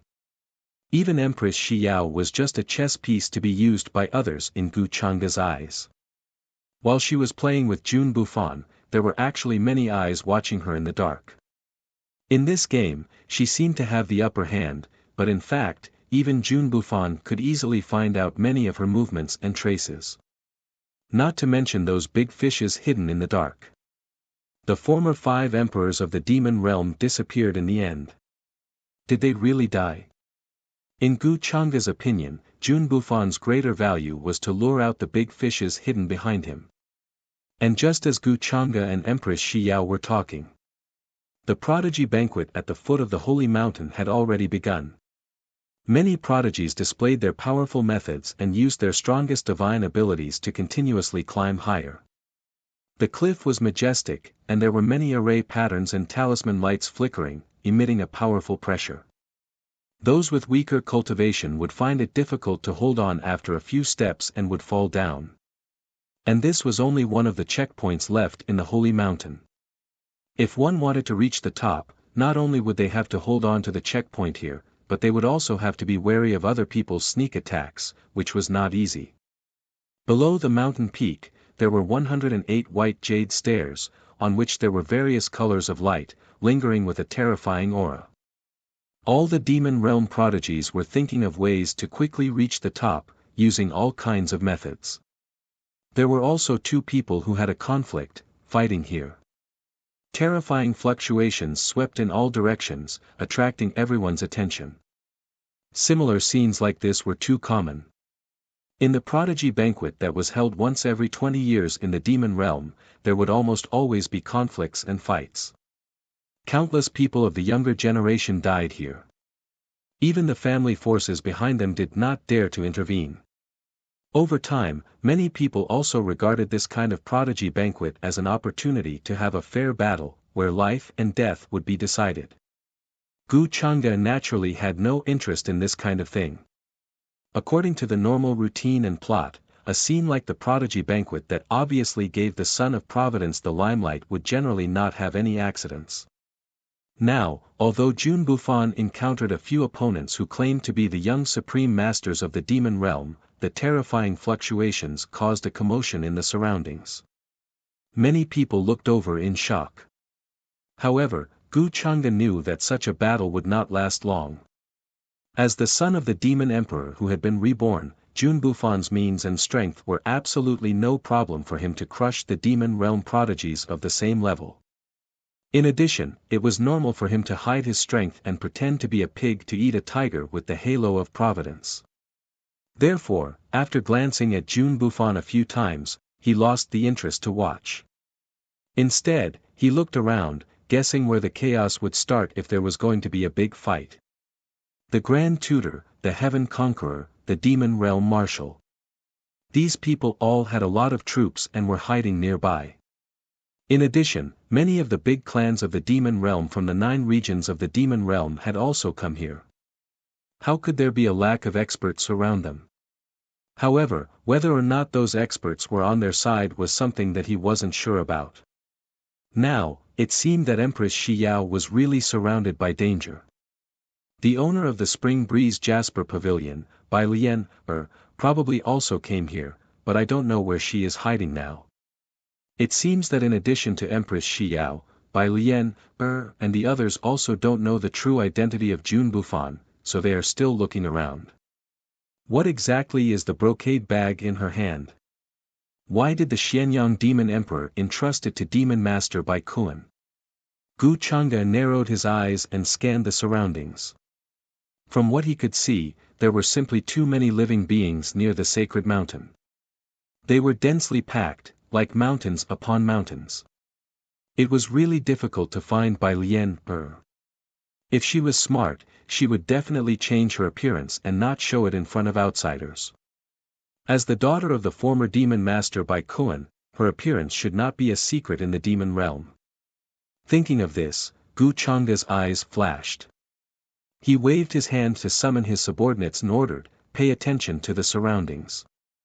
If you see anyone with a suspicious aura approaching, take them down immediately." "Yes, young master." Tianze and the other experts quietly hid in the void and quickly disappeared. Seeing this scene, Qing Zhu, who was standing behind Empress Shi Yao, looked a little unnatural, but no one paid attention to her at the moment. She knew that something big would definitely happen today. Whether it was for Empress Shi Yao or the entire demon realm, it was very likely to have an indescribable impact. Now, her palms were full of cold sweat. A few days ago, Jun Fan gave her the bottle of pill powder. After returning, she was very uneasy and nervous.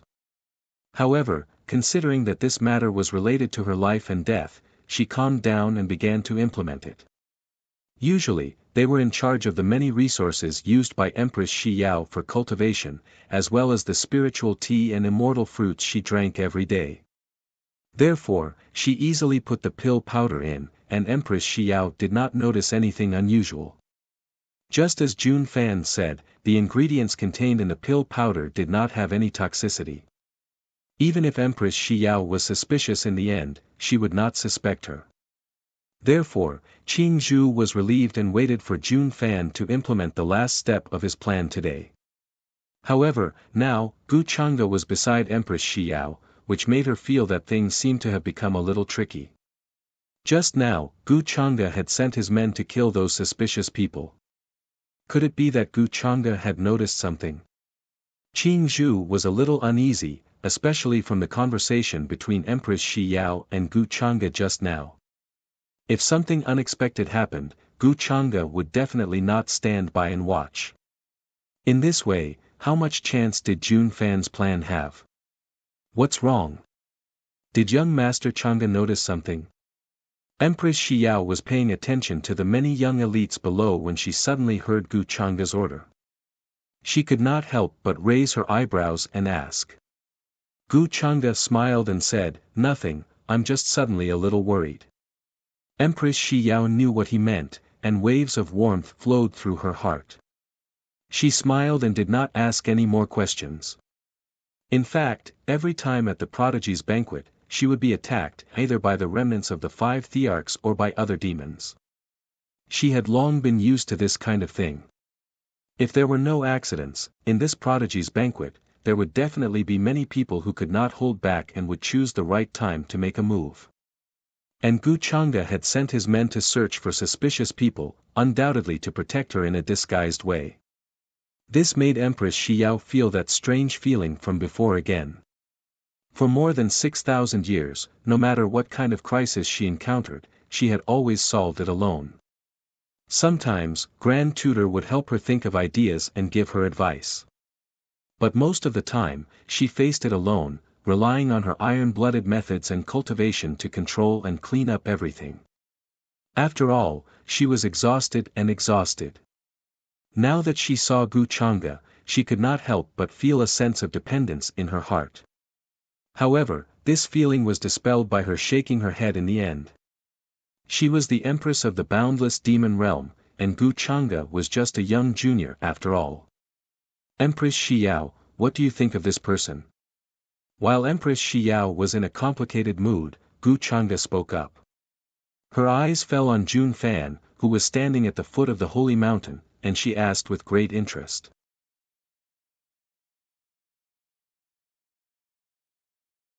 Chapter 398. Hearing this, Empress Xiao came back to her senses and looked at the man in blue.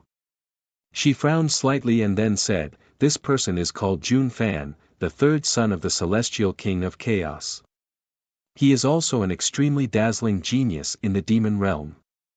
However, he has been hidden by the celestial king of chaos for a few years and has only recently begun to show his talent.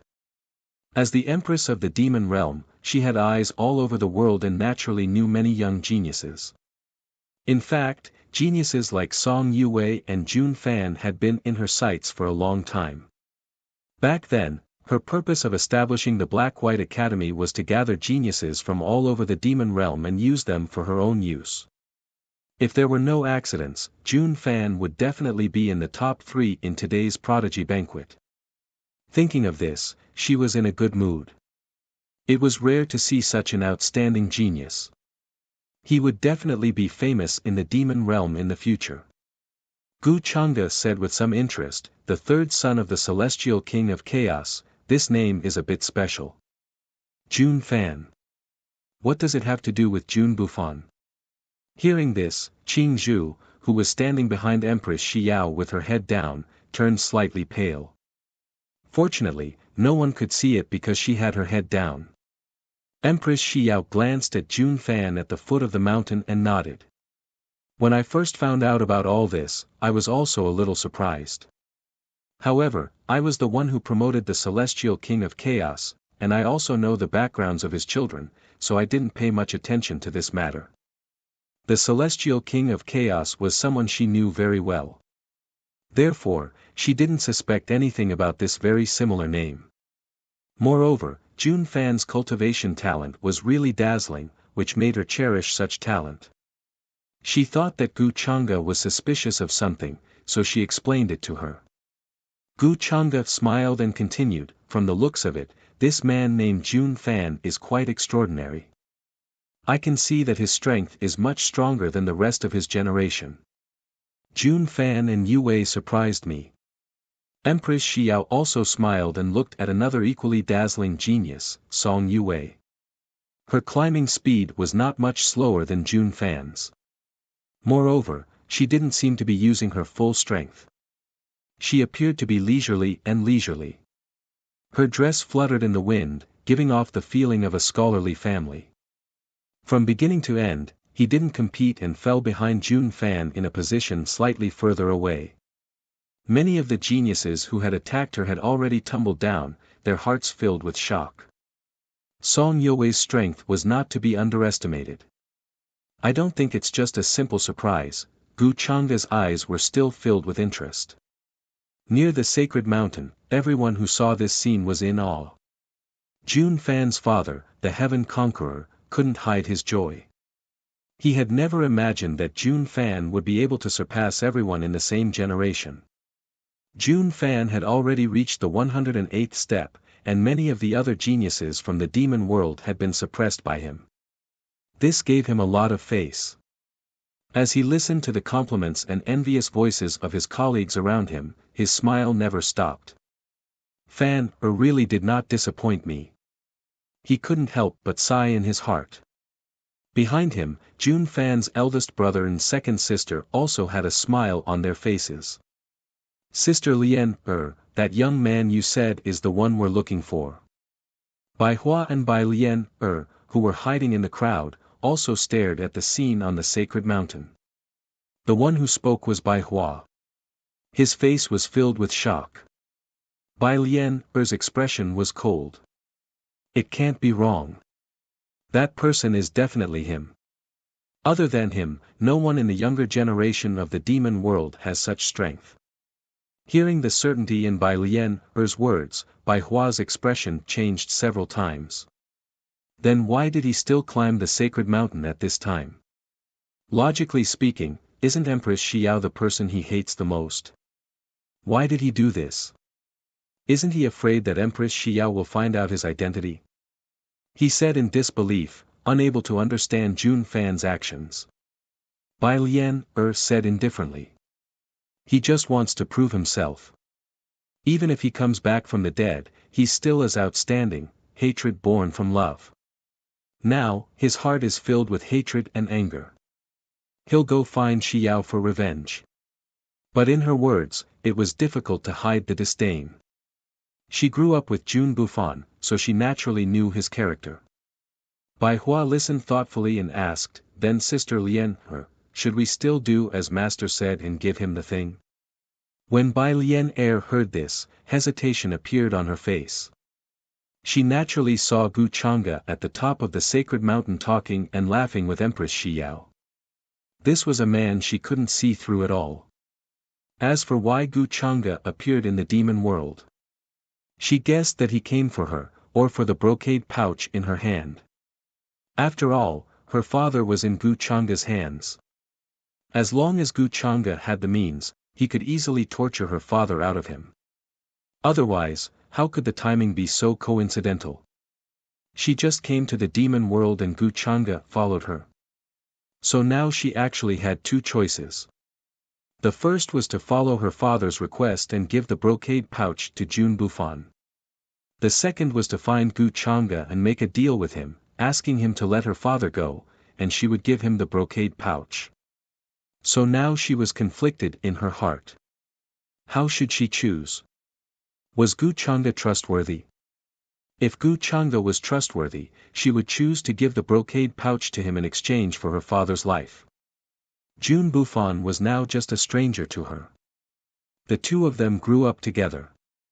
Although they weren't blood siblings, their feelings were not inferior to blood siblings. However, all of this changed after meeting Xiao. She had great hopes for Jun Bufan. She wanted him to become a demon emperor like the Xianyang demon emperor and dominate the world. In the end, many of Jun Bufan's actions deeply hurt her. Even though she warned Jun Bufan many times that Xiao's mind was not as pure as it seemed on the surface, Jun Bufan never listened to her and loved her without regret. In the end, he died as expected. During this time, Jun Bufan even maliciously slandered her many times because of Xiao. There were too many of these. In the end, she, who cared about Jun Bufan the most, became the person he hated the most. Thinking of this, Bai Lian couldn't help but reveal a mocking smile. She was indeed too stupid in the past. Now, she wished she could cross the river of time and strangle her past self to death. If it wasn't for the fact that this was her father's last request, she wouldn't have agreed. Just as everyone was feeling different, at the peak of the sacred mountain, Jun Bufan's body glowed. Many divine runes revolved around him as he took the last step. The 108 steps immediately hummed with a buzzing sound. Finally, a resplendent brilliance shone from there. Red, orange, yellow, green, blue, indigo, and violet. All kinds of colors intertwined and flowed. It was incomparably dazzling and eye-catching, showing his first-place ranking. Immediately, the surroundings were in an uproar, producing a sound like a tsunami. All of the demon race citizens looked at the blue-robed man walking towards the peak of the sacred mountain. Their eyes were filled with amazement, reverence, and envy. It's him. The third son of the Heaven Conqueror. With this speed, I'm afraid he's already broken the record of the past few thousand years. That's too terrifying. Is he that strong? He's completely crushing everyone behind him. Even the Grand Tutor's only daughter, Song Yue, is behind him. It's unbelievable, everyone looked on in shock. They didn't expect that at the Prodigy Banquet, someone would break the record of the past 6,000 years. What they saw today would most likely cause quite a stir in the demon race. He actually broke the record. Empress Xiao also revealed a rare smile in front of outsiders. She looked at Jun Bufan who was walking towards her. This talent was indeed rare. It was a pleasant surprise to her. Gu Changa's expression didn't change in the slightest. His heart was filled with excitement. The higher Jun Bufan stood, the harder it would be when he fell. Jun Bufan's expression was neither servile nor overbearing. He quickly landed on the peak of the sacred mountain. Looking at Empress Shi Yao and Gu Changa who were sitting together in front of him, his heart was more or less gloomy. Just now at the bottom of the mountain, he had been paying attention to the movements above. He knew that Gu Changa and Empress Shi Yao were chatting happily. Although their actions were not intimate or excessive, it still made him uncomfortable. That was why he revealed his true cultivation and broke the record of the prodigy banquet in one fell swoop. Now, he was in the limelight. However, Jun Bufan still maintained a somewhat humble expression and walked over. Jun Bufan, right? However, in the next moment, Gu Changa's smiling voice came, causing Jun Bufan's heart to tremble. His mind buzzed as if it was struck by a huge bell. It rumbled and went blank. His expression changed slightly. His first reaction was to be on guard. He planned to crush the jade talisman in his sleeve and let his subordinates who were lying in ambush everywhere take action. He couldn't believe it. How did Gu Changa know his identity? Could it be that Qing Zhu betrayed him? Did he tell him everything truthfully? Oh, no, your name is Jun Bufan. I got the two names mixed up. However, just as all kinds of thoughts flashed through Jun Bufan's mind and he was about to make a move, Gu Changa's voice came from the front again, with a hint of realization and slight apology. Hearing this, Jun Bufan was stunned at first. Then, while he breathed a sigh of relief, he was also a little surprised and doubtful. He didn't expect that he had such a big reaction because he was too cautious and nervous because of Gu Changa's words. Jun Bufan didn't know if his behavior just now would reveal anything unusual. Usually, he wouldn't be like this. The most important thing was that Gu Changa's question was so unexpected that he couldn't react, especially in front of Empress Shi Yao. Jun Bufan greets young Master Changa and Her Majesty. Soon, Jun Bufan regained his composure and bowed to the two of them, his behavior returning to normal. Gu Changa looked at him with a strange expression, then smiled and said, "No need to be so polite. Seeing such a genius today has opened my eyes. I feel that this trip was not in vain." Hearing this, Jun Bufan showed a neither servile nor overbearing expression and said, "Young Master Changa is too kind. In front of you, how can Jun Bufan be called a genius?" Empress Shi Yao glanced at Gu Changa.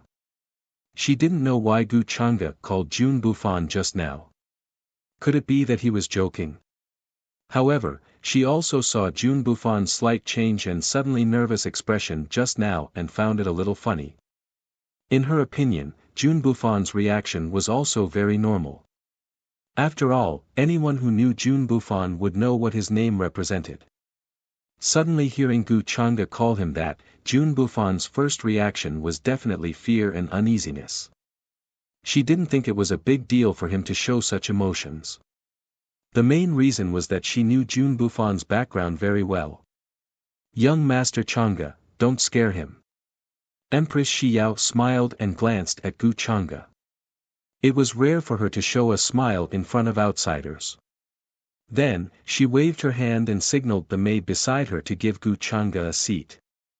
Jun Bufan's eyelids twitched, and he thanked her respectfully. Then, he sat down and looked down, his heart gradually calming down. Shi Yao's expression when she glanced at Gu Changa just now fell into his eyes. He couldn't believe it. Shi Yao was now the empress of the demon realm. How could she show such an expression to a man and seem so intimate? Thinking of this, Jun Bufan was even more restless. However, he was still thinking about Gu Changa's intention just now. Did he really get it mixed up, or was it a bad taste, or something else? Then, he secretly glanced at Qing Zhu. Seeing Qing Zhu slightly shaking her head at him without any other meaning, he couldn't help but breathe a sigh of relief. It seemed that Empress Shi Yao hadn't found anything unusual. Soon, he listened to the conversation between Empress Shi Yao and Gu Chang'e. Jun Buffan's expression was a little ugly, but he still firmly restrained and suppressed it, not showing any abnormalities. From what he heard, some of the conversations between the two were already very familiar with each other. Especially Empress Shi Yao, who was usually cold and dignified, serious and unapproachable, but now she was talking and laughing with Gu Chang'e so happily. Jun Buffon took a deep breath and calmed himself down quickly. A little impatience spoils great plans. Soon, several more figures appeared on the white jade stairs. All of them were young geniuses with high cultivation and powerful talent, including Song Yue. Jun Buffon had broken the record of the prodigy's banquet in 6,000 years, which shocked them. While they were envious, they were also unwilling to accept it. However, in front of Empress Shi Yao, they didn't dare to say anything. After greeting each other, they began to sit down and wait for the Empress to personally bestow the imperial wine, as well as many special spiritual food of the palace, and so on. These things all contained unimaginable energy and Taoist rhymes. In addition to the imperial wine, the spiritual food served at the prodigy's banquet was also a divine item that they couldn't come into contact with normally. It was priceless and could help them break through again. However, there were only 108 seats for the prodigy's banquet, which meant that among the tens of thousands of geniuses, only the top 108 were qualified to be seated, which showed how fierce the competition was. The strength that Brother Jun Fan has displayed today has truly surprised Yue. After sitting down, Song Yue looked at Jun Fan, who was not far from her, and said with a smile, looking surprised. Jun Fan replied with a smile, "After all, it's an opportunity to show my strength in front of Her Majesty. It's so rare, I naturally have to seize it." His words received the approval of many geniuses. At this moment, they were all looking at Empress Shi Yao, who was sitting at the head of the table, with infatuation in many young men's eyes. Empress Shi Yao's face was covered by a layer of chaotic fog and couldn't be seen clearly. However, just from her voice and appearance, she was already so beautiful that it was intoxicating and they were willing to fall for her. Song Yue didn't ask much about Jun Fan's answer. However, she felt that the Jun Fan she saw today was slightly different from the Jun Fan she saw in the past. In the past, Jun Fan wouldn't be so flamboyant and would plan before acting. However, she didn't think too much about it. After all, this was the prodigy's banquet, a chance to become famous in the world. As a young man, he would naturally seize it. Soon, the 108 seats at the peak of the holy mountain were all filled. Everyone looked at Empress Shi Yao, who was sitting at the head of the table, with respectful expressions. The banquet is full. Let's start the banquet. Empress Shi Yao stood up and swept her gaze across the crowd. Finally, her eyes landed on Jun Fan, Song Yue, and the others. The remaining geniuses didn't have time to catch up. When they heard the female official announce the end of the banquet, they immediately retreated with dejected and regretful expressions. All the people of the demon realm in the nearby mountains, as well as many important figures, were also looking forward to the banquet. They were extremely envious of this scene. Although they were only spectators at every prodigy's banquet, they could also feel the many opportunities that were contained in it. Boom! Boom! Boom! Accompanied by 3 loud bell rings, the sound spread everywhere. Only then did the prodigy's banquet officially begin. During the banquet, many shimmering and glowing spiritual dishes were served by many maids. The fragrance of the dishes was overwhelming and contained unimaginable divinity, making one's pores feel as if they were about to open up. First was the spiritual food, which was cooked with the meat of various fierce beasts with powerful qi and blood. Then, it was supplemented with many spiritual herbs, and its effects were astonishing. Many prodigies had blood spurting out of their pores the moment they took the first bite, turning into a small patch of crimson mist. The power of qi and blood surged like a vast river. Then, they quickly sat down and meditated on the spot to refine it, not daring to waste a single bit. Jun Fan paid attention to Empress Xiao's actions without any change in his expression. He was not surprised to see that she first asked the female official beside her to test for poison before eating the food. She was so cautious and careful that it didn't surprise him. However, these were all trivial matters. The main event had yet to come. The prodigy's banquet is divided into 3 banquets. First is the meat banquet, the fruit banquet, and the last is the wine banquet. At the head of the table, Empress Xiao smiled and explained to Gu Chang'e. Gu Chang'e nodded and praised, "These meats are not simple. They contain unimaginable energy and opportunities. It would be quite difficult to refine them normally, but after cooking, they are much gentler." He tasted a few mouthfuls and wasn't worried that there would be poison in these meats. He could even refine and devour the interminating origin at will, not to mention the many poisons in this world. In the field, the first meat banquet had only begun, and many young geniuses were beginning to be unable to bear it. They began to sit cross-legged on the spot and chose to refine it. The fruit banquets and wine banquets after that had nothing to do with them. After all, they couldn't blame others for this. It was difficult for them to absorb so many opportunities themselves. Soon, the second fruit banquet began. All the dishes were crystal-clear spirit fruits that contained many Taoist rhymes.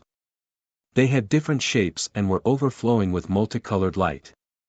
Some of them were even surrounded by divine light and had strange patterns, faintly having the effect of enlightenment. The moment they saw these fruits, many geniuses' eyes widened. Their hearts trembled, and they couldn't calm down. All the important figures watching from afar were also envious and jealous. They wanted nothing more than to replace them. It seems that Her Majesty has put in a lot of effort to prepare for this prodigy's banquet. She even took out the Bodhi Dao fruit. Even the palace must have thought for a long time to suddenly take out so many fruits. Many important figures sighed and felt envious. Even at their level, they were extremely eager to obtain the Bodhi Dao fruit. Because this thing could help them achieve enlightenment and break through. If they encountered a bottleneck, it was very likely that they would break through and reach a new world. Empress Xiao actually took out such a good thing, which shocked them. Soon, many geniuses picked up the Bodhi Dao fruit in their hands without hesitation and began to refine it. Even Song Yue took it carefully, a rare look of caution on her face. Jun Fan's expression didn't change. He also quickly swallowed the fruit, not wanting to be noticed. Suddenly, a rich fragrance began to fill the air. Multicolored light intertwined, illuminating the sky. The sound of Tao reverberated, resounding in all directions. After the meat banquet and fruit banquet, is the highlight of the banquet. Looking at the geniuses who were in a state of enlightenment, Gu Chang'e couldn't help but ask with interest. Empress Xiao nodded. There was a hint of mystery in her smile. She said, "I specially prepared for this banquet for a long time." Gu Chang'e looked at her with an inexplicable smile and said, "Then I'll wait and see."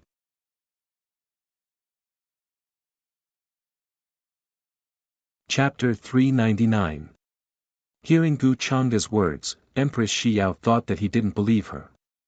She instead began to seriously explain, saying, "For the sake of this banquet, I prepared more than 20 years in advance, even heading to True Immortal Academy, exchanging for a long-lost brewing method from an old monster's hands.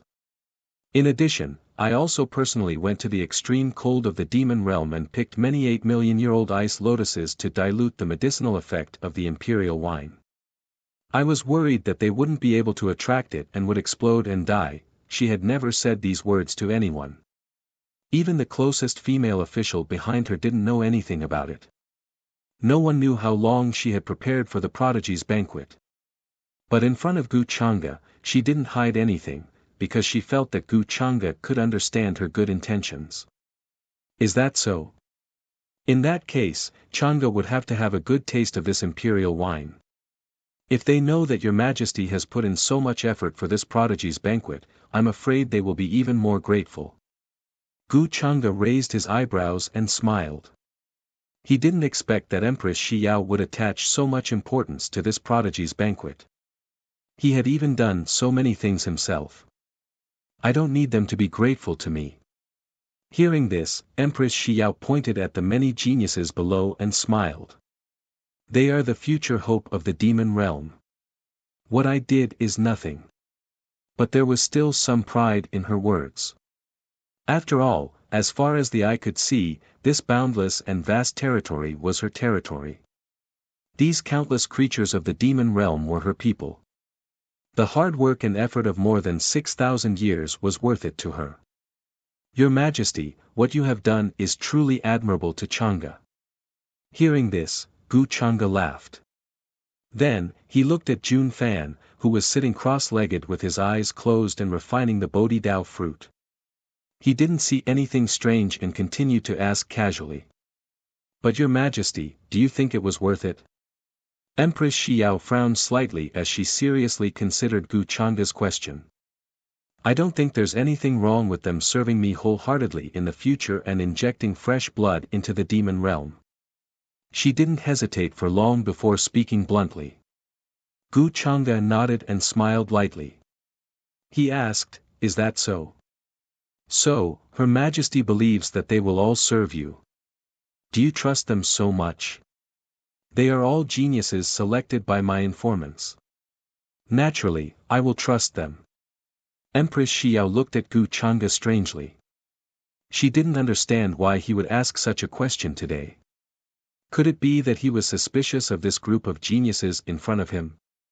Empress Xiao didn't think that was very likely. She had already noticed the prodigies who could make it this far a long time ago. If they had other plans, she would have known about it long ago. Is that so? Gu Chang'e nodded and declined to comment. At this time, he kind of understood Empress Xiao's thoughts. This principle was like the darkness under the light. Before this, he was still speculating whether Empress Xiao would have any means to prevent the big event that was about to happen at this prodigy's banquet. But from these words, he found that he seemed to have overestimated her. Just now, he helped her test Jun Bufan's reaction, but Empress Xiao didn't notice it at all.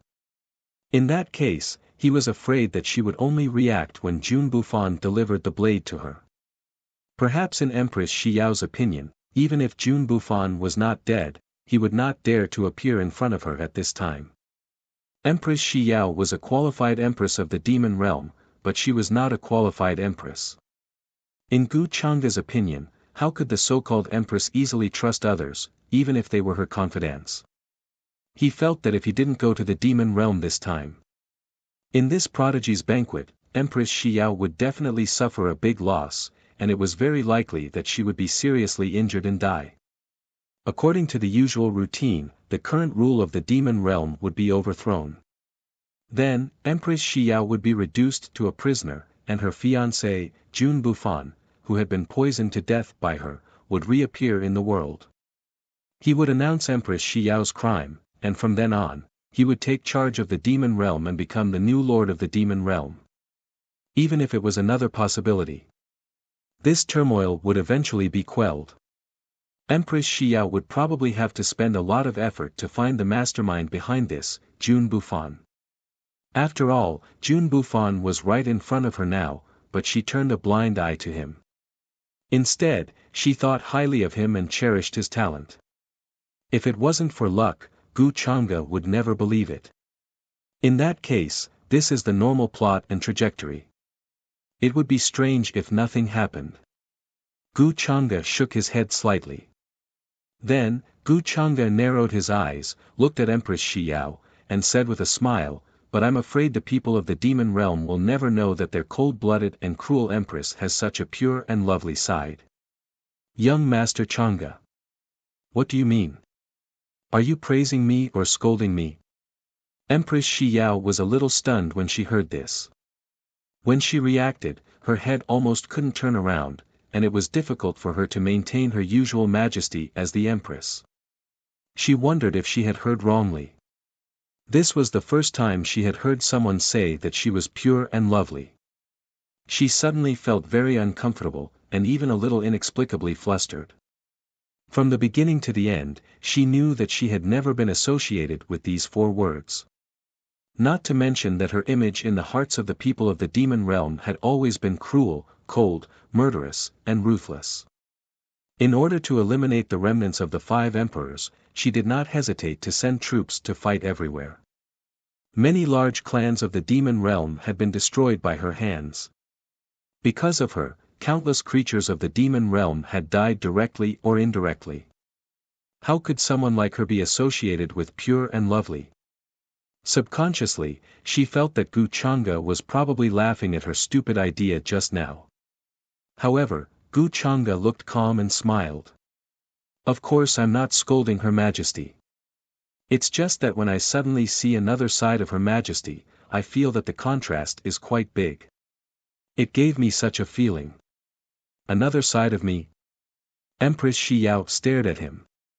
In the end, she really couldn't stand Gu Changa's straightforward gaze, so she turned her head away and looked at the many young elites below.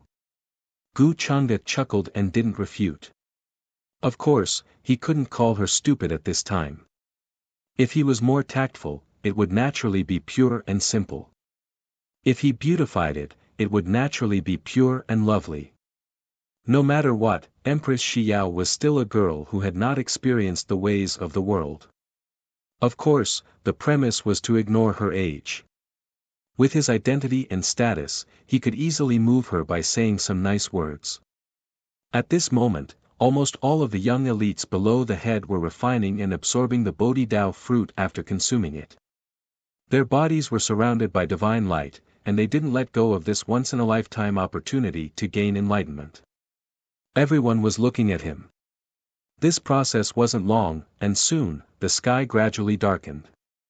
Countless creatures of the demon realm around the mountain range stared at them with envy and jealousy in their eyes. They felt that all of the prodigy's auras were becoming stronger. Dusk fell, and an orange-yellow afterglow shone down. The entire holy mountain was shrouded in a faint golden light, solemn and magnificent. I broke through too. As expected of the Bodhi Dao fruit, many prodigies began to awaken. They opened their eyes from the state of enlightenment and immediately let out cries of joy. Colorful light flashed, and golden light intertwined, emitting powerful auras. There were even divine lights of various colors gushing out from their pores. The first thing they did was to sense the change in their strength. They were extremely surprised, and then they all got up and bowed respectfully to Empress Xiao. They had long heard of how precious the Bodhi Dao fruit was. Before this, they had never thought that they would one day be able to refine and absorb such a fruit. They had obtained many opportunities at today's prodigy banquet, so they were sincerely grateful to Empress Xiao. My cultivation has indeed broken through a small realm. This Bodhi Dao fruit is indeed extraordinary. Jun Fan also opened his eyes from the state of enlightenment. His expression was natural, and like the other prodigies, he bowed to Empress Xiao. Although he was going to assassinate Empress Xiao later, he wasn't a fool. He wouldn't let go of such a good opportunity. However, Jun Fan didn't know if it was just his imagination. Gu Changa had been sizing him up, making him feel as if all of his secrets were exposed. That expression was more like a cat playing with a mouse. He furrowed his brows inwardly and moved his gaze away without batting an eye. Did Gu Changa discover something? He must have sensed my abnormality just now. Jun Fan thought to himself and became more vigilant. Now that everything was ready, he only needed one thing. The meat banquet and fruit banquet were over, followed by the wine banquet. That would be the time for him to make his move. Come, serve wine to all the prodigies. At this moment, Empress Xiao stood up again, waved her wide sleeves, and ordered the female officials behind her to serve wine. Buzz! In the nearby mountains, countless monster realm creatures heard this voice, and they all fell silent for a moment. Then, they burst out in excitement like a tsunami. At this moment, almost everyone's gazes fell on them with curiosity, excitement, and other expressions. After all, the first two banquets were already so precious, let alone this grand finale banquet. Every time the prodigy banquet was held, it would attract the attention of everyone in the monster realm. There had even been cases of cultivators breaking through on the spot just by smelling a wisp of wine. Therefore, this banquet made them even more excited and curious. They wanted to know what kind of grand finale banquet Empress Xiao had prepared. As soon as Empress Xiao finished speaking, many beautiful women walked out from behind her. Their dresses fluttered in the wind, and they held ceramic jars in their hands. They were simple and simple. Although they were sealed on the surface, they still emitted a strong wine fragrance. They walked to the front of the prodigies. They opened the lid. They poured the wine. The series of actions were simple and direct. There were no complicated steps. The light golden wine rolled down from the ceramic jars, as if it contained spirituality, and fell into the white jade wine bowls in front of the prodigies. What wine is this? Many prodigies widened their eyes. Just by smelling the wine fragrance, their faces turned red, and they staggered, almost unable to sit still. The astonishing medicinal properties permeated the air, and there was a majestic energy that seemed to be able to burst their internal organs. Buzz! The void trembled, and all kinds of divine lights burst out, intertwining and flowing there. This was a terrifying scene. Many people even saw all kinds of strange phenomena appear in the wine bowls. The sun and moon rose and fell, the mountains and rivers surged, the stars tilted, the mountains and rivers Wang Yang, and the lightning turned to ashes. Is this the demonic immortal wine? Isn't it rumored that the brewing method has been lost? Hiss! It's actually the demonic immortal wine. According to ancient legends, only the demonic immortals are qualified to drink this wine. Where did Her Majesty get the brewing method? At this moment, many shocked voices sounded around. Many big shots of the demonic immortal realm recognized what kind of wine this imperial wine was. Their eyes widened, and they were extremely shocked.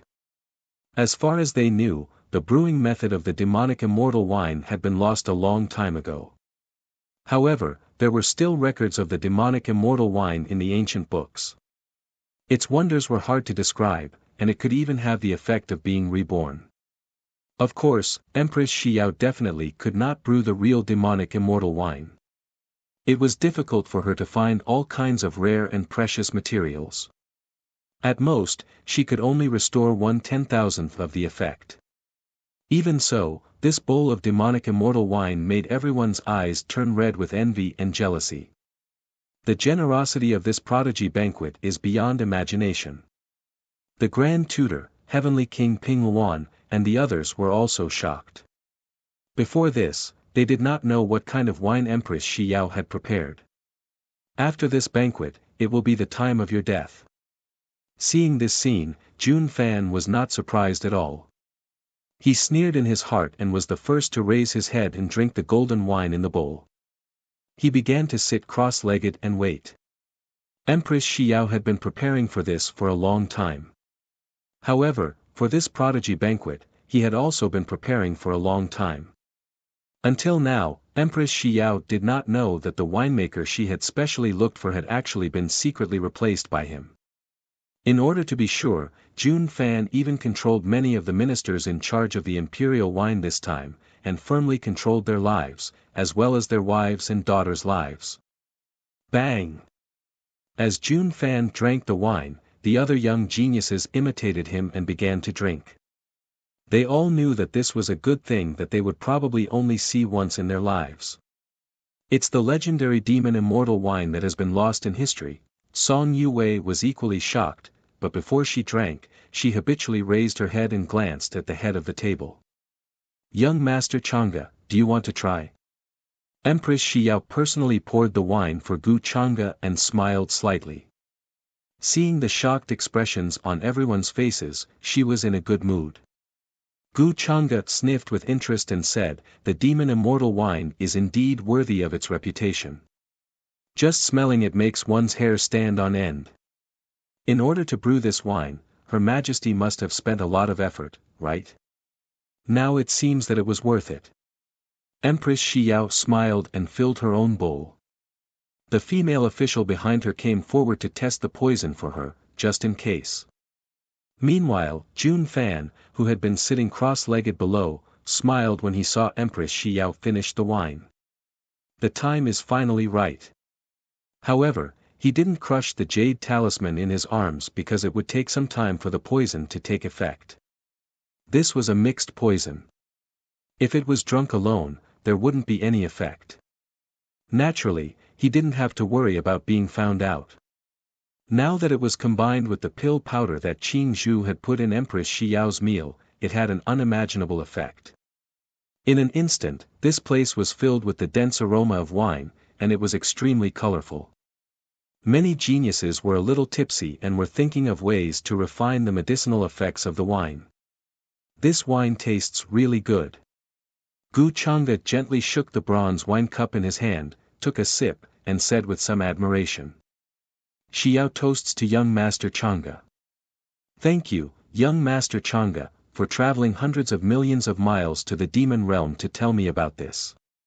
Perhaps it was because of the wine, but a faint blush appeared on Xiao's fair and delicate face.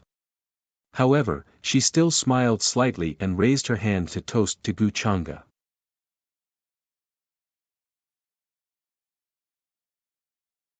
Chapter 400. Below the head of the table, Jun Fan, who had been paying attention to Empress Xiao's actions, clenched his fists even tighter when he saw this scene. He was furious and very uncomfortable. In his opinion, the current actions of Gu Chang'e and Empress Xiao were too intimate. Since when did Xiao, the Empress of the Demon Realm, have to personally toast a man? However, he was still enduring, waiting for the right time to make a move. Your Majesty, you don't have to be so polite. Gu Chang'e smiled. Looking at her expression, he was slightly surprised. But you don't seem to be very good at drinking. How can I not be good at drinking? Empress Xiao shook her head. At this moment, her expression was a little blurry, and it seemed that she couldn't even sit still. Look, you're about to faint. Gu Chang'e was a little surprised. He reached out his hand to support her. It was very natural and appropriate, and there was no overstepping or taking advantage of her. Empress Xiao's face was slightly dizzy. After being supported by Gu Chang'e, she sat still. She didn't know why, but she felt very dizzy after only drinking 1 cup today. Her limbs were weak, and even her vision was blurred. Something's wrong, it's not a problem with drinking, how is this possible? At this moment, Empress Xiao's expression suddenly changed slightly.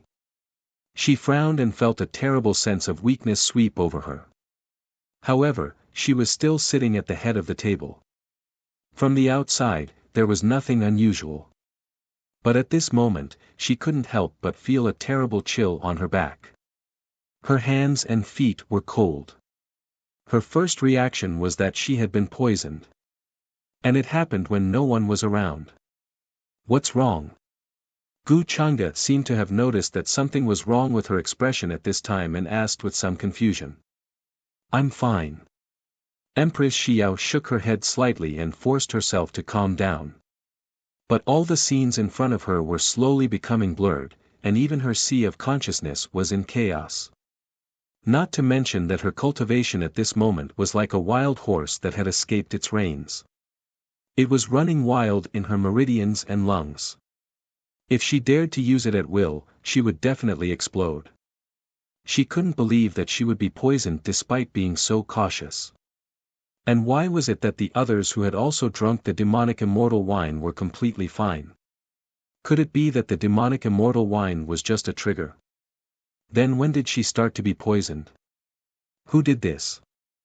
At the thought of this, Empress Xiao's heart turned even colder. She had such a deep control over the imperial palace, yet the enemy still managed to infiltrate. This was simply unimaginable. At this moment, waves of dizziness swept through her mind. Her entire body seemed to have no strength, and she couldn't even sit properly. Empress Xiao's face paled uncontrollably. At this moment, an unprecedented weakness enveloped her. This is the first time she's ever felt this way since she's been in charge of the demon realm for 6,000 years. He didn't know how he got poisoned. This feeling of not being able to find the slightest clue was like drowning. Could it be that Jun Bufan had come to seek revenge? However, Empress Xiao still relied on her strong willpower to remain calm and collected. What's going on? Are you not feeling well? Seeing this scene, Gu Chang'e frowned slightly. Then, ignoring Empress Xiao's struggle, he grabbed her wrist, seemingly very concerned. Although it was delicate and flawless like an immortal jade, it was cold without any warmth. He was actually a little surprised in his heart. Although he had long expected that Empress Xiao would be poisoned at the Tianjiao banquet and have an accident, he didn't expect the poison to act up so quickly. Empress Xiao was a supreme stage existence, but in just a short moment, she fell into a weakened state. But this was also good. Jun Bufan just happened to create an excellent opportunity for him. Gu Chang'e, let go of me. I'm fine. Empress Xiao shook her head and struggled to break free, but she still maintained a calm expression. Gu Chang'e slowly let go of her wrist and shook his head slightly. You've been poisoned. I know. Empress Xiao maintained a calm expression. Although the scene in front of her was blurry and she couldn't even use any strength, she still didn't show the slightest uneasiness or timidity. As the Empress of the Demon Realm, she still had this kind of calm courage. Are you sure you still want to be brave? Gu Chang'e smiled and poured wine for himself. He had no intention of interfering for the time being. At this time, I can't fall. Empress Xiao shook her head. Her words were incomparably calm and unchanged. But in the next moment, she couldn't help but fall to the side. Gu Chang'e caught her. So this is the reason why you fell into my arms, Gu Chang'e smiled lightly. Don't put your hands anywhere. Empress Xiao was secretly annoyed by his attitude. At this time, Gu Chang'e was still making sarcastic remarks. But she couldn't deny that at this moment, when she felt Gu Chang'e by her side, she suddenly felt a sense of stability that she had never felt before. At this time, in the distant mountains, many people had already noticed the change in Empress Xiao. It seems that Jun Bufan's method is working. Can he really succeed? Bai Lian frowned in disbelief. What's wrong with Her Majesty? Her complexion suddenly changed like this. The King of Heaven and Earth was uneasy. He also frowned and looked at the peak of the holy mountain. In his line of sight, Empress Xiao was chatting happily with Gu Chang'e. Suddenly, her complexion changed slightly and she almost fell to the side. If it weren't for Gu Chang'e's support, everyone would have been shocked at this moment. But now, Her Majesty had actually fallen. Her Majesty must have been poisoned. The demon immortal wine is poisonous. As a teacher who had watched Empress Xiao grow up, the Grand Tutor quickly noticed that something was wrong. His expression changed slightly and his voice was heavy. As soon as he said this, the expressions of the confused ministers changed dramatically. Their hearts shook and they couldn't believe it. She was fine a moment ago. Why would Her Majesty suddenly be poisoned? And the others who had also drunk the demon immortal wine were completely fine. Be on guard. Be careful of the assassin. The King of Heaven and Earth was the first to react. He shouted angrily and stepped forward. Majestic and terrifying pressure turned into rolling demonic clouds, rolling in the air and covering all directions. He displayed his powerful quasi-supreme level cultivation. He held a purple-gold great axe in his hand, towering high in the air. His avatar was 10,000 zhang tall, and he looked around with disdain. Hearing this roar, the minds of all the demon clan creatures buzzed, as if they had been struck by a huge bell. Suddenly, their minds went blank. What? Assassin? How could there be an assassin? Some people reacted and found it unbelievable. Protect Her Majesty. But even more demon clan creatures began to draw their weapons and vigilantly looked around. In an instant, the place was in chaos. Many clan leaders of the demon clan frowned and ordered their clansmen to patrol and keep an eye on the surroundings. Her Majesty had been assassinated. It wasn't the first time they had encountered such a thing, but they had never felt as strange as they did today. In the past, assassins and traitors were like moths to a flame. There was no room for resistance and they came to die in vain. In the palace of the Holy Mountain, the female officer behind Empress Xiao, Qing Zhu, was even more delighted at this moment. She kept winking at Jun Fan. Jun Fan nodded, his heart filled with joy. He crushed the jade talisman. The time has come, Xiao. What you did to me 6,000 years ago, I will pay you back today. His eyes were cold. After doing all this, he still sat cross-legged in the same place, as if he was still refining the medicinal power of the demon immortal wine and unaware of it.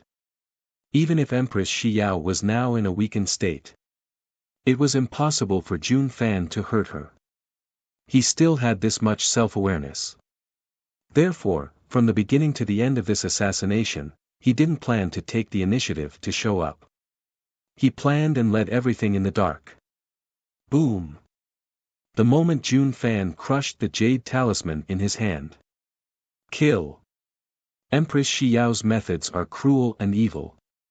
Today, we will enforce justice on behalf of the heavens. Overthrow her rule. Kill! As long as we kill Empress Xiao, the demon realm will be able to restore peace and stability. In the mountains all around, there were suddenly shouts of killing. Many demon powerhouses charged out. Their auras were powerful, and they came from all over the place. They had hidden very well before. At this moment, they all took out their divine weapons. They rushed toward the holy mountain, wanting to kill Empress Xiao there. At the same time, divine patterns rushed into the sky, turning into majestic and turbulent energy that swept in all directions. This was a terrifying energy.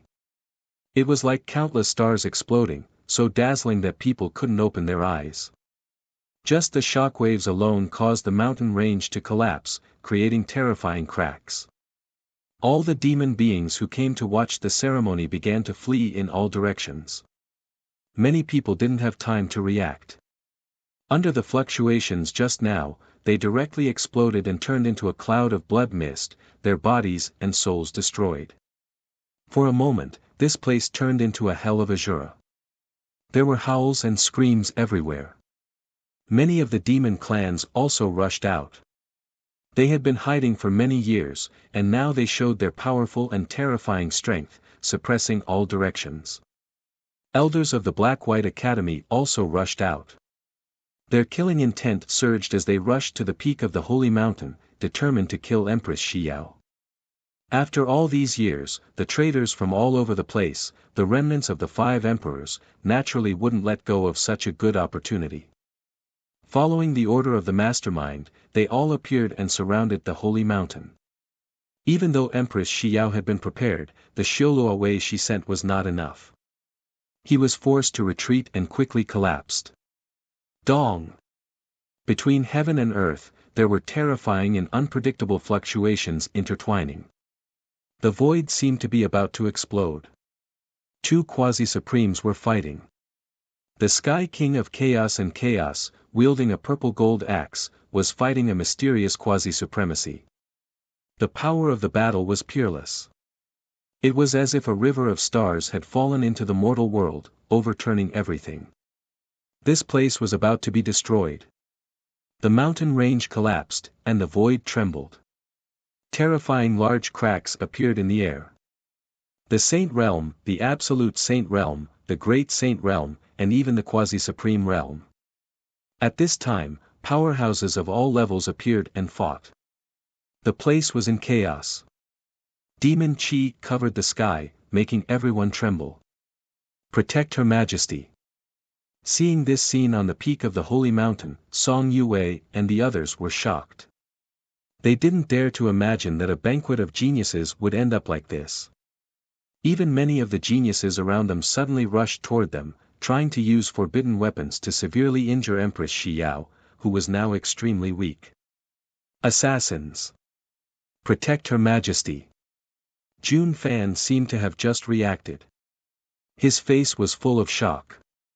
He took out his weapon and looked around vigilantly. At this time, many of the troops sent by Empress Xiao were fighting with others. The situation was tragic, and they were quickly collapsing. She didn't expect that there would be such a big movement for this attack. Not only the remnants of the 5 emperors, but even some of the traitors of the demon realm that she had eliminated over the years had come to kill her. Asking for fresh flowers, Empress Xiao was poisoned and was extremely weak. She couldn't use her original strength. This was the best opportunity for them, and they couldn't afford to lose it. Don't worry, Your Majesty. As long as we are here, we won't let anyone step half a step into this place.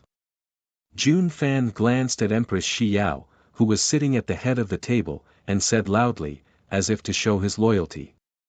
He took out a heavenly blade, which was astonishingly sharp, and stared ahead vigilantly. Hearing this, the other young geniuses also spoke one after another to show their loyalty. Brother Jun Fan, I'll leave this side to you. I'll go to the other side to take a look. Song Yue took the initiative to speak. She was holding an ancient mirror that was sparkling like jade in her hand, exuding waves of Saint Realm pressure. Jun Fan nodded and said with concern, then you have to take care of yourself. There are many assassins now, and we will definitely have many experts here. If you can't handle them, you have to take care of yourself. Don't force yourself. Song Yue was a little puzzled why he would say this, but she could feel that Jun Fan's concern didn't seem fake. She smiled and replied, I know. Brother Jun Fan, don't worry. With that, she moved and her dress fluttered. She went down the mountain peak to stop some of the assassins who were rushing up. Although she was a woman, her moves were extremely fierce and fierce. The ancient mirror she took out shone with boundless divine light. It turned into chains of rules and slashed down. Her killing intent was overwhelming. More and more assassins appeared from all directions. They charged toward the peak of the sacred mountain like a tide. Those who resisted them were defeated and quickly collapsed. Although they had the advantage in numbers, their true strength was far inferior to theirs. This time, there weren't many Shiluo who came to the sacred mountain with Empress Xiao. The combat strength of the rest of the army was obviously much weaker. As for the powerhouses who followed her, there were even fewer of them. This was because she was very strong to begin with. She also had the Emperor weapon of the Demon Emperor of the Dark Moon. Once she activated it, even a true emperor would have to be careful. Under this premise, she didn't have to worry that anyone in the demon realm could defeat or assassinate her in a direct confrontation. It seems that Your Majesty is in trouble today. I'm afraid that the true powerhouses haven't shown up yet. Gu Chang'e said casually. He didn't seem to care about this rebellion at all. Many powerhouses appeared behind him. Their auras were terrifying. They were all subordinates who came to the demon realm with him this time. They came from various clans of the Immortal Ancient and the Chaotic Star region. Jiang Luoshan and the powerhouses of the Great Void Divine clan that she brought with her didn't appear here. Empress Xiao sat cross-legged on the ground. She closed her eyes and frowned. She planned to force the poison out of her body. Hearing this, she said calmly, I was careless today. But young Master Chang'e, did you already expect that someone would come to assassinate me? Is that why you're not surprised at all? Or are you so casual because you have other plans? When she was poisoned just now, she actually suspected Gu Chang'e, but that thought was fleeting. Everyone around her could be poisoned, but Gu Chang'e was the only one who couldn't be poisoned. Now, listening to Gu Chang'e's nonchalant voice, her uneasiness dissipated a lot at this time. Gu Chang'e shook his head and denied, no, how could I know everything? As for other plans? Your Majesty is in danger now. Isn't it time for me to play the hero and save the beauty? Hearing this, Empress Xiao couldn't help but smile. She relaxed a lot and said half-jokingly, "Young Master Chang'e, are you planning to take advantage of me? Are you trying to force me to give myself to you?" "Yes, that's what I'm thinking."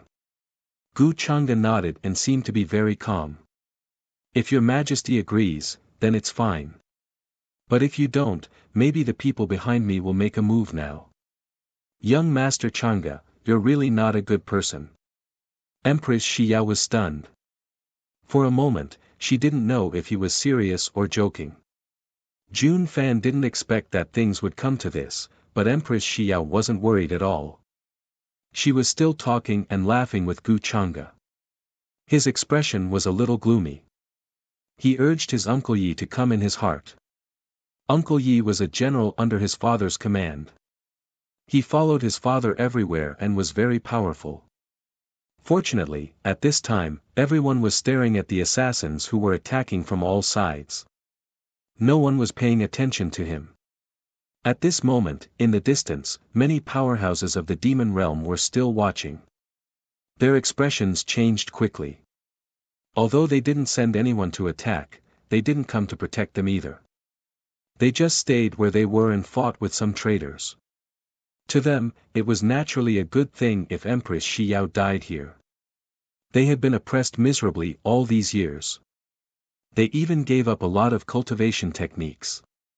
Although what Empress Xiao did was beneficial to the entire demon realm, it was also a loss to their interests.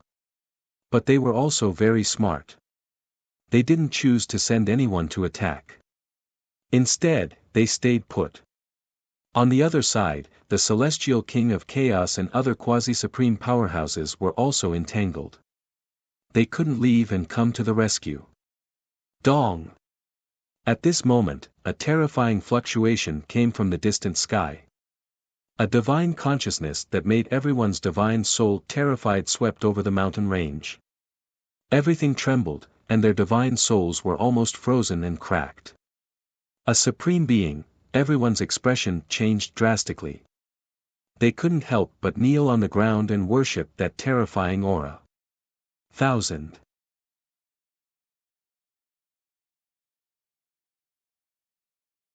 Chapter 401. This aura was incomparably terrifying, like a vast galaxy, sweeping across heaven and earth, carrying a monstrous murderous aura that was enough to freeze and crack one's spirit. As soon as it appeared, it caused everyone to be shocked. Many of the important figures of the demon race who were fighting the assassins also looked over in horror. Supreme Realm Expert, who is this person? With such a terrifying murderous aura, he is definitely not a kind person. He is not friendly. Although the King of Chaos and the others were shocked at this moment, they had no time to care. Because their opponent was very strong, and his strength was obviously on par with theirs. Even if they wanted to get out and rescue the Empress, there was nothing they could do. This was a premeditated assassination. From the poisoning of the Empress to the attack now, only a moment had passed.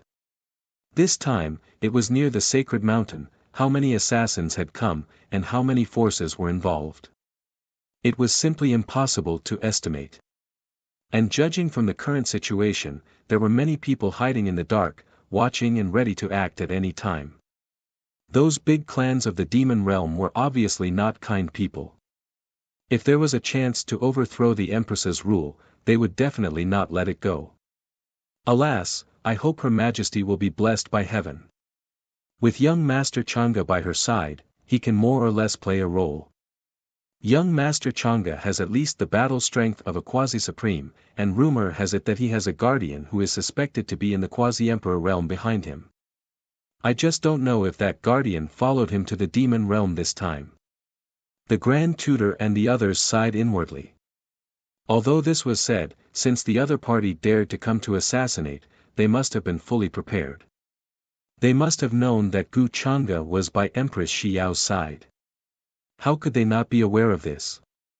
They definitely had other means. Over the years, the demon realm had been developing vigorously, and it was rare for it to be stable and peaceful. Her Majesty could be said to have contributed greatly. Although they knew that Her Majesty's methods were not wise, and sometimes even very arbitrary, and did not listen to the advice of others. But if it were not for her, the demon realm would have been in chaos after the sudden disappearance of the 5 emperors. How could it be as prosperous as it was today? At this moment, many important ministers were very worried. Boom! Following the appearance of this terrifying supreme being, the entire world seemed to have collapsed. With a hung-long sound, many mountain ranges exploded, turning into ashes. Countless large black cracks appeared on the ground, extending for who knew how many li. The monstrous aura suppressed the fear in everyone's hearts, making them feel uneasy. It was as if their souls would shatter at any moment. "Uncle Yi, you're finally here." Jun Fan was secretly excited. After waiting for such a long time, his biggest backer had finally arrived. Uncle Yi, whose full name was Yi, was an extremely rare night demon. As a general under his father, the Xianyang demon monarch, he had fought everywhere and killed many people. Uncle Ye's strength had long reached the quasi-supreme level. In the past 6,000 years, he had made another breakthrough and become a supreme.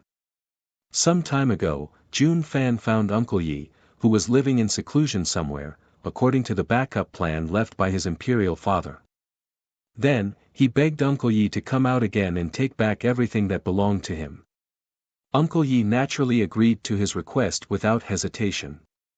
In the past, he and Jun Bufan's father were as close as brothers, and he treated Jun Fan like his own child. And in Jun Fan's plan this time, Uncle Yi was the most crucial step.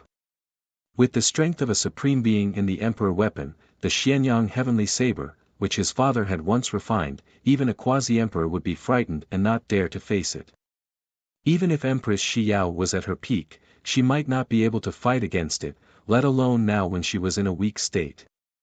Finally, a big fish has come. I didn't wait for so long in vain. Gu Changda looked at the blurry figure from the sky and couldn't help but reveal an interested expression. What he lacked the most now was the origin of a supreme being expert. Moreover, in his perception, the strength of this figure was far more terrifying than ordinary supreme being experts. From the looks of it, he should be holding some kind of treasure in his hands. A treasure that could make a supreme being cautious was either a quasi-emperor weapon or an emperor weapon.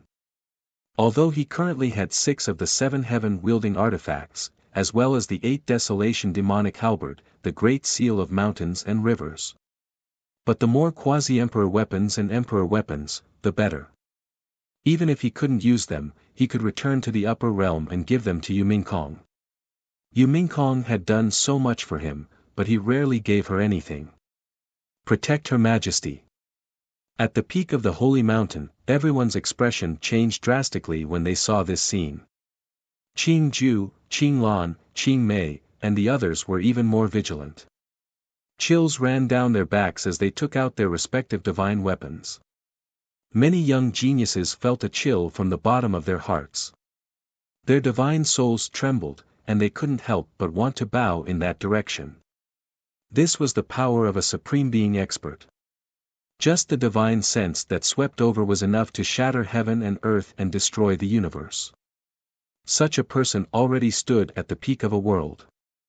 With a thought, the world would be turned upside down, and the sun and moon would lose their light. This aura belongs to Yi Yao, who was once a subordinate of the Xianyang demon emperor.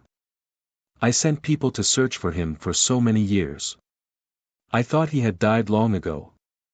I didn't expect him to suddenly appear at this time. It seems that he is the mastermind behind all of this. I just don't know if Jun Bufan will appear. Empress Shi Yao said calmly. Although she couldn't use her cultivation now, she could feel this majestic and terrifying pressure. This was simply suffocating. Their bodies were about to explode, and they couldn't bear this kind of fluctuation. She had already expected all of this. The other party came aggressively.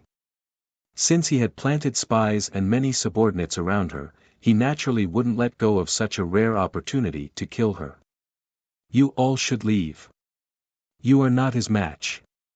At this time, Empress Shi Yao said to the group of female officials and young geniuses beside her. Her voice was flat. She knew that there was no use for them to stay here. They would only be courting death. Those below the supreme being level were ants. This saying wasn't for nothing. The other party could even destroy everyone on the peak of the holy mountain with just a thought. They were too weak.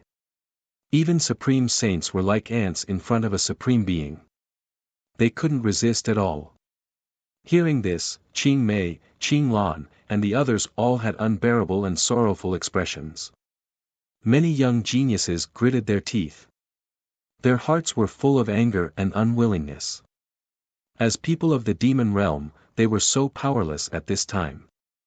They couldn't even protect Her Majesty. Your Majesty, Qing Zhu also didn't expect that the first thing Empress Xiao did at this time was to ask them to leave. She didn't want to die here.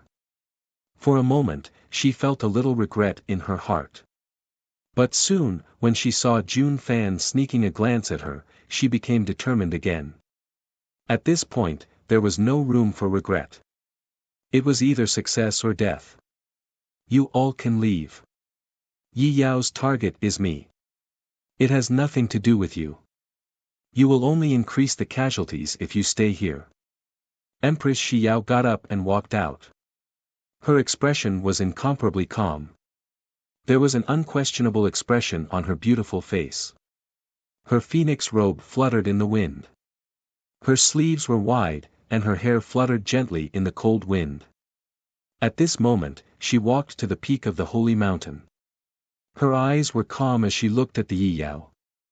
She had a peerless charm. Your Majesty, we won't leave. Our lives were given by you. How can we leave you at this time? If something happens to you today, we will follow you. Even if you go underground, you will need people to take care of you. Hearing this, Qing Lan, Qing Mei, and the others all shook their heads. Tears welled up in their eyes. They were unwilling to leave. They wanted to go through thick and thin with Empress Xiao. Empress Xiao frowned. Sensing their determination, she shook her head and sighed. She didn't say anything more. We are willing to go through thick and thin with Her Majesty. At this moment, many geniuses shouted in unison. Their expressions were determined. They took out all their powerful divine weapons, unwilling to leave. For a moment, the place was filled with dazzling lights that illuminated the sky. This scene made Jun Fan's expression very ugly. He didn't expect that until now, there were still so many people who were unwilling to abandon Empress Xiao and were willing to die with her. This made him very uncomfortable. Empress Xiao had relied on despicable means to get to her position and unify the demon realm. During this period, her means were even more cruel and cold-blooded. She killed people like flies, leading to rebellions everywhere. But why were so many people still willing to support her? This huge Xianyang region clearly belongs to my father. But now, it is controlled to this extent by her. Haha, even at this time, you are still trying to win people's hearts. You are really something, Xiao. Jun Fan clenched his fists tightly. If it weren't for his lack of strength, he would have died. At this moment, he had already activated the forbidden artifact and charged forward. How could he allow Empress Xiao to say such words? Young Master Chang'e, I'll have to trouble you with this matter. At this moment, Empress Xiao looked at Gu Chang'e, who was walking with her, and said, I will seriously consider what you said before. Gu Chang'e smiled and said, you are treating me like an outsider. I am a person who is most willing to help others. Your Majesty is facing such a crisis, how can I not help you? Empress Xiao glanced at him. Gu Chang'e didn't say that just now. The two of them stood side by side on the mountain peak. The mountain wind blew, and their hair fluttered. In the eyes of many people, they were like a pair of immortal lovers. This scene ignited hope in the eyes of many creatures in the demon realm. Gu Chang'e's power and influence were needless to say. If he stood on Empress Xiao's side, the other party would definitely be afraid unless they were crazy. Empress Xiao, it's time to settle the grudge between you and me today.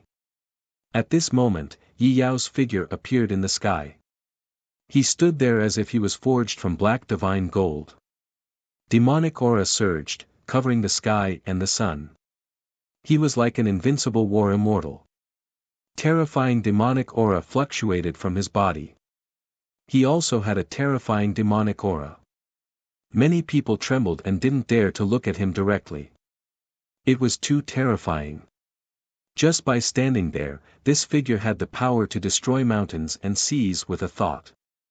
He could destroy the Black-White Academy with a flick of his finger. Such a figure had appeared, and now he wanted to kill Empress Shi Yao. This made many people despair, and they felt very gloomy. If Empress Shi Yao was at the peak of her strength, it would be fine. But now, Empress Shi Yao was poisoned. Even standing up was difficult for her. How could she fight against this invincible Yi Yao? Empress Shi Yao looked at him from afar and said indifferently, "The remnants of the 5 emperors have been hiding like rats on the street all these years. You only have the guts to show yourself now." Yi Yao sneered. "If your methods weren't so despicable and vicious, how could I have been reduced to such a state all these years? It's all your fault." "Is that so?" Empress Shi Yao's expression didn't change. She asked indifferently, "So where is Jun Bufan now? You faked your death to trick me. Why don't you even have the guts to show yourself now? Little Master is naturally in a safe place.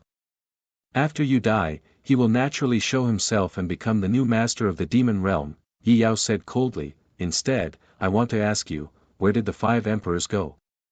Hearing this, many people's expressions changed slightly. They hurriedly listened attentively, wanting to know the whereabouts of the 5 emperors. Jun Fan's expression also turned serious as he listened carefully. During this period of time, he had been searching for the whereabouts of his father, the Xianyang demon emperor, but to no avail. Whether it was his father or the other demon emperors, they all seemed to have disappeared without a trace from the demon realm. Not even a trace was left behind. This had already become a mystery in the demon realm. There were many rumors in the outside world that Empress Shi Yao had killed the 5 emperors. However, Jun Fan knew that even with Empress Shi Yao's current methods, it was impossible for her to do all this, let alone 6,000 years ago. 6,000 years ago, the cultivation of the 5 emperors was already unfathomable. Even if Empress Shi Yao's mother, the Yuyue demon emperor, was secretly helping her, she couldn't have done it. The 5 emperors had disappeared. Until now, even Empress Shi Yao's mother, the Yuyue demon emperor, had disappeared without a trace. Many years ago, someone said that they had seen the Yuyue demon emperor appear. However, during this period of time, Jun Fan found out that the person who spread this rumor was obviously sent by Empress Shi Yao. Their purpose was to use the name of the Yuyue demon emperor to intimidate the various demons so that they wouldn't dare to act rashly. In other words, other than the 5 emperors, the Yuyue demon emperor had actually disappeared 6,000 years ago. However, after Empress Shi Yao had succeeded to unify the demon realm, she had created the appearance that the Yuyue demon emperor had not disappeared in order to fool the various races of the demon realm. Therefore, Jun Fan wanted to hear the whereabouts of the 6 great demon emperors from Empress Shi Yao. He didn't know what his father had meant when he said those words in the spiritual sea world. Was it related to the future of the demon realm? How would I know if you ask me? However, after hearing this, Empress Shi Yao only said lightly. Her expression didn't change at all, making it hard to tell whether she really didn't know or was unwilling to say more. Many people were disappointed that they didn't hear what they wanted to know. You don't want to say? It doesn't matter. I have a way to make you tell me what happened 6,000 years ago. Yi Yao's expression darkened. He felt that Empress Shi Yao was just stalling for time. He didn't waste any more words. A pitch-black divine light appeared in his hand, containing terrifying power. Tao laws floated up and down like a black sun. Just the fluctuations alone could destroy the world. Many experts fighting in the distance couldn't help but change their expressions as they felt a chill run down their spines. In the face of this sort of power, although the Black-White College had an extremely powerful formation rune, it would only take an instant for it to be wiped out. Buzz! However, at this moment, a dazzling light appeared. A peerless immortal sword with 7 colors was formed by many supreme Tao laws. Its brilliance was dazzling, illuminating the sky. Gu Chang'e walked over, his entire body flowing with supreme aura. Tao laws fell, and even his hair was shining brightly. Behind him, a bright moon-like divine imprint appeared. The radiance was too brilliant, so dazzling that one couldn't open their eyes. There was a supreme power flowing in it. In an instant, the void exploded, and countless Tao laws surged. This bright moon-like divine seal collided with Yi Yao's move. It was as if the river of time and space were about to collapse. It was as if the world was being reborn. Scenes appeared one after another. There were shouts that soared into the sky, there were beautiful mountains and rivers being destroyed, there were ancient heavenly emperors roaring, and there were sword lights that broke through the 9 heavens. This phenomenon was too terrifying. It was as if something had happened under his feet in the past. All the creatures of the demon realm were shocked. For the first time, they felt the terror of Gu Chang'e's strength. This terrifying aura was already on par with Yi Yao's. Gu Chang'e's expression was casual. He even casually waved his sword, looking quite at ease. Now that you're done talking, are you finally going to make a move? He smiled casually. Unfortunately, I still want to continue watching the show. Gu Chang'e, this is a matter between the demon realm. You're an outsider. What right do you have to interfere? I don't want to fight with you, but if you think that you can do whatever you want with the Gu family behind you, then don't blame me. Yi Yao's face darkened. He was in disbelief. He naturally recognized Gu Chang'e's identity. Even in the demon realm, he had also heard many rumors about Gu Chang'e, so he was very afraid of him. However, if Gu Chang'e insisted on interfering, then he could only take action. For this day, he had waited for a full 6,000 years. There was no way he would let go of such a good opportunity.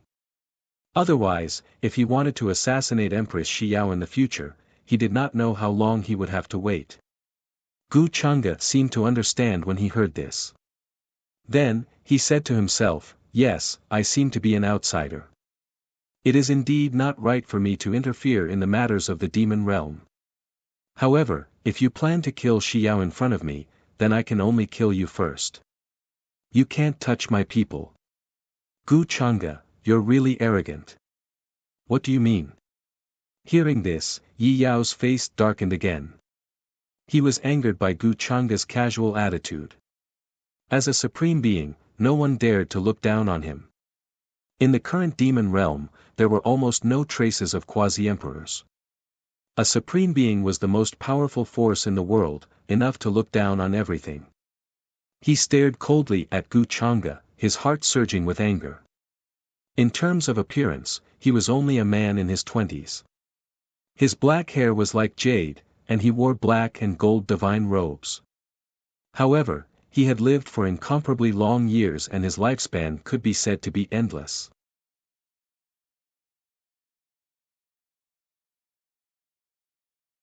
Chapter 402. I don't mean anything. I won't interfere in the matters of the demon realm, but I have to take care of Xiao's matters. After all, I'm a good person who likes to help others. How can I get used to seeing you bully the weak and take advantage of others when they are in trouble? Gu Chang'e smiled. Gu Chang'e, don't make a mistake. As a member of the younger generation, there are many things that you can't meddle in just because you want to. Yi Yao's face darkened. He didn't understand what Gu Chang'e meant, but it didn't stop him from knowing that Gu Chang'e was determined to interfere in the matters of the demon realm. Wasn't Xiao's matters the same as meddling in the demon realm's matters? What was the difference? Do you really think you can meddle in everything just because you're the young master of the everlasting family? Jun Fan had been paying attention to this side, and seeing this scene, his sneer deepened. He knew that Gu Chang'e was very strong, far beyond what he could reach now, but Uncle Yi still had an emperor weapon in his hands, the Xianyang Heavenly Blade. With the strength of the Supreme Realm combined with the Xianyang Heavenly Blade, who could contend against the power that erupted from it unless a true quasi-emperor appeared? And what he was betting on was that Gu Changa didn't have that mysterious guardian with him on this trip to the demon realm. If he lost the bet, he didn't have to worry. He had already thought of a way out, but he was a little unwilling. It seems that you're determined to die. I told you, you can't touch Yao Shi, even if she killed your entire family.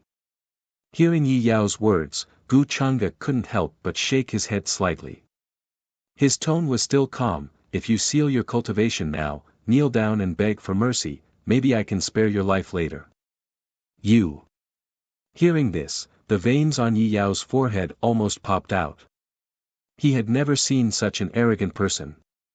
His cultivation was far inferior to his, but he was so arrogant, as if he already had his life in his hands. Hearing this, Jun Fan's heart was also filled with anger, and his face turned ugly. Damn it, this guy is really arrogant. How dare he humiliate Uncle Yi like this? As soon as he finished speaking, Gu Changa made his move. He raised his hand, and the peerless celestial sword, which seemed to be condensed from countless rules, instantly fell and slashed at Yi Yao. 5-color divine light rushed into the sky. Sword chi was boundless, as if it was formed from many stars, drowning out the sky. This wave of power was too vast and terrifying, causing everyone's expression to change and their souls to tremble. It was already not something that a person could resist. Any living being would instantly be reduced to dust in the face of such fluctuations. The pupils of the night demon narrowed slightly. He did not expect Gu Changa to make the first move. He attacked from the sky. A black long blade that looked like it was forged from undying immortal gold appeared in his hand, releasing a supreme aura, hacking forward. His movements were not very fast, but the heavenly Tao's saintly sound was emitted, and in an instant, he crossed the boundless space. This is, the resonance of the great Tao, the resonance of magic power through the universe. This is the might of an emperor weapon. Every great figure of the demon realm felt their hair stand on end. This was the Tao law that could kill all living things, a forbidden existence could display. Xianyang Heavenly Blade. How could it be in his hands? Even Empress Shi Yao's expression changed. The resonance of the great Tao had always only appeared in the most ancient legends. It was the power of the emperor realm, and now it was really seen. In heaven and earth, a terrifying projection appeared, coming from an indescribable place, as if it was the supreme aura of a battle between emperor realm existences. Among them, the resonance of the great Tao was firmly suppressed, and thousands of strands fell down. There were dragons leaping, phoenixes flying, and the divine sound was like a blade, about to kill all living things. However, all of this was just the accompanying heavenly Tao's saintly sound, containing endless terror. The real killing move was still that black heavenly blade. It pierced through the sky, as if crossing through many spaces, and in the blink of an eye, it slashed between Gu Changa's brows. The sky fell and the earth cracked, and the ages turned to ashes. It was too terrifying. Seeing this scene, even the celestial king, who had already become a quasi-supreme, was shocked and frightened. This was a spiritual will that made all creatures and existences tremble. This blade was accompanied by countless black threads, each of them a law. Each strand was enough to kill a quasi-supreme, or even a supreme. Thousands and thousands of strands condensed on the black blade, concentrating on Gu Changa's frontal bone. One could imagine how terrifying this attack was. Time and space were cut off, creating a heavenly Tao vacuum that could destroy everything. Even the immortal sword condensed in Gu Changa's hand couldn't help but shatter at this moment. The degree was not on the same level. Clang! However, in the next moment, a peerless heavenly sound rang out, and a golden 9-story pagoda appeared. It was as if it was made of divine gold, possessing world-suppressing might and peerless power. It quickly appeared behind Gu Changa, pouring down boundless golden laws. Each strand of golden laws was indestructible. The blade landed on it, producing a terrifying tremor, but it did not cause any damage. Gu Changa did not move, not even lifting his robes. Gu Changa's expression did not change as he said indifferently, "You can't even break my defense. What are you going to do to me? This is, the legendary Sky Palm Tower. Why is it in your hands?" Yi Yao's expression changed drastically as he felt the tremor from the Xianyang heavenly blade. His arm almost spasmed, and his bones shook violently.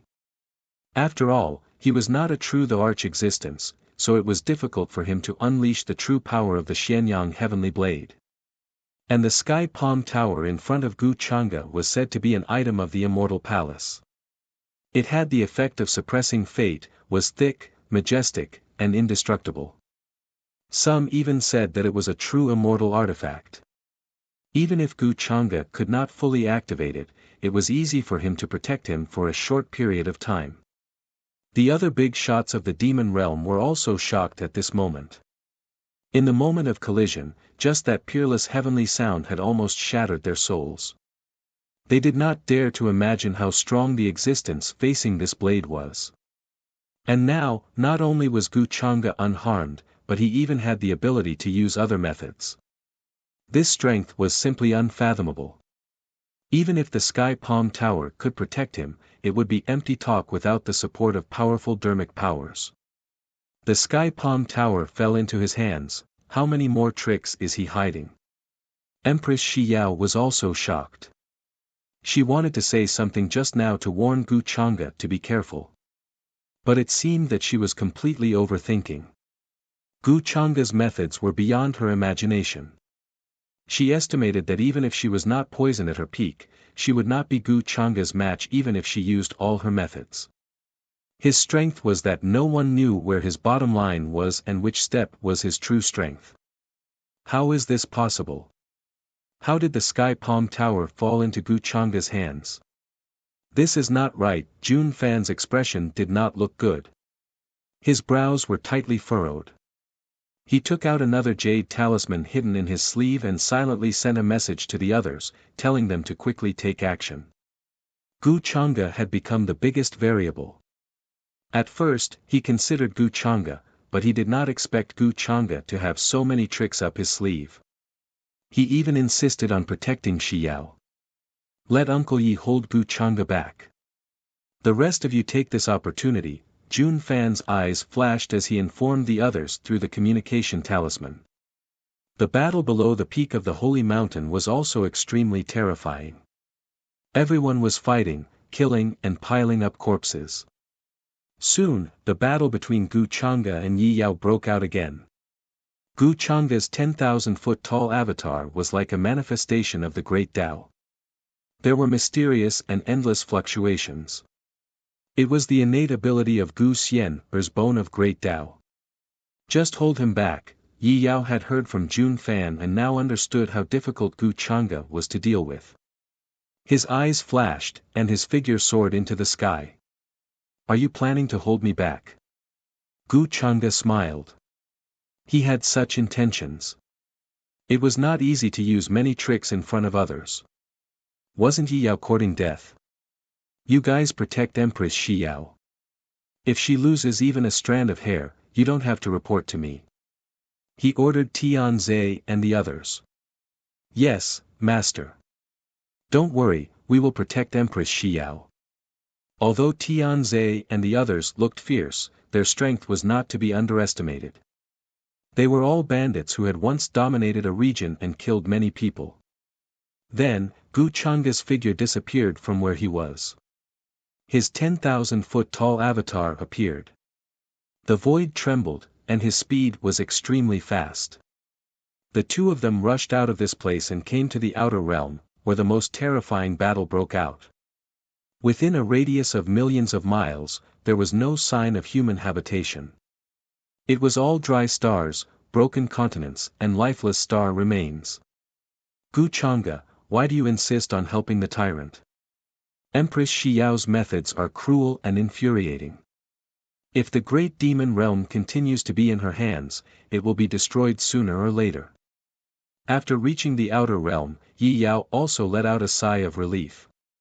He did not intend to fight with Gu Chang'e, so he spoke to hold him back and give the others a chance to assassinate Empress Shi Yao. What does it matter to me whether the demon realm is destroyed or not? I already said that I will not interfere in the demon realm's matters. I am not interested in what happens to the demon realm.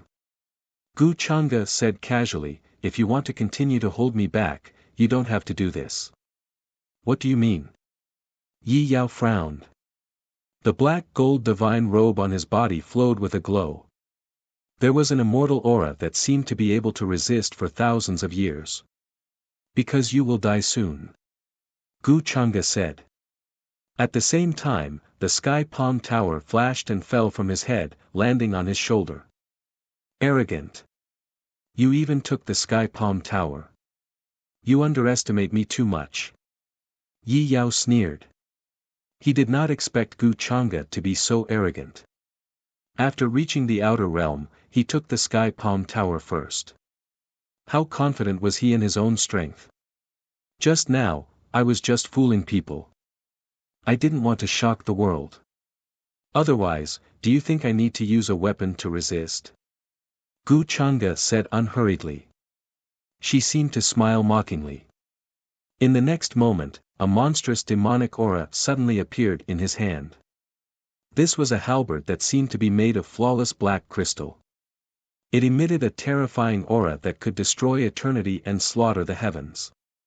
What is this? An ominous aura. Yi Yao's expression changed slightly as he felt that something was wrong. This was a strong sense of danger. It was as if his soul was frozen and would be cut by the demonic halberd at any time. At this moment, the Xianyang heavenly saber in his hand seemed to have sensed the danger and was awakening. The aura on it was shocking, and divine light lingered around it. It was sharp and black. It was a powerful attack. You're about to die, and you still ask so many questions. Gu Chang'e's expression was still calm. As he stepped forward, the void blurred and he disappeared from his original spot. The 8 Desolation demonic halberd swept down, and the nearby star field exploded. The terrifying fluctuations caused the Xianyang heavenly saber to let out a terrifying cracking sound. It seemed that it could not continue to resist. Yi Yao was instantly injured. He groaned and coughed up blood. His internal organs were in great pain, and the hand holding the Xianyang heavenly saber almost cracked. This was a destructive power. In front of it, any level could only be turned into dust. At this moment, his face was filled with shock and disbelief. Why did Gu Chang'e have such a method? Even he, who had the Xianyang heavenly saber, was not a match for him. Whine. At the next moment, Gu Chang'e walked towards him. The chaotic gray fog spread as he walked, enveloping the surroundings. The world withered, and all things were dead, falling into eternal silence. A pitch-black great Tao treasure vase descended with black light, bobbing up and down above his head.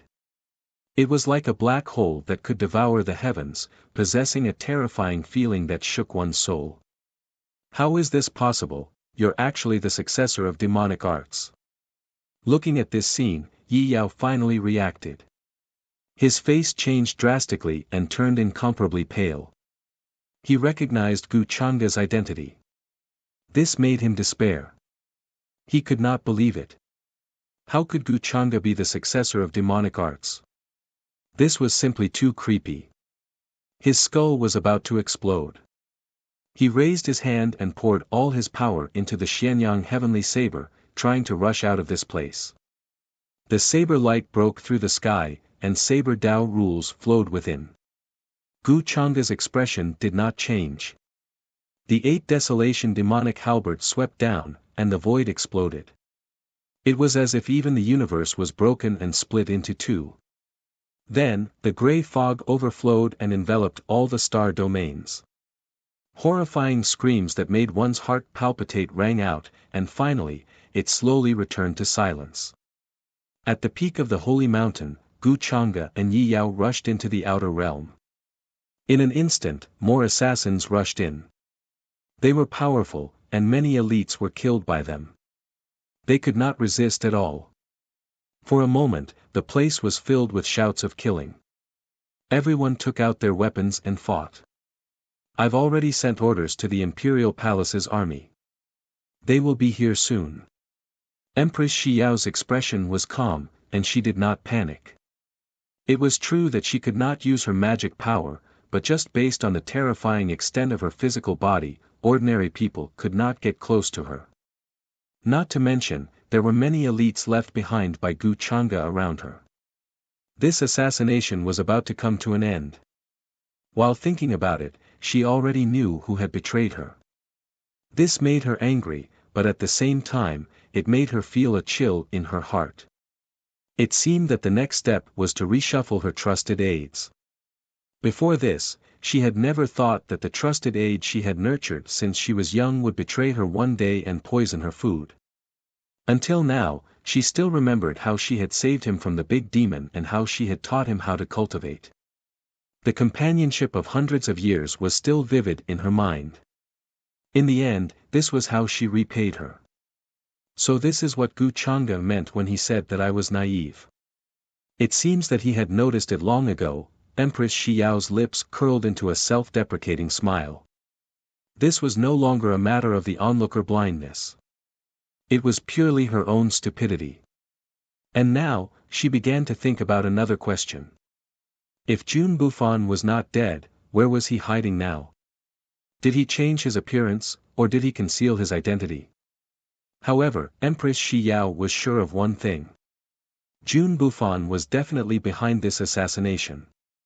The Xianyang Heavenly Blade was the best evidence. 6,000 years ago, her mother, the Dark Moon Demon Emperor, disappeared, leaving only a weapon and a simple letter. The content of the letter was also very simple.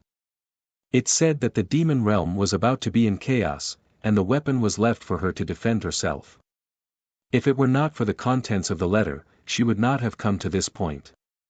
Therefore, the Xianyang Heavenly Blade must have been left behind by the Xianyang Demon Emperor for his son. I seem to have fallen into a misunderstanding. Because the corpse in Jun Bufan's tomb disappeared, I thought that he was faking his death and was not really dead. Now, he is just hiding somewhere. But what if this is a trick set up by him? Deliberately leading me to suspect in this direction?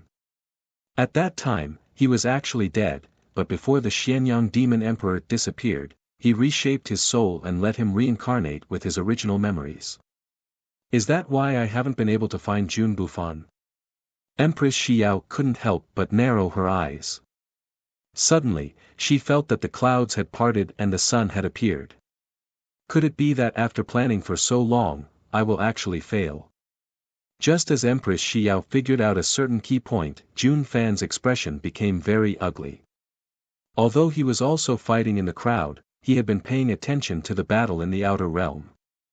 He wanted to see Uncle Yi rush here after suppressing Gu Chang'e. Uncle Yi was his biggest support now. If Uncle Yi was to take action, Empress Xiao would definitely not have a chance to survive. But now Uncle Yi was fighting with Gu Chang'e. He was temporarily delayed there, and it was difficult for him to get away. He had underestimated Empress Xiao's strength. Although he had sent many experts to kill her, they all died tragically on the peak of the holy mountain. They could not hurt her at all. Then, once the imperial army arrived, the situation would definitely be reversed in an instant. Many people would not be able to escape. Thinking of this, although Jun Fan was unwilling, he could only grit his teeth and inform everyone to escape. In this assassination, the person he had underestimated the most was actually Gu Chang'e. If not for Gu Chang'e, this assassination would definitely not have had any accidents. However, Gu Chang'e's strength and methods were ridiculously strong. Everyone, retreat. Don't stay. Then, Jun Fan took a deep breath and informed many of his subordinates. He also began to think about the next plan. He was absolutely unwilling to let Empress Xiao go just like that. Fortunately, during this assassination, he had been behind the scenes and did not really show up. In this way, he was still safe for the time being. No one would suspect him. He was still in the dark, and Empress Shi Yao was still in the light. Qing Zhu, I'm sorry. Jun Fan looked at Qing Zhu, who was a little pale in the distance, and felt a little sad. Now, the person who was most likely to expose his identity was Qing Zhu, who was beside Empress Shi Yao. However, in order to protect his identity in this life, he could only let her down. Following Jun Fan's order, many assassins looked at each other and ran out of the mountain range, choosing to evacuate. In the distance, the mighty imperial army finally arrived. Murderous intent filled the sky as they began to clean up.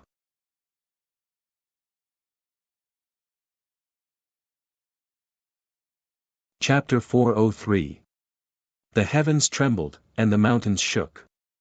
Rumbling sounds could be heard, as if thousands of soldiers and horses were galloping over. The black mass of soldiers descended from the sky, filled with killing intent and intimidating everyone. This was a group of elites, and even their mounts were pure-blooded ferocious beasts. Their eyes were scarlet, and they were powerful. Their fur was like silk, and they emitted a dazzling divine light. Kill! This group of soldiers had received the news from the palace and rushed here in just a short while. The empress had been attacked, and this matter shook the entire court, causing everyone to be furious. After the army of the palace quickly gathered, they rushed to the Black-White Academy through the teleportation array. At this moment, they charged forward like a torrent and began to encircle and annihilate the numerous assassins who had not managed to escape in time. Instantly, a massacre began. Wails and screams could be heard everywhere. The situation was over. No matter how unwilling the assassins were, they could do nothing. They began to flee in all directions. However, their fleeing speed could not compare to the speed of the many soldiers chasing after them. Many people saw that it was difficult to escape, so they chose to self-destruct on the spot. Their bodies and souls were destroyed, and blood mist drifted. It was extremely ruthless, not leaving anyone alive. It's over. These assassins have begun to retreat. They are all escaping outside. They persevered. It was really a false alarm. Fortunately, young Master Chang'e held back the night demons. Otherwise, the consequences would have been unimaginable. Yes, if it weren't for young Master Chang'e, Her Majesty the Empress would have been doomed this time. It's hard to imagine that the other party actually prepared so many methods to assassinate Her Majesty. They even took out the weapon that the Xianyang Demon Emperor once used. That's a monarch weapon. Fortunately, young Master Chang'e still has the Sky Palm Tower in his hands. Otherwise, it would have been difficult for him to block it.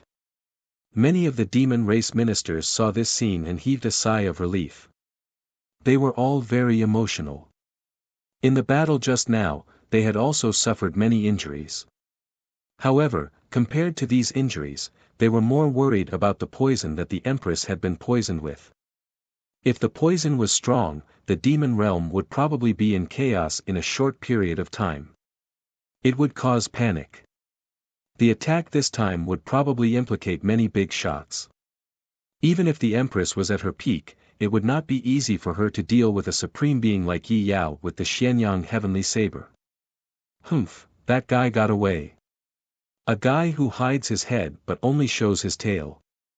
He doesn't dare to show his true face. But since His Majesty is fine, we can rest assured. Up in the Sky King of Chaos, the Grand Tutor, and the others all landed. They were all covered in blood and wounds. Some wounds were so deep that their bones could be seen. Their opponents were very strong. Some of them were even stronger than them. If it weren't for the fact that they had more people, they would have been defeated and killed long ago. Whoosh whoosh whoosh. Soon, everyone had no time to recover from their injuries. They all turned into divine rainbows and flew toward the peak of the holy mountain. That's great. We managed to hold on. The assassins have all escaped. Seeing that the attack was finally over, many of the heavens' prides were overjoyed and they let out a long sigh of relief. Many people were paralyzed on the ground. Just now, they had been holding on with their last breath. Even if you fail this time, there's always a next time. Jun Fan closed his eyes and imitated the other young heaven's prides. He sat cross-legged on the ground to rest and recover from his injuries. His heart was filled with unwillingness, but at this time, no one was paying attention to it. Your Majesty, are you okay? Song Yue was also stained with blood. She had rushed over from the holy mountain and asked respectfully. I'm fine. Empress Xiao shook her head. She stood on the mountain peak and looked in the direction of the outer realm. With her current ability, she couldn't sense the battle that was happening there.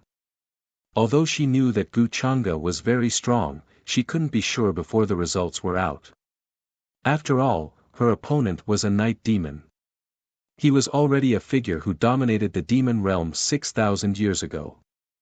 Now that he had the Xianyang heavenly saber, he was like a tiger that had grown wings. He was almost invincible. And just as Empress Xiao was thinking about this, suddenly, a faint fluctuation came from the outer realm. Then, the void in front of her blurred, and Gu Chang'e's figure appeared. His expression was calm and his robes were new, without a speck of dust on them. Empress Xiao and Song Yue were both stunned. They couldn't believe that Gu Chang'e looked so relaxed. He didn't seem to have any problems, and there were no injuries on his body. His aura was stable and there weren't any chaotic fluctuations. If they hadn't seen the battle between him and the night demon with their own eyes, no one would believe that this was what Gu Chang'e looked like after a great battle. Thank you for your help, young Master Chang'e. Are you okay? Empress Xiao cupped her hands at Gu Chang'e and asked. Song Yue also looked at Gu Chang'e in disbelief. How does he look like someone who just went through a great battle? Of course I'm fine. Gu Chang'e waved his hand casually. Then, he said in a somewhat regretful tone, that guy was smart. He suddenly ran away in the end. I was worried about this side, so I didn't chase after him. Are you okay here? I saw that the assassin had already retreated. The night demon ran away. It seems that these assassins ran away because of that. Song Yue was a little enlightened. She admired Gu Chang'e even more. Thank you for your concern, young Master Chang'e. I'm fine. Empress Xiao shook her head. She didn't believe Gu Chang'e's words. She felt that this matter wasn't as simple as what Gu Chang'e said. The night demon probably didn't run away, but was killed by him. If the night demon had really run away, then Gu Chang'e shouldn't have such an expression. She understood him a little now. Therefore, the Xianyang heavenly blade should be in Gu Chang'e's hands now. However, since Gu Chang'e didn't say anything, she tactfully didn't ask. She had already owed Gu Chang'e a big favor for what had happened today. Although the Xianyang heavenly blade was precious, it shouldn't be much to Gu Chang'e. When the purple mansion was destroyed, most of the resources fell into his hands. 1 or 2 emperor weapons might be precious to an ordinary orthodoxy, but Gu Chang'e even had immortal items like the heavenly palm tower.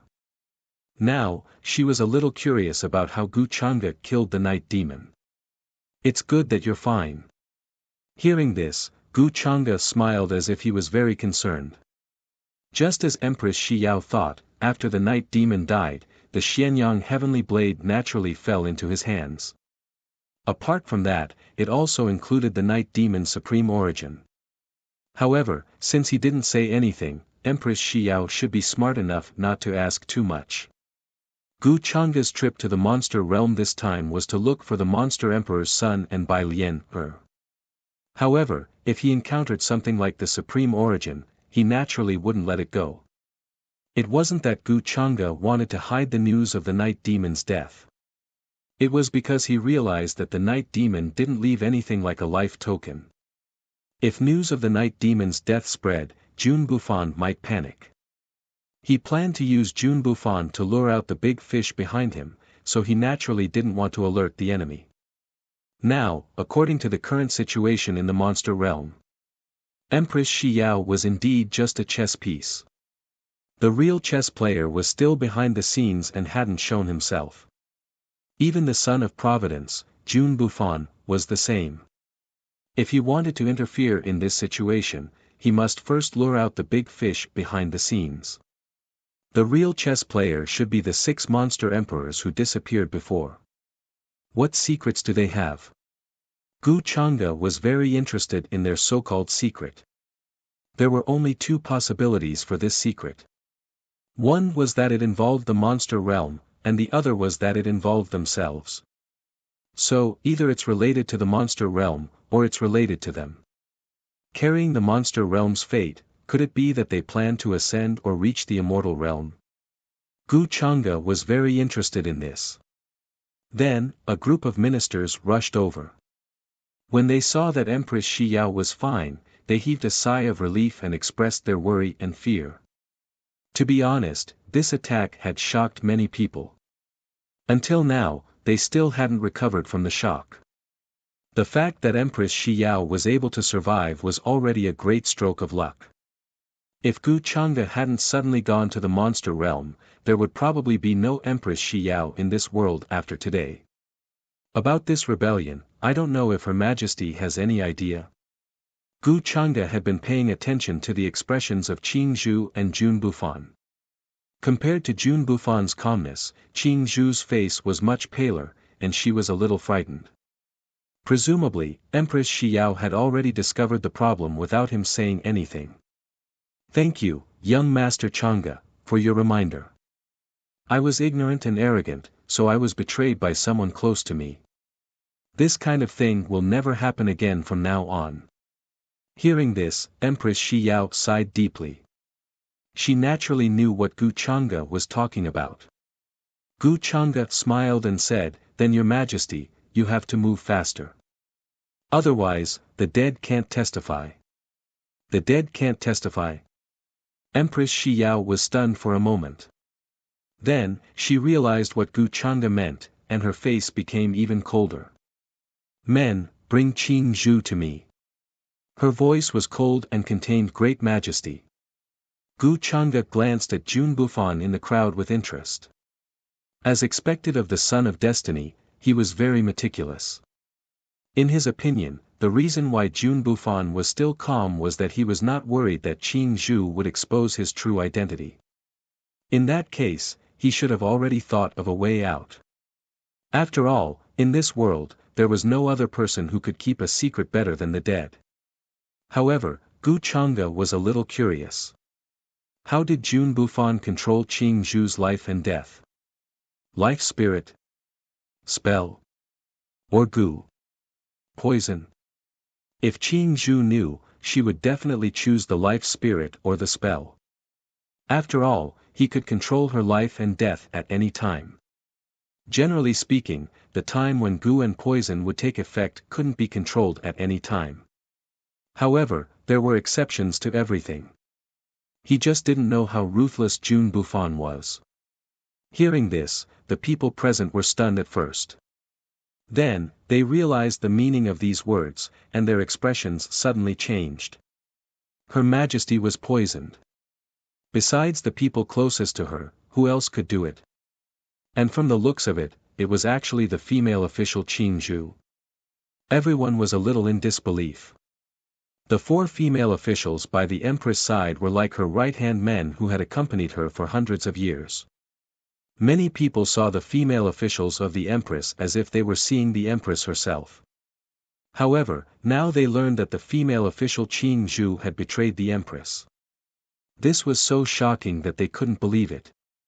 What? How is this possible? Qing Zhu, Qing Mei, Qing Lan, and the others widened their eyes in disbelief. Their sister who had accompanied them for hundreds of years had betrayed the Empress. This was simply a fantasy story. However, seeing Qing Zhu's pale face and trembling lips, they fell silent and had no choice but to believe it. In the crowd, Jun Fan maintained a calm appearance, but his heart was also very shaken. According to his original plan, if the assassination failed, then he would let the poison in Qing Zhu's body explode before Empress Xiao found out who betrayed her. Then, her body and soul would be destroyed, and everything would be destroyed. However, in his opinion, this would still take some time. He didn't believe that Empress Xiao could find out who betrayed her at the first moment. There was a process of investigation. However, looking at the current situation, Empress Xiao almost instantly found out who betrayed her. And Qing Zhu's current performance was needless to say. The word betrayal was written on her face. This was greatly beyond his expectations. I overestimated Qing Zhu's performance and underestimated Xiao, Jun Fan frowned. Fortunately, the poison he used before was not ordinary and could be controlled by him. If he saw that the situation was bad, he could only bear the pain and control the poison in Qing Zhu's body to explode, not letting her expose her identity. Thinking of this, he was more or less relieved. It's Gu Chang'e again. If he hadn't reminded Xiao just now, this definitely wouldn't have happened. I have no enmity with him, but he has ruined my plans time and time again. Looking at Gu Chang'e, Jun Fan's expression was a little gloomy. At this moment, everyone watched this scene in silence. Qing Zhu was escorted to Empress Xiao by several guards. Her face was pale, her lips were trembling, and her entire person was terrified and terrified. I feel that I have treated you well. 700 years ago, you were still an ordinary bamboo, and you were almost swallowed by an ox demon. At that time, I was the one who saved you and brought you back to the imperial palace. Empress Xiao's expression was very calm. There was no fluctuation in her emotions, and she didn't show any anger. She also didn't ask why Qing Zhu betrayed her. She just casually talked about what happened in the past. In her eyes, Qing Zhu started out as an ordinary green bamboo with a bit of spiritual energy. Step by step, she cultivated and took human form, and then grew to where she was today. Although she was a female official, the emotions contained in her were not something that ordinary people could compare to. As for family, she was more like a child that she had watched grow up. This feeling of being betrayed could not be described as simple pain. Hearing this, everyone fell silent. How could official Qing Zhu betray Her Majesty? Why is that? Song Yue also felt that this scene was simply too dreamy. In the crowd, looking at Empress Xiao's expression, Jun Fan suddenly felt some joy in his heart. Didn't he feel like this when he was betrayed by Xiao? Wasn't all of this because Xiao asked for it and suffered the consequences of her own actions? Your Majesty, please kill me. I have wronged you. Hearing this, Qing Zhu's face was also full of pain as she knelt on the ground. Kill you? Empress Xiao turned to look at her with an inexplicable expression in her eyes. In fact, after questioning Qing Zhu that night, she should have been vigilant. At that time, she felt that this matter was not a big deal. After she told Qing Zhu would definitely do as she instructed. However, she overestimated Qing Zhu's loyalty. Please kill me, Your Majesty. I have wronged you. I shouldn't have poisoned your food. Qing Zhu's expression was incomparably painful as she knelt on the ground. Empress Xiao shook her head and said indifferently, Tell me, who arranged for you to do this? In addition, you weren't the only one who poisoned the food. Someone also poisoned the imperial wine. Only when these two poisons are mixed together will it explode. Qing Zhu suddenly shook her head and said, Your Majesty, you should just kill me. I can't say it. Stupid. Empress Xiao frowned. She didn't expect Qing Zhu to still protect the person behind her at this time. I feel that Your Majesty won't be able to get anything out of her by asking like this. Why don't you just search her soul? It'll be faster that way. At this moment, Gu Chang'e, who had been watching the show from the side, suddenly spoke with a smile. He knew that Empress Xiao was soft-hearted and couldn't bear to do this. However, as the Empress, how could she be soft-hearted over such a small matter? Since she subconsciously resisted this matter, then when the bad guy spoke, he would do it. Gu Chang'e. Seeing this scene, Jun Fan's expression changed slightly. In his heart, he hated Gu Chang'e to the core. Empress Xiao glanced at Gu Chang'e and nodded. Young Master Chang'e's words make sense. Qing Zhu, since you don't want to speak, then I can only have someone search your soul. She didn't expect Gu Chang'e to force her like this. However, since even he said so, she had no reason to refuse. Being soft-hearted was not something she should have. Your Majesty, I say. Qing Zhu's face was pale and she was extremely terrified. She naturally knew what a soul search meant. This was a kind of torture that was comparable to torture. It was so painful that one's soul could be destroyed at any time because they couldn't bear it. If Empress Xiao insisted on searching her soul, then her secret with Jun Fan would definitely be exposed. Actually, Yi Yao found me and asked me to cooperate with him. At this moment, she still had some hope in her heart that Jun Fan had a way to save her, so she started to think of a reason to fool him and stall for time. You are indeed stupid. Gu Chang'e couldn't help but laugh with a somewhat mocking expression. Shut up. At this point, you don't want to tell the truth and are still lying to me. Empress Xiao's expression was cold. How could she not know what Qing Zhu was planning? She was a little angry, but more than that, she was cold. However, in the next moment, Qing Zhu's eyes suddenly widened as if she couldn't believe it. Then, black blood gushed out from the corner of her mouth. She didn't seem to dare to believe that all this was real. She turned her head and tried to look down, but the light in her eyes finally disappeared. She was destroyed on the spot. She didn't commit suicide for fear of punishment. It seems that the other party has already left a way out. The person behind Qing Zhu's actions must be near the holy mountain. They haven't gone far. Empress Xiao's expression didn't change at all. Since Qing Zhu had chosen to do this, then she naturally had to be prepared for the consequences. In her opinion, everyone present was suspicious. As long as she looked at the people Qing Zhu had interacted with before, she could narrow down the scope of the search. Seeing this, Gu Chang'e smiled and said, "Yes, I believe that your Majesty will definitely be able to catch the person behind this." Qing Zhu's death was within his expectations. Jun Bufan definitely wouldn't let anyone search for Qing Zhu's soul. Otherwise, his current identity would definitely be exposed. Before this, Gu Chang'e also didn't want Jun Bufan's identity to be exposed so quickly. He was still waiting for this bait to lure Bai Lian out. If he guessed correctly, the item in the brocade bag should be related to the secret of the whereabouts of the 6 emperors of the demon realm. Jun Bufan looked at all this calmly. His heart had already calmed down. Now that the trouble was temporarily solved, there were still some follow-up issues to be dealt with. Soon, what happened at the holy mountain of the Black-White Academy today shook the entire demon realm.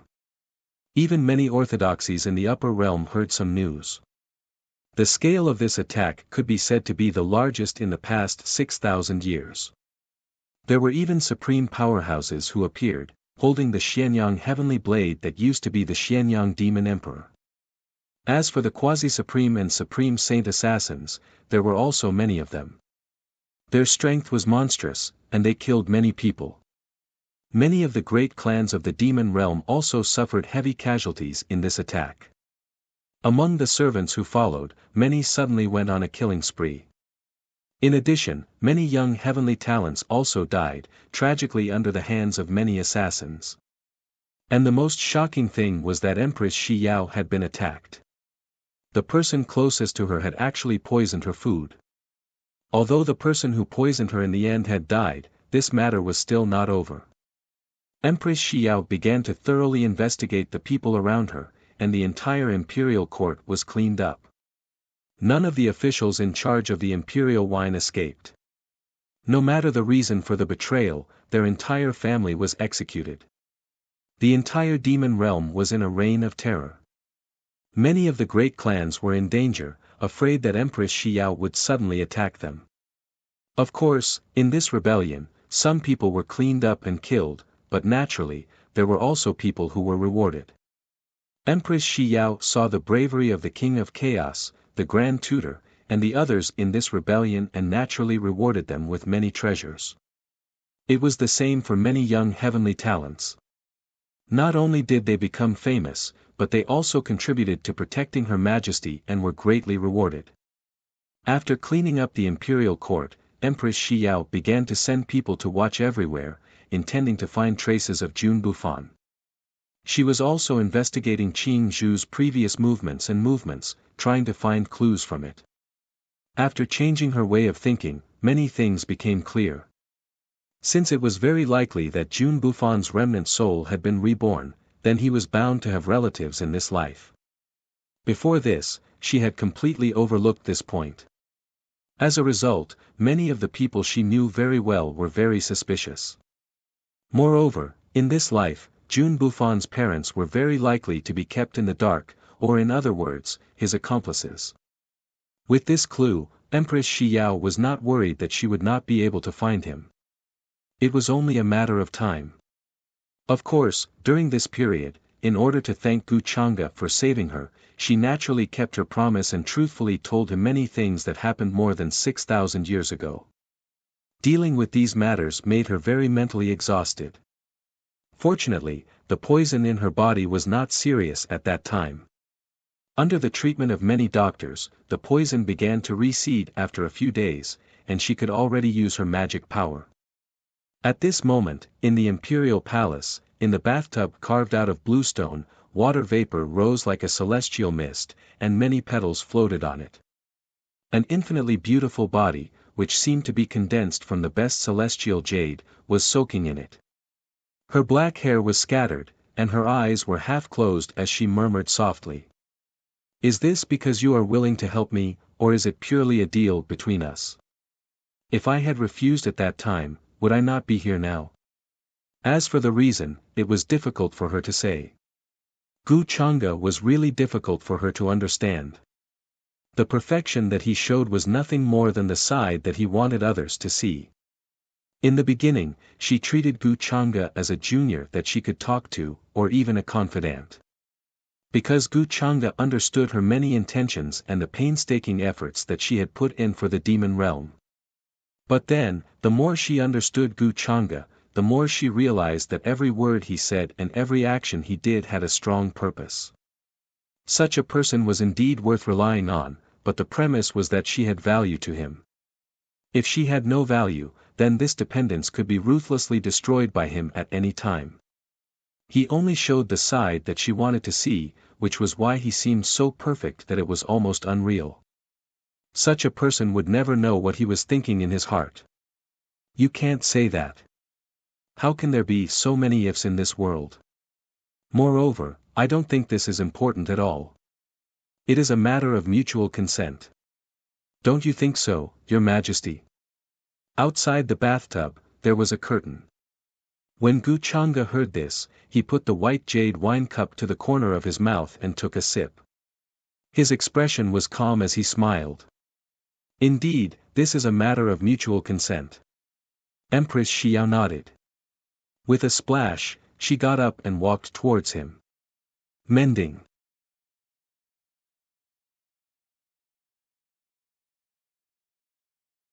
Chapter 404. It was a charming night, filled with amorous feelings.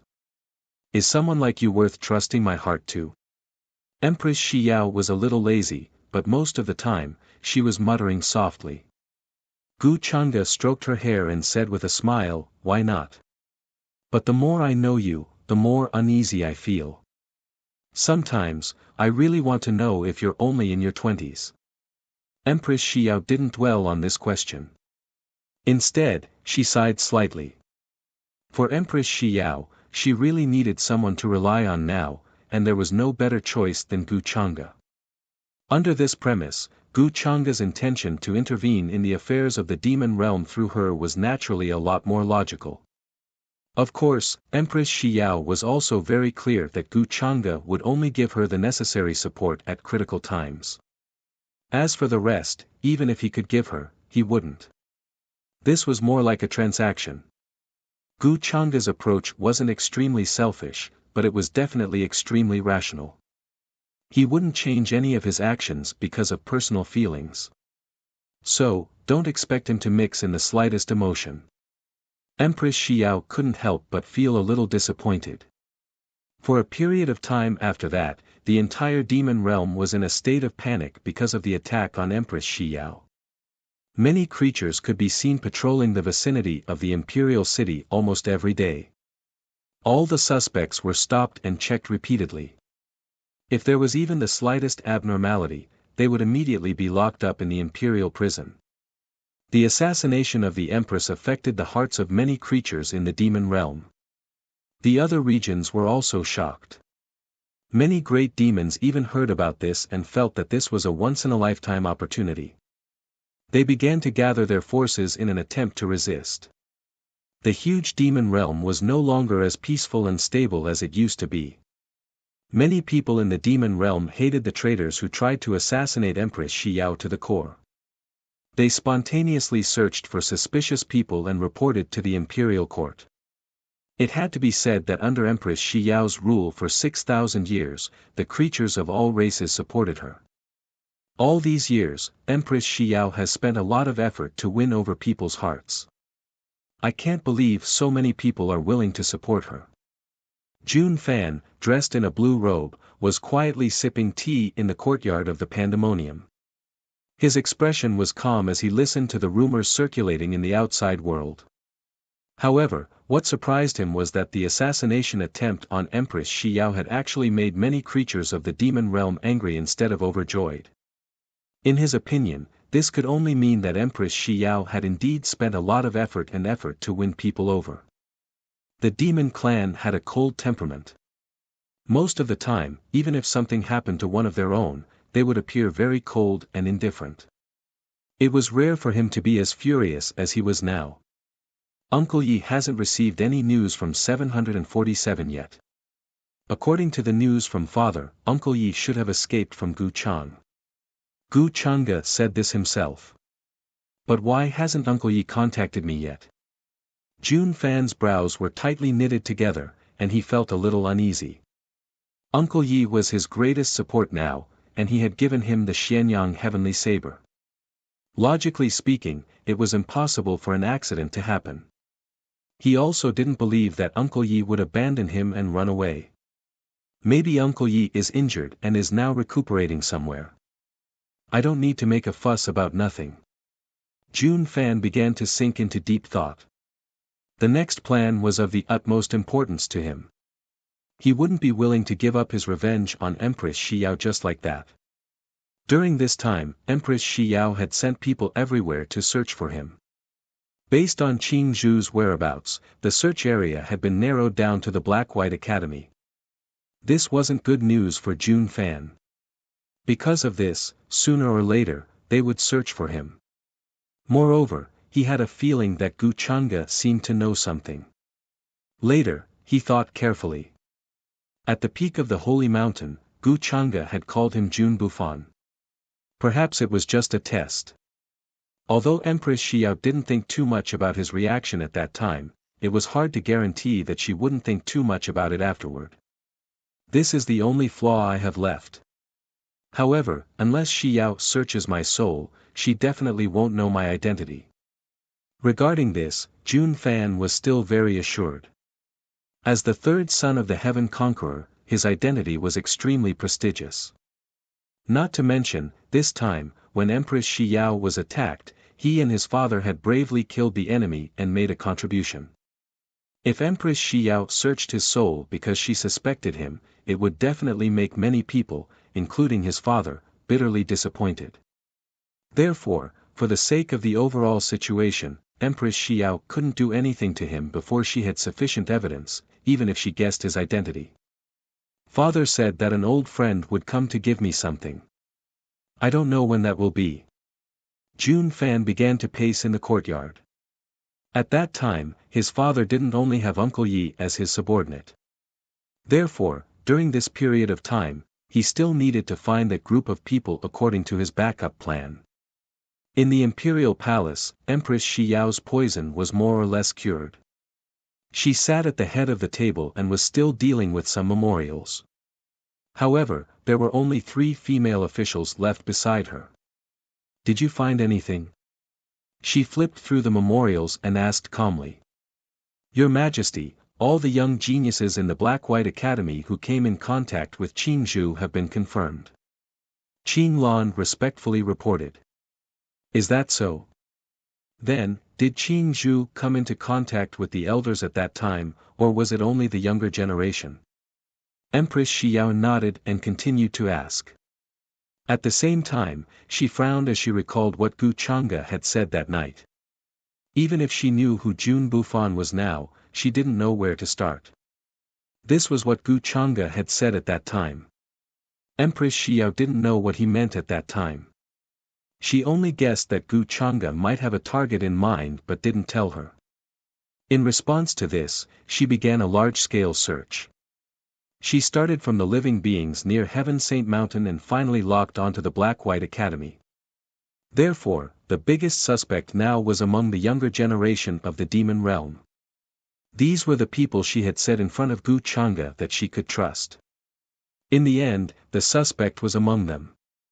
She had to admit that it was ironic. This reminded her of what Gu Chang'e had said at that time. Naive.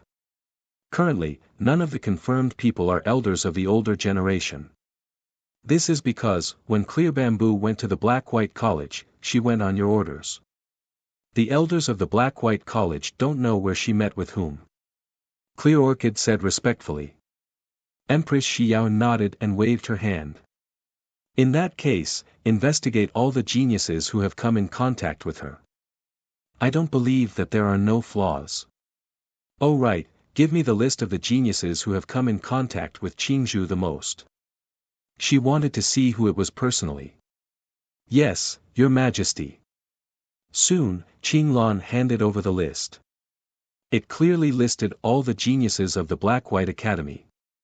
On some of the names, they were specially marked. Song Yue, Luo Tian, Yi Geng, Jun Fan, Chen Xiao. She softly muttered these names, and her eyes couldn't help but narrow, flashing with a dangerous look. After experiencing Qingzhu's betrayal, she had indeed learned a lot. These geniuses in front of her were all existences that she knew very well. They were even ranked in the top 10 of this year's Prodigy Banquet. They were dazzling and had fought bravely with many assassins, making contributions. If it was before, she wouldn't have suspected them at all. But now, in her opinion, these people were the most suspicious. Even Song Yue, who was a woman, was the same in her opinion.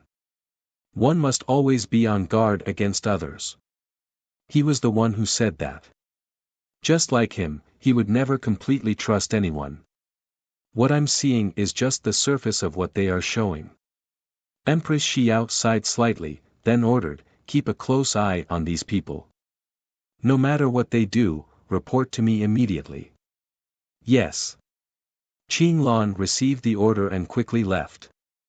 Then, Empress Shi Yao fell into deep thought. Since the suspects were among these people, then she definitely had to pay attention to the clans behind them. Among them, there was even her teacher's clan, her most capable subordinate, the Chaos Conqueror, and the State Marshal, who controlled the most military forces. If the problem was the children of these 3 people, then this matter would be really difficult to handle.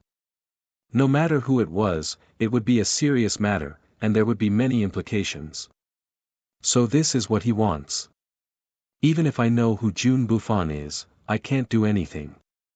Unless I can produce complete evidence. At this time, she recalled what Gu Chang'e said, and a self-deprecating smile appeared at the corner of her mouth. That's right, then what he said at the peak of the holy mountain should have a deeper meaning.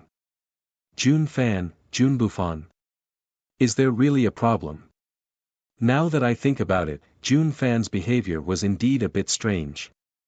Empress Shi Yao frowned, thinking about this matter. At the time, she didn't suspect anything. But now that she thought about it, perhaps this was a flaw. Did he just say it casually, or does he know something? Empress Xiao couldn't help but rub her forehead, feeling a headache coming on. In her opinion, Gu Changa's methods could no longer be described as mysterious, but Gu Changa never revealed what she wanted to know.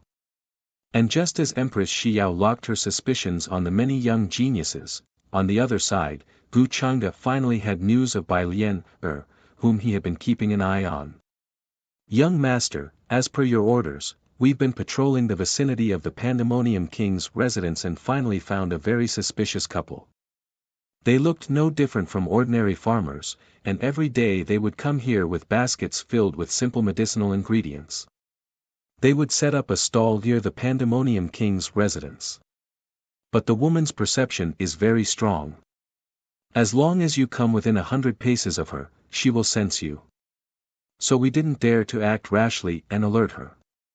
And from her appearance, she seems to be in disguise, which is very suspicious.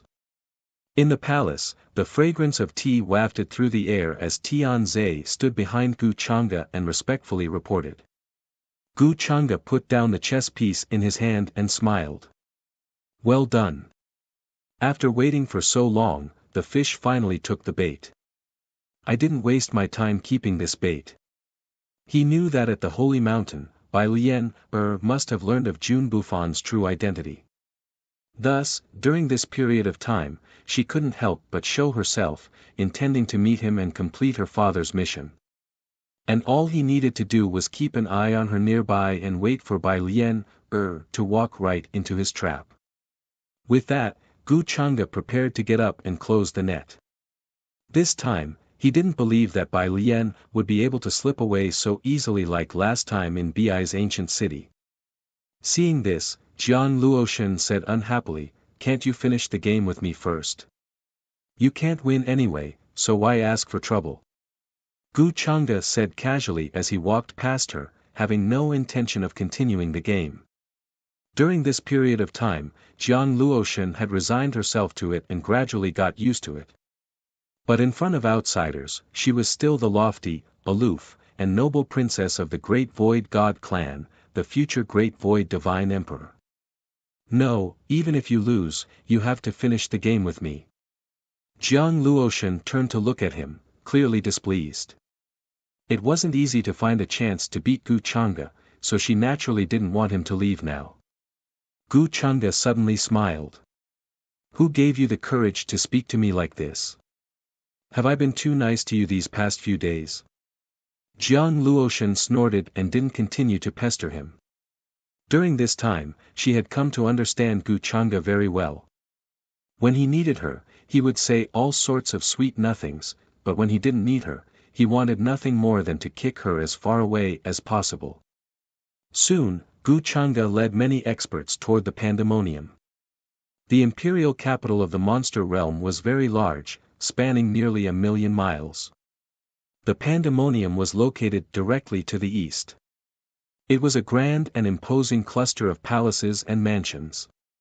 Looking from a distance, it was a sight to behold. Many formation runes intersected and rosy clouds flowed, making it seem like a celestial palace had been set in the mortal world. To the west of the Pandemonium's entrance was an extremely wide street. On both sides of the street were palaces and pavilions. They were incomparably tall and shrouded in fog, making them appear blurry and majestic.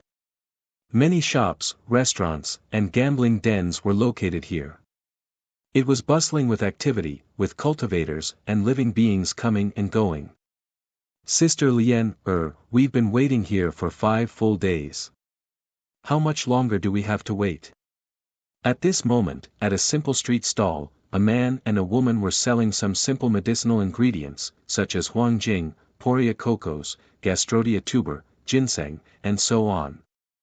They were still stained with dirt and looked very fresh.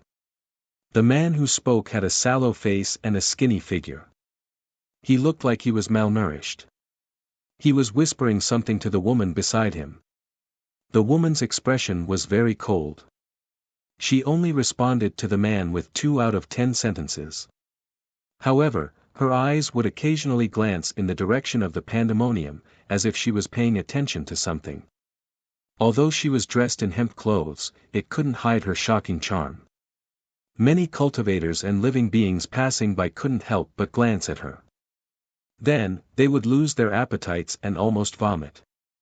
This was because the woman was simply too ugly. Not only was there a large black spot on her face, but even her eyes were one big and one small. Even her nose was crooked. Her appearance wasn't too frightening, but it was close. It was because of this that not many people came to their stall. It was very quiet. Let's wait a little longer. The Yao realm isn't very peaceful right now. If we go rashly, we'll definitely arouse Xiao's suspicion and cause a lot of unnecessary trouble. The woman heard this and said indifferently. Her tone was very cold. The two were Bai Lian, and Bai Hua, who had left the sacred mountain and were temporarily staying in the imperial capital. After seeing that Jun Bufan had failed to assassinate Empress Xiao, the two secretly left the Black-White Academy and didn't attract any attention. After some discussion, they decided to follow Bai Kuan's request and give the silk pouch to Jun Bufan. However, the Yao realm was in chaos right now. Everywhere was not peaceful. Therefore, the two planned to wait outside the Pandemonium Lord's residence for a while and find a suitable time to go see Jun Bufan and give him the pouch. Bai Hua nodded at Bai Lian's words. After arriving in the Yao realm, Bai Lian was in charge of many things. He was only occasionally in charge of divination. Sister Lian looked to the east. That's Gu Chang'e. Why is he here? Bai Hua's trembling voice rang out. Bai Lian who had been staring at the Pandemonium Lord's residence all this time, looked in the direction Bai Hua was looking at. A tall, slender, and dazzling young man in black robes was walking over, surrounded by many experts. All the cultivators and creatures on the street retreated in awe, not daring to block the way. Bai Lian's pupils shrank. Sister Lian, what do we do? Why did Gu Chang'e suddenly appear here? Bai Hua's voice was filled with uncontrollable fear and trembling. In this world, the person he feared the most and didn't want to see the most was definitely Gu Chang'e. Don't worry, calm down first. Don't show any abnormalities. Gu Chang'e is probably here to investigate the Pandemonium Lord's residence. It has nothing to do with us. Don't worry, you're scaring yourself. Bai Lian quickly calmed down and said calmly. She had been in charge of the Spring Breeze Jasper Pavilion for many years and had seen all kinds of storms. Her mental state was very strong. In her opinion, Gu Chang'e couldn't have known she was here. Therefore, it was very likely that he was just passing by and was heading to the Pandemonium Lord's residence.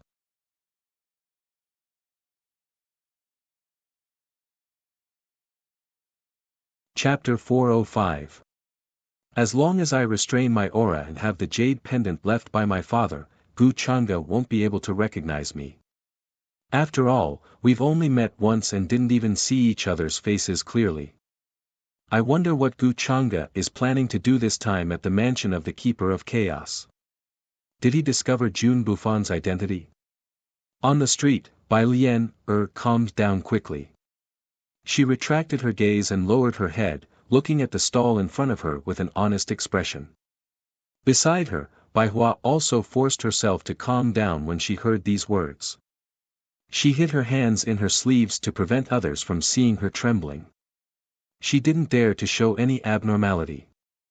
In appearance, they looked like a pair of ordinary medicine farmers. Their clothes were plain and simple, and they made a living by gathering herbs in the mountains. They were trying to minimize their presence to avoid Gu Chang'e noticing their abnormality at this time. On the street and in the palaces on both sides of the street, many creatures of the demon realm widened their eyes in shock as they watched Gu Chang'e come from the other side of the street with many experts. Gu Chang'e's identity was no secret in the demon realm. If he hadn't taken action, Empress Xiao would have been killed on the peak of the sacred mountain. In the eyes of many creatures of the demon realm, Gu Chang'e's status was no different from Empress Xiao's. So now, they all looked at him with reverence and stepped aside one after another. What is young Lord Chang'e doing here? Is he going to the mansion of the Keeper of Chaos? If it weren't for young Lord Chang'e, Empress Xiao would have been killed. Young Lord Chang'e is the savior of our demon realm. Many people discussed in low voices. At the same time, they were very curious because Gu Chang'e wasn't usually seen. Is this the mansion of the Keeper of Chaos? Gu Chang'e walked on the street. His figure was tall, and his black robes were woven from the silk spat out by the 8 million-year-old profound ice celestial silkworm of the Daoyuo heaven. There were many ancient patterns embroidered on it. All sorts of divine radiance and brilliance faintly flowed within it, and strands of divine chains of laws descended from it, causing it to reveal a noble and mysterious aura. At this moment, he seemed to have noticed the mansion in the distance and asked with some interest. Yes, young master. The mansion in front of us is where the King of Chaos lives today. It is 30,000 miles wide and has a whole world of its own. The cultivator in charge of leading the way replied respectfully. Looks like I'll have to pay the Pandemonium King a visit when I have time. Gu Chang'e smiled and walked along the main street. However, when he arrived in front of Bai Lian, and Bai Hua's stall, he seemed to be slightly surprised and stopped in his tracks. Instantly, Bai Lian, and Bai Hua raised their heads and glanced at him. Their bodies tensed up, and then their faces revealed fear and trepidation. How much are these herbs? Gu Chang'e casually glanced at the herbs in front of them and seemed to be interested. Reporting to Sir, these herbs are not worth much. If you want them, you can just take them. Bai Lian, looked very nervous. She didn't understand why Gu Chang'e suddenly stopped in front of them. However, she maintained her composure. Then, a look of fear and anxiety appeared on her face. She carefully opened her mouth and spoke in a trembling voice. Her voice was hoarse and not pleasant to hear. Coupled with her ugly face, it was difficult for people to stop in their tracks. However, Gu Chang'e didn't seem to care at all. He looked at the herbs and then looked up at her. Bai Lian, lowered her head and didn't dare to look at him directly. She looked extremely nervous. All the living beings and cultivators on the street looked at this scene in shock. They didn't know why Gu Chang'e suddenly stopped in front of the medicine farmer siblings. Could it be that there was something special about their herbs? As for the medicine farmer siblings, they didn't seem very special. Even though they had weak magic chi fluctuations, their cultivations weren't very strong. At most, they were slightly stronger than ordinary people. To them, Bai Lian's reaction was very normal. After being suddenly asked by Gu Chang'e, anyone else would be like this. Is that so? Hearing this, Gu Chang'e suddenly smiled and said, however, I'm not someone who takes your things for free. I want all of these herbs at 10 times the normal price. What? 10 times the normal price. Thank you, sir. Hearing this, Bai Lian seemed to be in disbelief and her eyes widened. She then reacted to Gu Chang'e's words and didn't dare to believe that such a good thing could happen in this world. She revealed a look of joy and hurriedly thanked him, feeling very excited and happy. However, her current appearance was incredibly ugly. Her birthmark covered half of her face, making many living beings' stomachs flip.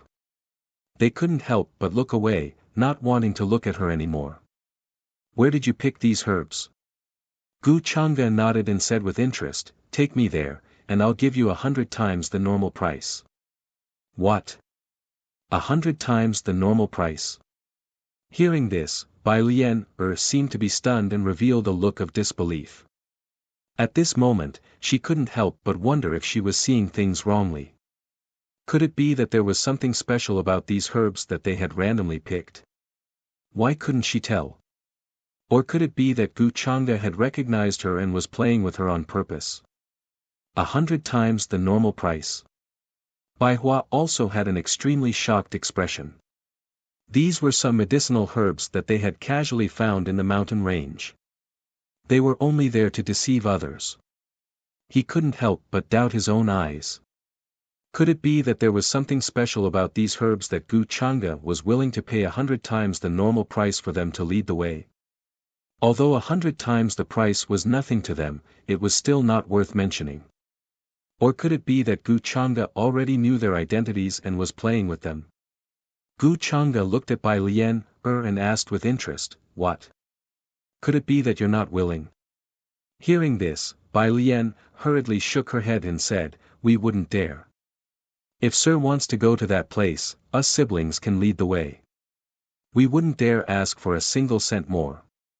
No matter which possibility it was, she couldn't refuse Gu Changa now. Otherwise, the consequences would be unimaginable. Even if she used all her strength, she wouldn't be Gu Changa's opponent. It would be difficult for her to escape in the end. "That's good." Gu Changa nodded with satisfaction, "Don't worry, lead the way for me. I won't treat you badly." Then, the experts behind him came forward and took away all the herbs in front of them. At the same time, they threw 2 sparkling origin stones to them. Bai Lian carefully put away the 2 origin stones, as if she had never seen such a precious thing before. "It's actually related to those herbs." When everyone saw this scene, their hearts trembled. They couldn't understand the reason. In the end, the only possibility they could think of was that they seemed to have missed out on something good. Since Gu Changa valued these seemingly ordinary herbs, there must be something extraordinary about them. When they heard that Gu Changa wanted the siblings to lead him to the place where the herbs grew, they couldn't help but be suspicious. Didn't that mean that there was something hidden in that place? That these herbs had become extraordinary because they were contaminated with the aura of that place? Many people began to regret not seeing the extraordinariness of these herbs. They had missed out on an opportunity. "Come with me to the palace of the untainted king first, then take me to that place." Then, Gu Changa smiled and said, "Yes, sir." Bai Lian and Bai Hua didn't dare to refuse and obediently followed behind Gu Changa. Their emotions were complicated, especially Bai Lian. She was very shaken and uneasy. Why would they follow Gu Changa for no reason? Did Gu Changa see through their identities? Or could it be that they didn't pay attention at that time and didn't notice that the place where the medicinal herbs grew was actually extraordinary and hid something? "Greetings, young Lord Changa." While everyone was speculating, not far away, outside the palace of the untainted king, a tall, burly, and dignified man quickly walked over. His body exuded a thick murderous aura, and his chaotic aura was hidden. He was very powerful. Many people followed behind him. They were all important figures of the palace of the untainted king, as well as direct descendants. Jun Fan was among them. It was the untainted king. When Gu Changa appeared nearby, he received the news and hurriedly led a group of family members to greet him, not daring to be disrespectful. "Young Lord Changa, your presence brings light to my humble dwelling." The untainted king clasped his hands, his expression humble and respectful. Although he was many generations older than Gu Changa, he didn't dare to call himself an elder in front of him.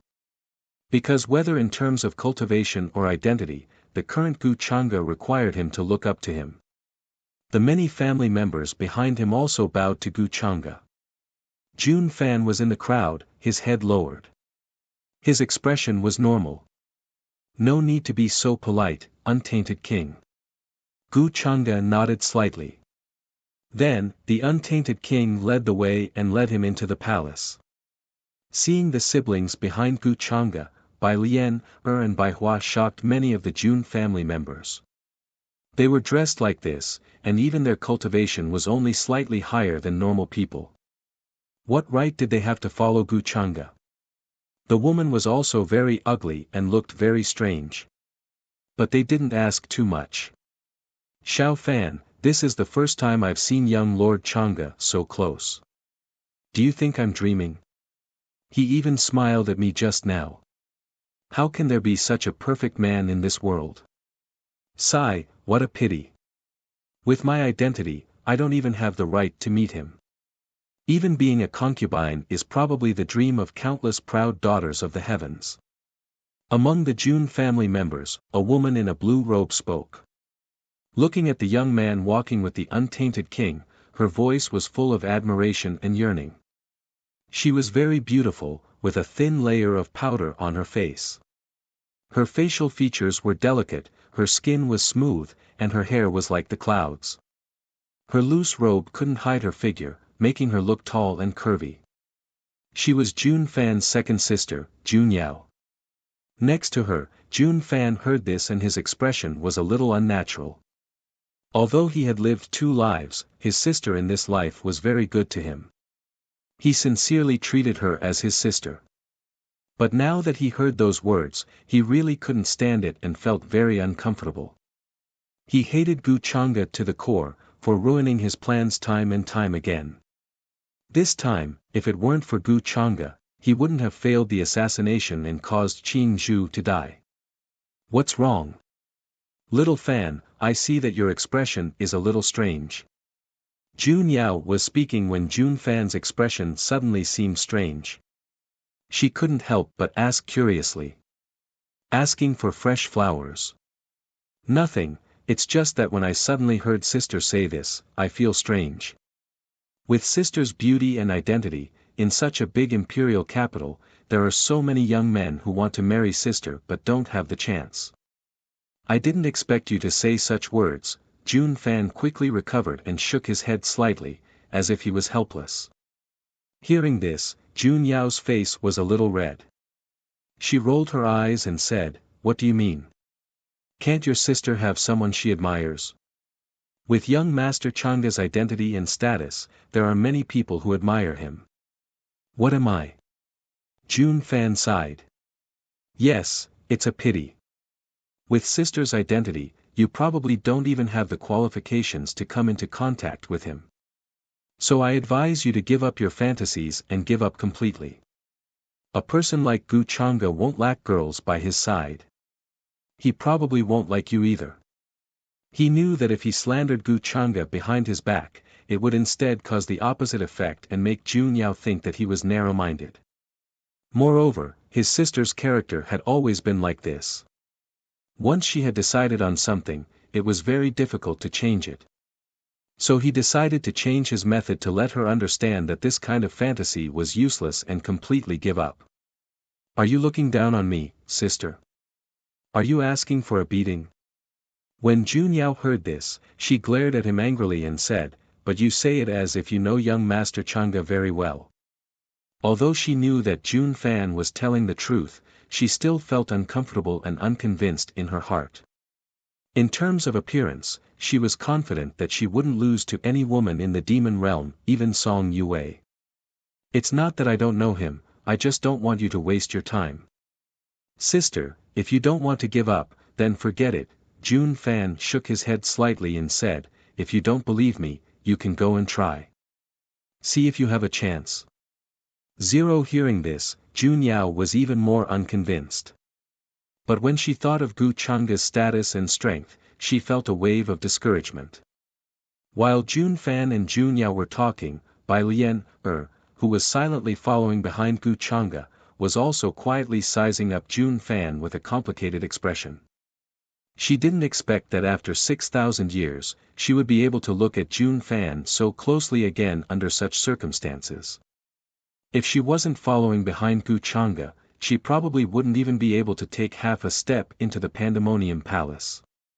Thinking of this, Bai Lian began to think about how to find an opportunity to give the brocade pouch to Jun Fan. But in the Pandemonium Palace, especially under the eyes of Gu Chang'e, it would be easy to expose her true identity. In this way, it would lead to a great risk and the loss would outweigh the gain. May I ask why young Master Chang'e has come to find me this time?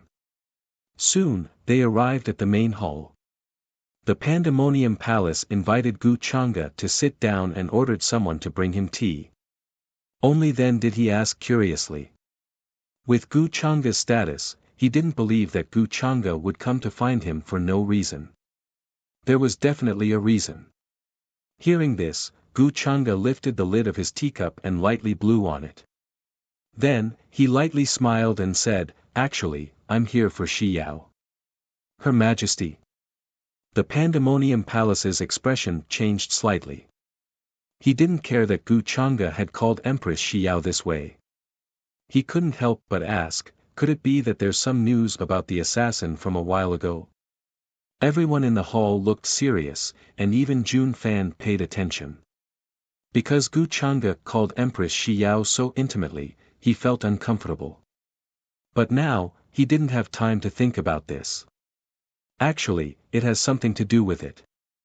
Xiao hasn't been feeling well recently, and there are some things I want to share with her. So, I just thought of something. Perhaps it has something to do with the assassin from a while ago. Gu Chang'e slowly sipped his tea and said with a smile. "Young Master Chang'e, please speak." The Pandemonium Palace's expression became serious. He was very cautious as he hurriedly said. "Xiao isn't feeling well." When Jun Fan heard this, he was first stunned, then his face turned green. He hurriedly lowered his head, afraid that someone would see that something was wrong. He thought of the news from the past few days. Empress Xiao wasn't feeling well. She hadn't been to court for 3 days. But when she was poisoned, she hadn't been absent either. Why was it like this? Especially when Gu Chang'e changed the way he called Empress Xiao. It was very intimate. He could only think of one possibility. Suddenly, a nameless anger burned in his heart. He was so angry that he wanted to go crazy. This pair of bitches. He gritted his teeth and clenched his fists. The expression on his face was even somewhat ferocious. "What's wrong, Xiao Fan? Are you not feeling well?" Noticing Jun Fan's abnormality, Jun Yao looked at him with some worry. Jun Fan's expression changed quickly. He took a deep breath and quickly calmed down. "I'm fine, sister. I just thought of that damn assassin who almost killed Her Majesty. I was so angry that I couldn't control myself." "Is that so? If you're not feeling well, go back and rest first." Jun Yao knew Jun Fan quite well. She knew that he, like many of the demon realm's geniuses, had some feelings of admiration for Empress Xiao. Usually, she would often ask about Empress Xiao from her father. Now that she heard Gu Chang'e say this, as long as she was a discerning person, she would know what had happened between Gu Chang'e and Empress Xiao. In her opinion, it was normal for Jun Fan to have such a big reaction. Qian.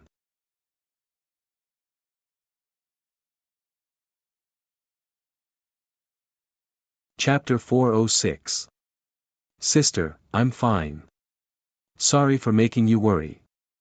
Hearing Jun Yao's words of concern, Jun Fan smiled and shook his head slightly. He seemed to have recovered.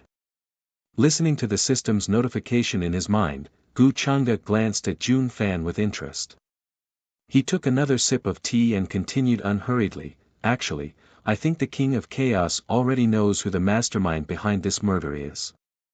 The Xianyang Heavenly Blade has reappeared in the world, and the son of the Xianyang Demon Emperor, Jun Bufan, who should have died 6,000 years ago, is now empty in his tomb.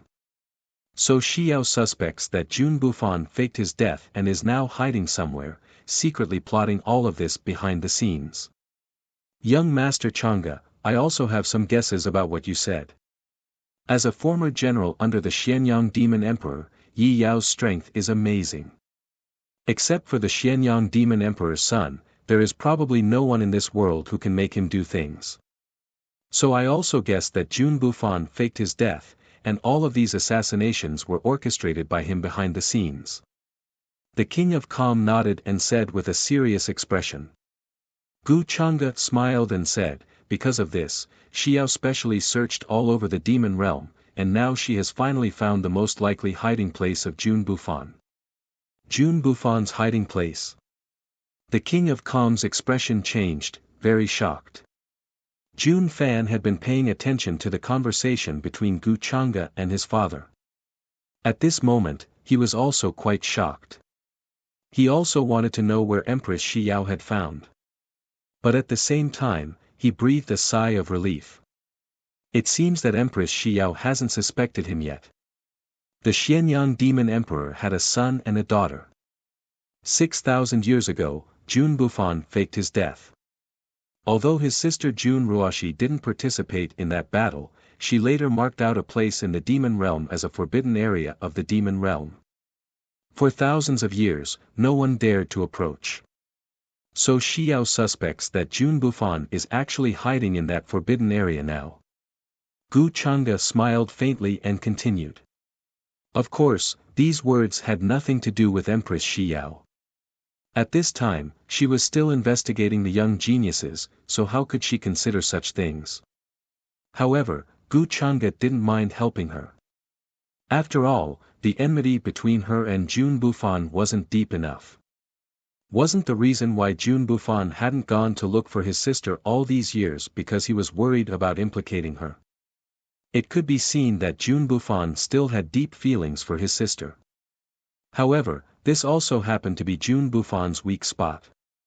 Even if the Xianyang Demon Emperor did not die, when he reappeared, his son and daughter would be in his hands. Gu Chang'e did not believe that the Xianyang Demon Emperor would be indifferent. If you want to catch a big fish, you have to bait it. Jun Bufan's sister, Jun Ruoshi. Hearing this, the King of Chaos and Disorder's expression changed again. He asked cautiously, "Then may I ask, young Master Chang'e, does Her Majesty intend for me to lead troops there to clear out the enemy?" Jun Fan tried his best to remain calm. He looked at Gu Chang'e, who was smiling like a young god. But in his heart, huge waves surged. He was cold and angry, and his killing intent was awe-inspiring. At this moment, he wanted nothing more than to smash Gu Chang'e into pieces. Having lived 2 lifetimes, he had never hated a person so much. Not even Xiao could compare to this. He didn't believe that Xiao said these words.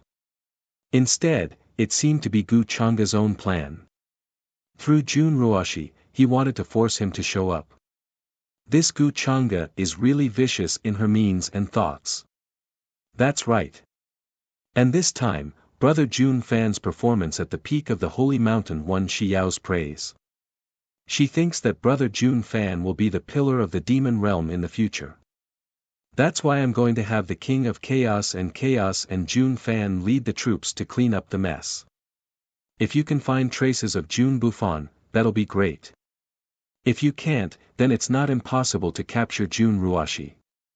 Gu Chang'e took a sip of tea and said with a smile. Hearing this, the Heaven Conqueror's expression suddenly became serious. He promised, "Thank you for your kindness, Her Majesty. My son and I will not disappoint you. Xiao Fan, why don't you come and thank Her Majesty and young Master Chang'e?" Speaking of this, he waved his hand and asked Jun Fan to come forward with a gratified expression.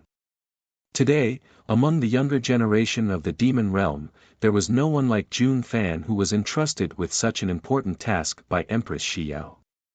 If he made a great contribution this time, his power would surpass that of the marshal.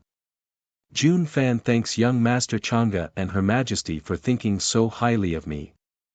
I will not let you down. Hearing this, even if Jun Fan's heart was extremely cold, he didn't dare to show any abnormality at this moment. He walked forward and bowed respectfully to Gu Chang'e. At this moment, he swore in his heart that one day, he would personally cut Gu Chang'e into 1,000 pieces to vent the hatred in his heart. If that's the case, then I'm relieved. That's all Xiao has to say.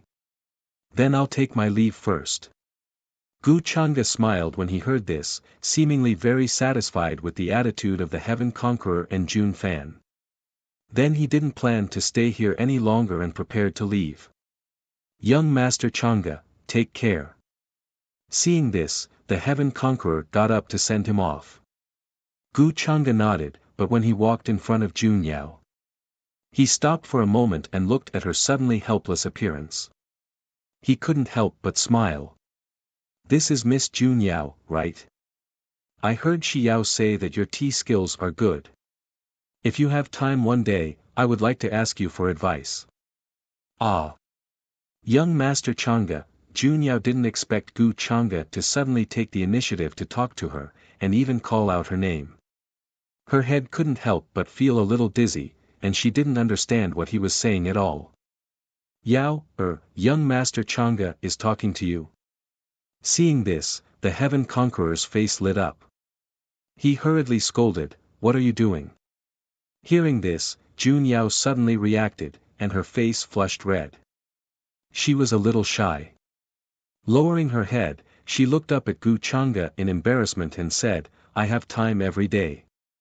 Young Master Chang'e can come whenever you want." Gu Chang'e seemed a little surprised, then smiled and said, "Since that's the case, then in 3 days, I will come again to ask Miss Jun Yao about her tea skills." With that, he didn't stay any longer and left with the group of experts. Seeing Gu Chang'e's figure disappear, Jun Yao's face turned red, and her head was still a little dizzy. "Little fan, look, young Master Chang'e actually took the initiative to talk to me, and he even knows my name. Do you think I'm dreaming?" This surprise came too unexpectedly, making her wonder if she was dreaming. However, hearing this, Jun Fan's expression became rather gloomy. "I'm not feeling well, I'm going to rest first." He shook his head and quickly left. Jun Yao was a little puzzled, but didn't care. Her beautiful eyes were shining brightly, imagining the scene in 3 days. She was looking forward to it, hoping that the 3 days would pass quickly. After leaving the Heaven Conqueror's residence, Gu Chang'e didn't let Bai Lian, and her brother take him to the place where the medicinal plants grew. Instead, he returned to the palace where he usually rested. Bai Lian, and Bai Hua were still very shaken. They hadn't recovered from what just happened. The fact that Jun Fan was Jun Bufan, others didn't know, but they did. Today, Gu Chang'e actually planned to let Jun Fan lead an army to encircle his sister. This method was truly vicious and vicious. They didn't know if Gu Chang'e already knew Jun Fan's true identity. Because at this time, they couldn't even protect themselves. Bai Lian, relying on her intuition of being in charge of the Spring Breeze Jasper Pavilion, was almost certain that Gu Chang'e already knew her and Bai Hua's identity. At that time, Gu Chang'e's words on the street were very likely just to tease the two of them. They actually almost took it seriously. Concealing all auras, in addition to the jade pendant left by her father that could conceal heaven's secrets, was useless. Bai Lian, didn't know how Gu Chang'e saw through their identity, but that wasn't important now. If she was alone, she had a 30% chance of escaping from Gu Chang'e's hands. But now, there was Bai Hua beside her, a burden. She couldn't do something like leaving him behind. The only thing she could do was to surrender. This feeling of helplessness made her feel very uncomfortable. "Why do you like to have a birthmark on your face?" Just as Bai Lian's thoughts were churning, Gu Chang'e opened his mouth, his voice carrying a bit of interest, interrupting her thoughts. Bai Lian came back to her senses, looked at Gu Chang'e and said, "What does sir mean by that?" "Sister," Bai Hua looked at Gu Chang'e with some fear. Although sometimes his brain wasn't very bright, he still felt that things were very wrong. Gu Chang'e did not ask them to lead the way to the location of the medicinal herbs. Instead, she brought them back to the palace and dismissed everyone. What did this mean? It was self-evident. "Nothing, I just feel that the birthmark on your face is not good looking," Gu Chang'e said casually. Bai Lian looked at him indifferently and said, "Then I'm sorry, this birthmark is something I was born with. Since it's an eyesore to sir, why don't you let me go?" Gu Chang'e's eyes fell on her face, suddenly smiled and said, "Then what if I say no? Then I can only continue to be an eyesore to sir." Bai Lian looked at him fearlessly. "Is that so? Then it seems that you plan to play dumb with me." Gu Chang'e said indifferently, "But your appearance makes it difficult for me." Bai Lian looked like she didn't understand and said, "I don't know what sir means. Please forgive this little girl for being stupid, I don't understand." "It doesn't matter if you don't understand. After I kill him, perhaps you will understand." Hearing this, Gu Chang'e smiled faintly and stretched out his hand. The void suddenly blurred, and a terrifying power, like a monstrous wave, came crashing down on Bai Hua, whose expression changed drastically. He didn't even have time to react before he was caught in the void by Gu Chang'e's giant hand. "Sister, save me." Bai Hua's face was pale with fright and he coughed out a mouthful of blood. Then, his bones cracked, and his internal organs cracked. If it wasn't for Gu Chang'e controlling his strength, his entire body would have exploded, and his body and soul would be destroyed on the spot. Seeing this, Bai Lian's expression also changed. She coldly glanced at Bai Hua. If it wasn't for her father entrusting him to her, she wouldn't be willing to take care of such a burden. She also wouldn't be held back by Gu Chang'e. "Sir, what do you mean? Us siblings have no enmity with you. Normally, we only rely on gathering herbs for a living and have never provoked any enemies." Soon, Bai Lian took a deep breath and calmly said. Although Gu Chang'e most likely already knew her and Bai Hua's true identity, she didn't want to admit it until the last moment. "It doesn't matter. If I kill him now, we will become enemies." Gu Chang'e lightly smiled. Bai Lian's expression froze. She didn't expect Gu Chang'e to say this. As his words fell, the sound of bones breaking rang out. Bai Hua let out a blood-curdling scream. His face was filled with fear as he couldn't bear this kind of pain. "Sister, save me." His voice was filled with indescribable fear and pain. "You can't even bear this little bit of pain. You really are a waste." Bai Lian's expression was cold. Although she scolded Bai Hua, she couldn't just sit and watch him die in front of her. Then, she coldly looked at Gu Chang'e and said, "Let him go. Otherwise, you won't be able to get what you want. My life isn't worth anything, and I'm not afraid of death." When she established the Spring Breeze Jasper building, she had already disregarded her own life. As an assassin, her life wasn't in her own hands. No one knew when an assassination mission would leave her there forever. For Bai Lian, the task her father gave her was like a mission. In the process of this mission, if she died, it was her own choice. Life and death were indifferent. Everything was up to fate. Therefore, she wasn't afraid of Gu Chang'e's threats. "What you said makes sense. Your life is indeed not worth anything to me." Hearing this, Gu Chang'e smiled and let go of Bai Hua. "Now, shouldn't you show me your sincerity?" Bai Lian coldly looked at him. There was no change in her expression. "What kind of sincerity do you want?" she asked. "The sincerity I want is actually very simple. I don't like your current appearance. Looking at you makes me lose my appetite. I have to say, you are very successful. At least in terms of disgusting people." Gu Chang'e slightly shook his head. Hearing this, Bai Lian was slightly stunned. She didn't think that Gu Chang'e's sincerity would be this. Then, she coldly laughed. "I didn't think you were such a shallow person." However, as soon as she finished speaking, her face changed and she returned to her original appearance. Her disguise technique was very brilliant and varied.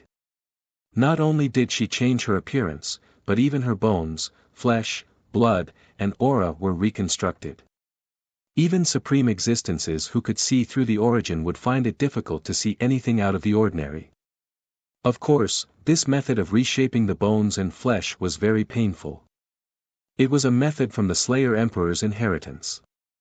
However, it could be kept a secret and disguised to a large extent. "You look much better now." Gu Chang'e slightly nodded and checked her out again. Because of her special body, Bai Lian had a shocking charm. However, his expression didn't change much. "It seems that the Slayer Emperor's inheritance is indeed in your hands. This disguise is difficult to see through even for supreme beings. That's your goal." Bai Lian's expression changed slightly. Although there were many rumors in the outside world that the mysterious owner of the Spring Breeze Jasper Pavilion had the Slayer Emperor's inheritance, it had never been proven. Gu Changa didn't answer her question. Instead, he said directly, I can let your father go, and at the same time, I can ask the demon realm to give up on hunting him. What is condition 4? 2. Bai Lian stared at him and said, if you keep your promise, I will naturally give you the pouch. Otherwise, even if you kill me, you won't be able to get it. No, you seem to have misunderstood me. Gu Changa waved his hand and interrupted her with a smile. Compared to the pouch, I'm actually more interested in you. Bai Lian naturally knew what Gu Changa meant. She looked at him coldly and fell into deep thought. Gu Changa wasn't in a hurry.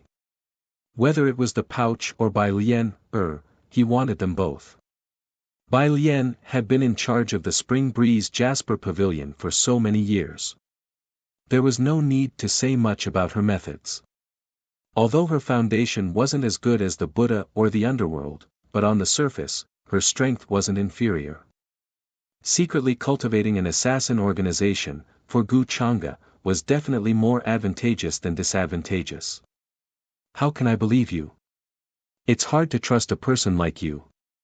At this time, Bai Lian suddenly raised her head and stared coldly at Gu Changa, as if she wanted him to give a definite answer. Gu Changa wasn't surprised. He smiled, it's not how you want to believe me, but you can only believe me now. Your father, the power behind you, and your burdensome junior brother, their life and death are all in my hands. Who do you think you can trust now? Of course, you can also ignore them. For me, it's not a loss. Bai Lian was silent.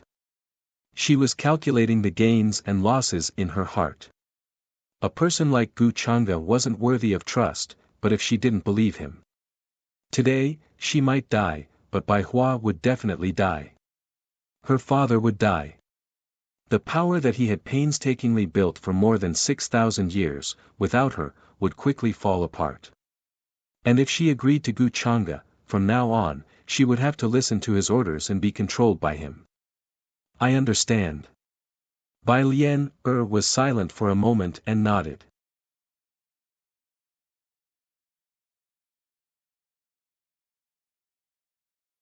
Chapter 407. The palace was grand and spiritual energy was like a tide. Many weapons were hanging on the walls, shining brightly. Bai Lian was wearing a hemp robe, but it could not hide her natural beauty. Her features were delicate and flawless, but her face was cold. Even though she was alluring, she was cold like an iceberg that never melted. I promise you. Her voice was shockingly seductive, but there was no emotion in it. It gave people a very awkward feeling. Gu Changa stood with his hands behind his back. With a smile, he looked at Bai Lian and Bai Hua. The robe was flowing with light and was embroidered with many patterns. The sun, the moon, the stars, the mountains, and the oceans were all included, revealing a sense of nobility and mystery. I knew Miss Lian was a smart person. It is so easy to talk to smart people. Hearing this, Gu Changa smiled faintly and then ordered, Luoshan, serve Miss Lian some tea. At the entrance of the palace, Jiang Luoshan, who was very curious about the identity of the man and woman Gu Changa suddenly brought, rolled her eyes. However, since she was detected by Gu Changa, she did not bother to hide her figure and walked in from outside the hall. She had golden hair, a tall and slender figure with exquisite curves, and bright eyes. She had a noble aura. You really think I am your servant? She snorted and then walked to the tea set. She began to use the Taishu primordial fire to make tea for Gu Changa. She seemed to be quite skilled. Bai Lian glanced at Jiang Luoshan and knew her identity. She did not understand why she would appear next to Gu Changa, but she did not ask. She coldly looked at Gu Changa and said, I hope you can keep your promise. Plus, I am much older than you. You don't have to call me miss, just call me by my name. Gu Chang'e did not mind and smiled, to cultivators like us, age is nothing to worry about. Miss Lien Er, why are you so obsessed with such small things? Plus, we are together now. You don't have to treat me like an outsider. Humph, I don't dare to be with young Master Gu. Young Master Gu, you're making things difficult for me. I know my limits. Bai Lien Er's expression was cold and indifferent. Gu Chang'e did not mind and continued, I feel that Miss Lien Er can give me that brocade pouch. Bai Lien Er sneered, didn't you just say you weren't interested in the pouch? That thing is not with me. I put it in a secret place. She was very cautious. She knew that the brocade pouch was not simple, so she did not carry it with her. Instead, he hid it in another place. He was afraid that if Gu Chang'e caught him, he would not be able to negotiate with him. Really? Then I'll have to trouble Miss Lien Er to get it for me. During this period of time, I'll instruct people to take good care of your junior brother. Hearing this, Gu Chang'e had a look of realization and then smiled.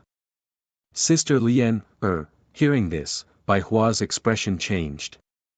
He was very respectful and fearful of Gu Chang'e. The fear of facing a life and death crisis was hard for him to forget. He felt as if he had taken a trip to the gates of hell. If Bai Lien had not stopped him, he would have been killed by Gu Chang'e. Since I've promised you, I won't go back on my word so easily. I still have this bit of credibility.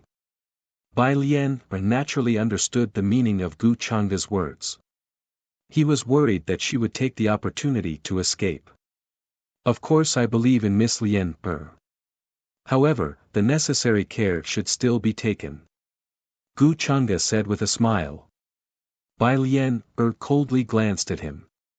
She did not have any good feelings towards Gu Chang'e. This was a cold and emotionless person who placed benefits above all else. She wanted his guarantee. But before that, she had to ensure that she had enough value to Gu Chang'e. Otherwise, there was no need to talk. Therefore, she did not expect Gu Chang'e to keep his promise in the future. After that, her figure moved and walked out of the hall. Gu Chang'e smiled as he watched her figure disappear. He did not let anyone stop her. You're letting her go just like that? Jiang Luoshan had already guessed Bai Lien Er's identity. Her heart was slightly shaken. Gu Chang'e glanced at her. I asked you to make tea, so do it properly. Why do you have so many questions? Will you die if you answer me? Jiang Luoshan frowned. Her face was filled with dissatisfaction. Gu Chang'e was purely using her as a laborer. Now, he did not even answer a single question. Do you think everyone is as brainless as you? Gu Chang'e slightly shook his head. He then ordered people to take Bai Hua away and watch over him. Jiang Luoshan coldly stared at him. She only wanted to splash the boiling tea on his face. However, after Gu Chang'e glanced at her, she chose to obediently bury her head and boil the tea.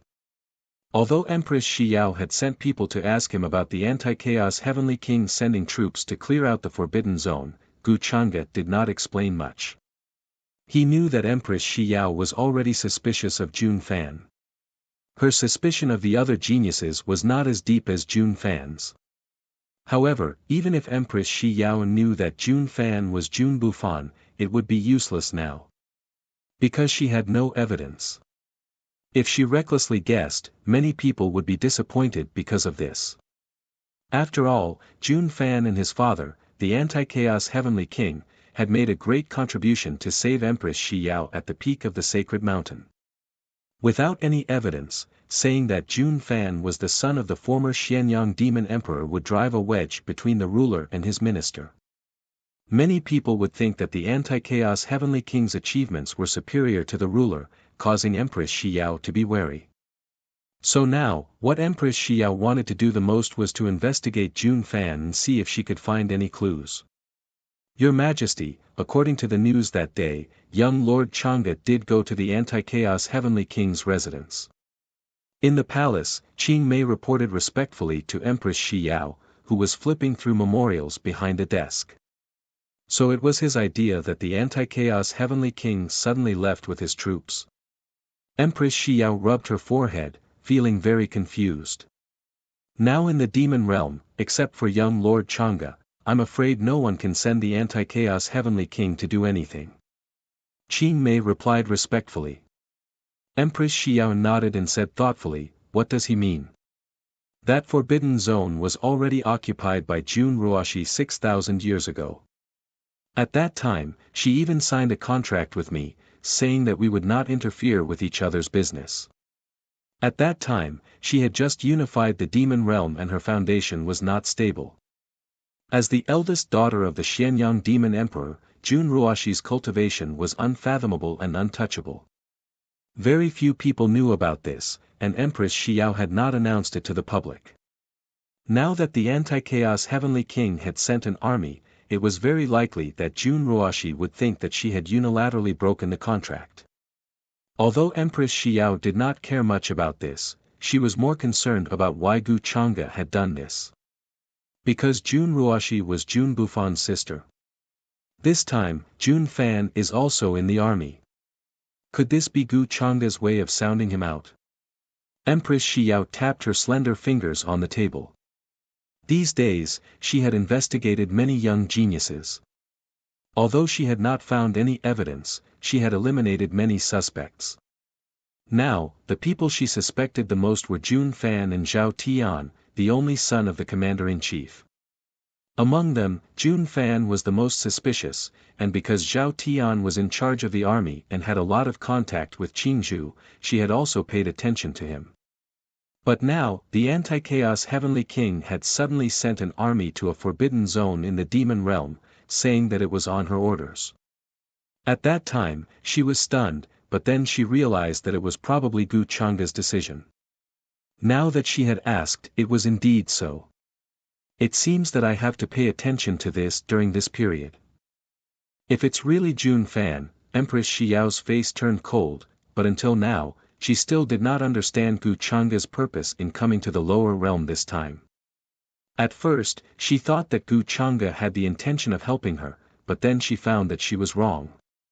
For Gu Chang'e, it made no difference whether he helped her or not.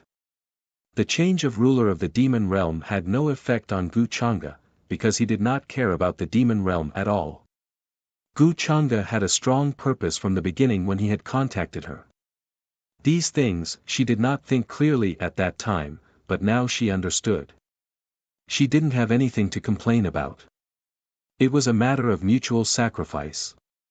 Now, she wanted to know what Gu Chang'e's purpose in coming to the demon realm was. Could it be related to the disappearance of the 6 emperors? Empress Shi Yao frowned. Because of Gu Chang'e, the demon realm was much more peaceful these days, and there were fewer rebellions. But she still felt uneasy, not because of Jun Bufan's fake death, but because of the disappearance of the 6 emperors. Could they be Gu Chang'e's ultimate goal? Soon, on the other side, Bai Lian returned. She did not disappoint Gu Chang'e, and handed the mysterious brocade pouch to him. However, Gu Chang'e did not open it in front of her. Instead, he smiled and mentioned something else. In addition to the brocade pouch, I have something to trouble you with. Speak. Bai Lian stared at him and spoke concisely. She was very curious about what was hidden in the brocade pouch.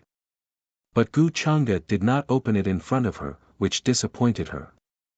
Jun Fan, as a survivor of the 5 emperors from 6,000 years ago, has been secretly plotting to overthrow Empress Shi Yao's rule in the demon realm. I think Miss Lian, as a former member of the demon realm, would not want to see such a thing happen. Gu Chang'e was still smiling, with a smile that made people feel like they were bathing in the spring breeze. Bai Lian sneered. No, this is what I want to see. No, you don't want to. Miss Lian is such an upright and kind person, how could you want to see this?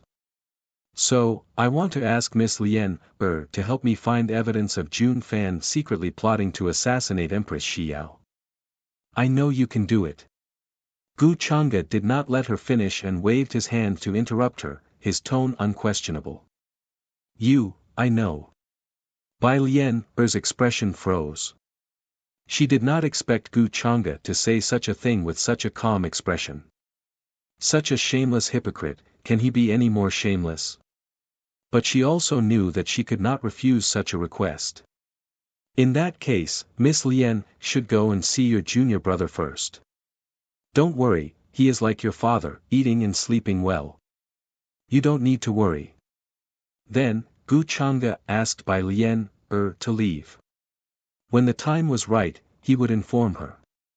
Bai Lian's face was cold. She thought that she was hypocritical enough, but in front of Gu Chang'e, it was far from enough. Soon, after dismissing everyone in the hall, Gu Chang'e began to examine the brocade pouch in his hand. From the outside, it looked like an ordinary brocade pouch with some simple patterns embroidered on it. There were no runes or formation patterns. Even the material of the cloth was ordinary cloth that could be seen everywhere. But within it, he felt an extraordinary aura. It was mysterious, profound, supreme, and majestic. Wine. In Gu Chang'e's eyes, black and white appeared, faintly showing the scene of the 6 paths of reincarnation. He planned to see through the mystery of this brocade pouch, although he could not see anything from its appearance.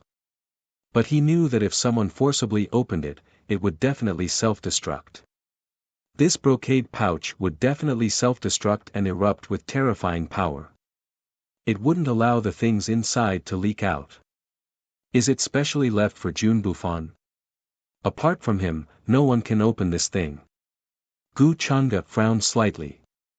It seemed that the Xianyang Demon Emperor had indeed arranged a lot of contingencies. This brocade pouch contained unimaginable things, perhaps related to the secrets of the demon realm. If he forcefully opened it, he would definitely trigger the restrictions within and destroy the things inside. Could it be that only Jun Bufan can open this thing? I don't believe it. Gu Chang'e continued to try. In the center of his palm, a black light appeared, and finally swallowed the brocade pouch. Chi! Chi! Chi! Wisps of light blue smoke floated out, and suddenly lit up with a dazzling brilliance. The lines became clear, and many ancient demon characters were written on the surface by special means. As soon as these demon characters came into contact with the power in Gu Chang'e's hand, a terrifying power burst out, as if they were alive. Vermilion bird, azure dragon, white tiger, Pishio, black tortoise, all kinds of demon characters transformed into powerful phantoms, letting out deafening roars in the void, surging and surging, almost making this place explode. If I forcibly open it, although it's a little troublesome, it's not impossible. In the void, the great Tao treasure bottle appeared, bobbing up and down, and a vast black light shrouded the brocade pouch. Suddenly, the brocade pouch stopped moving, as if it was imprisoned there, and an inexplicable force and field appeared. Gu Chang'e began to open it. Then he felt a majestic and heavy aura pouring out from it, as if the power of heaven and earth suddenly smashed on his body. The void began to collapse, and a black hole appeared, and a large crack spread out nearby. This power was more terrifying than chaos, as heavy as the heavens. However, as the great Tao treasure bottle trembled slightly, this terrifying power became stable and peaceful, flowing there quietly like starlight. This is a wisp of the world's origin. And it's a world's origin that's transforming to a higher level. Gu Chang'e raised his eyebrows, a little surprised. He had an inner universe, and although it had not fully evolved and was only in its embryonic form, he was very familiar with the aura of the world's origin. The demon realm is transforming, trying to evolve to a higher level world. Is this the reason why the 6 emperors disappeared? Could it be that they want to take advantage of the demon realm's transformation to break through to the immortal realm? Almost instantly, Gu Chang'e guessed the 6 emperors' purpose. For more than 6,000 years, was it just to hide in the dark and set up all this? In that case, during the demon realm's transformation process, there was bound to be an aura leaked out, and many of the orthodoxies in the upper realm did not notice, leaving the demon realm alone. It must be the 6 emperors who secretly covered up this secret. The 6 emperors' cultivation is unfathomable, and with the demon realm's providence, it's impossible to produce 6 immortals. This plan should have started a long time ago. Gu Chang'e narrowed his eyes, thinking of the Xianyang heavenly blade, which was a real emperor weapon. According to the original demon realm's providence, it was already difficult to produce an emperor weapon, not to mention refining an emperor weapon. Thinking about it carefully, there were indeed many clues and flaws. If he did not come to the demon realm this time, he might not have noticed this problem. In this shocking situation, the demon realm is the chessboard, and all living beings are the chess pieces, while Jun Bufan and Shi Yao are the 2 chess pieces in their hands, just right to use the chaos of the demon realm for 6,000 years to cover up the truth of the 6 emperors' disappearance, and put the blame on Shi Yao. I thought she got a bargain, but who would have thought that she was the unlucky one? That's a good plan. Gu Chang'e couldn't help but smile. Now that he had seen through the 6 emperors' plan, he naturally would not ignore it. From the beginning when he came to the demon realm, he felt that Empress Shi Yao was just a chess piece, and only by controlling her would he have a chance to play this chess piece. Now, it seemed that he was in control of more initiative. To the outside world, the 6 emperors have long disappeared, and many people think that they are dead. If the 6 emperors are really dead, no one will pay attention. The origin of the 6 emperors, the demon realm's evolving origin, this is really coveted. Gu Chang'e did not believe that the 6 emperors were already in the emperor realm. Although the demon realm was evolving, it had not reached that stage yet. For him, this was an excellent opportunity. Then, Gu Chang'e used the great Tao treasure bottle to devour the wisp of world origin in front of him. But what surprised him a little was that this wisp of world origin contained a wisp of Tao law body of the Xianyang demon emperor. Of course, in front of the great Tao treasure bottle, although this wisp of Tao law body erupted with terrifying divine power, it was useless and was quickly devoured. The Xianyang demon emperor not only left a wisp of Tao law body to Jun Bufan as a life-saving measure, but it also contained part of the truth. After devouring this wisp of Tao law body, Gu Chang'e noticed this part of the memory, and his expression suddenly became interested.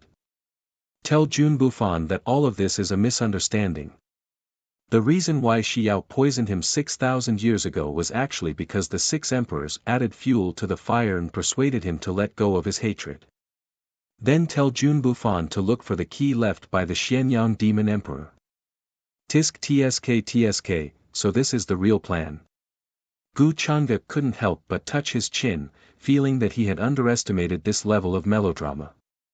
6,000 years later, the demon emperor's son, Jun Bufan, was reborn to take revenge.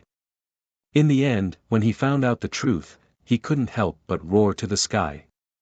It turned out that all of this was a misunderstanding.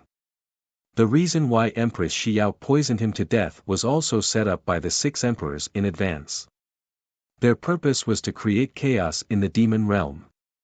Empress Shi Yao was in charge of the demon realm, and Jun Bufan was secretly taking revenge. This would confuse the eyes of the many orthodoxies of the upper realm and buy time for them in secret. He had to admit that he had underestimated the 6 emperors' methods, especially the Dark Moon Demon Emperor and the Xianyang Demon Emperor, who even schemed against their own son. Now, Gu Chang'e wanted to know how Jun Bufan would react after finding out the truth. Would he choose to forgive her? Or would he bear the pain and cut off everything? The key mentioned in the wisp of Tao law body of the Xianyang Demon Emperor, he said that he left it for Jun Bufan, so it seems that I can only rely on Jun Bufan to get this key. At the thought of this, Gu Chang'e separated a wisp of 10,000 transformations demonic consciousness and evolved it according to the aura of the world's origin, restoring the brocade pouch to its original state. Although the aura was similar, it was still far from the real world's origin. As for the many restrictions and runes on it, he only restored them to their original state slightly, but he could not guarantee that they would be completely restored. Let's see if Jun Bufan can see through all of this, but it doesn't matter if he does. After all, it was Bai Lian who gave this to him. If he suspects anything, he will only suspect Bai Lian. Bai Lian did not dare to expose my existence, so she could only brace herself and accept it. Gu Chang'e narrowed his eyes, which flashed with a playful look. He did not care much about this, and then asked someone to find Bai Lian, and handed the brocade pouch to her. What is in it? Bai Lian, asked directly. She was very curious about the item in the brocade pouch. Then, according to your father's request, give this brocade pouch to Jun Bufan. I don't know what is in it, and I can't open it now. Gu Chang'e shook his head and said with a calm expression. Is that so? Bai Lian, did not believe him. At that time, she also tried to open the brocade pouch, but found that it contained an extremely terrifying power. Once opened, it would be destroyed. Logically speaking, Gu Chang'e should not be able to open it. But her feeling told her that Gu Chang'e knew what was in it. Not only did he see it, but he also restored it to its original state. He definitely had such means. Is there a need for this one to deceive Miss Lian, We are on the same side now. Gu Chang'e smiled. You are so hypocritical. You don't have to say it. Bai Lian, sneered and took the brocade pouch. Then, her figure flashed, and she stepped into the void and disappeared. Jun Fan was not in the imperial capital at the moment. He was following his father to eliminate his original sister, Jun Ruoshi. She knew about this, so it was not difficult to find Jun Fan. As the successor of Sha Di, her concealment and ambush skills were top-notch. Ordinary Supremes would not be able to detect her aura. After watching Bai Lian, leave, Gu Chang'e put down his teacup. His eyes were gloomy, and he began to consider another chess piece. He had figured out the current situation of the demon realm and the plans of the 6 emperors. It was time for him to win the chess game of the demon realm. Jun Yao, you're tuning into the Han Li's Wuxia Adventures YouTube channel. We're so grateful for your support, and don't forget to subscribe to join us on this incredible journey through captivating stories. Your generosity through donations truly makes a world of difference, as it's the primary source of revenue that allows me to expand and enhance this channel for you. Thank you from the bottom of my heart for being a part of this adventure.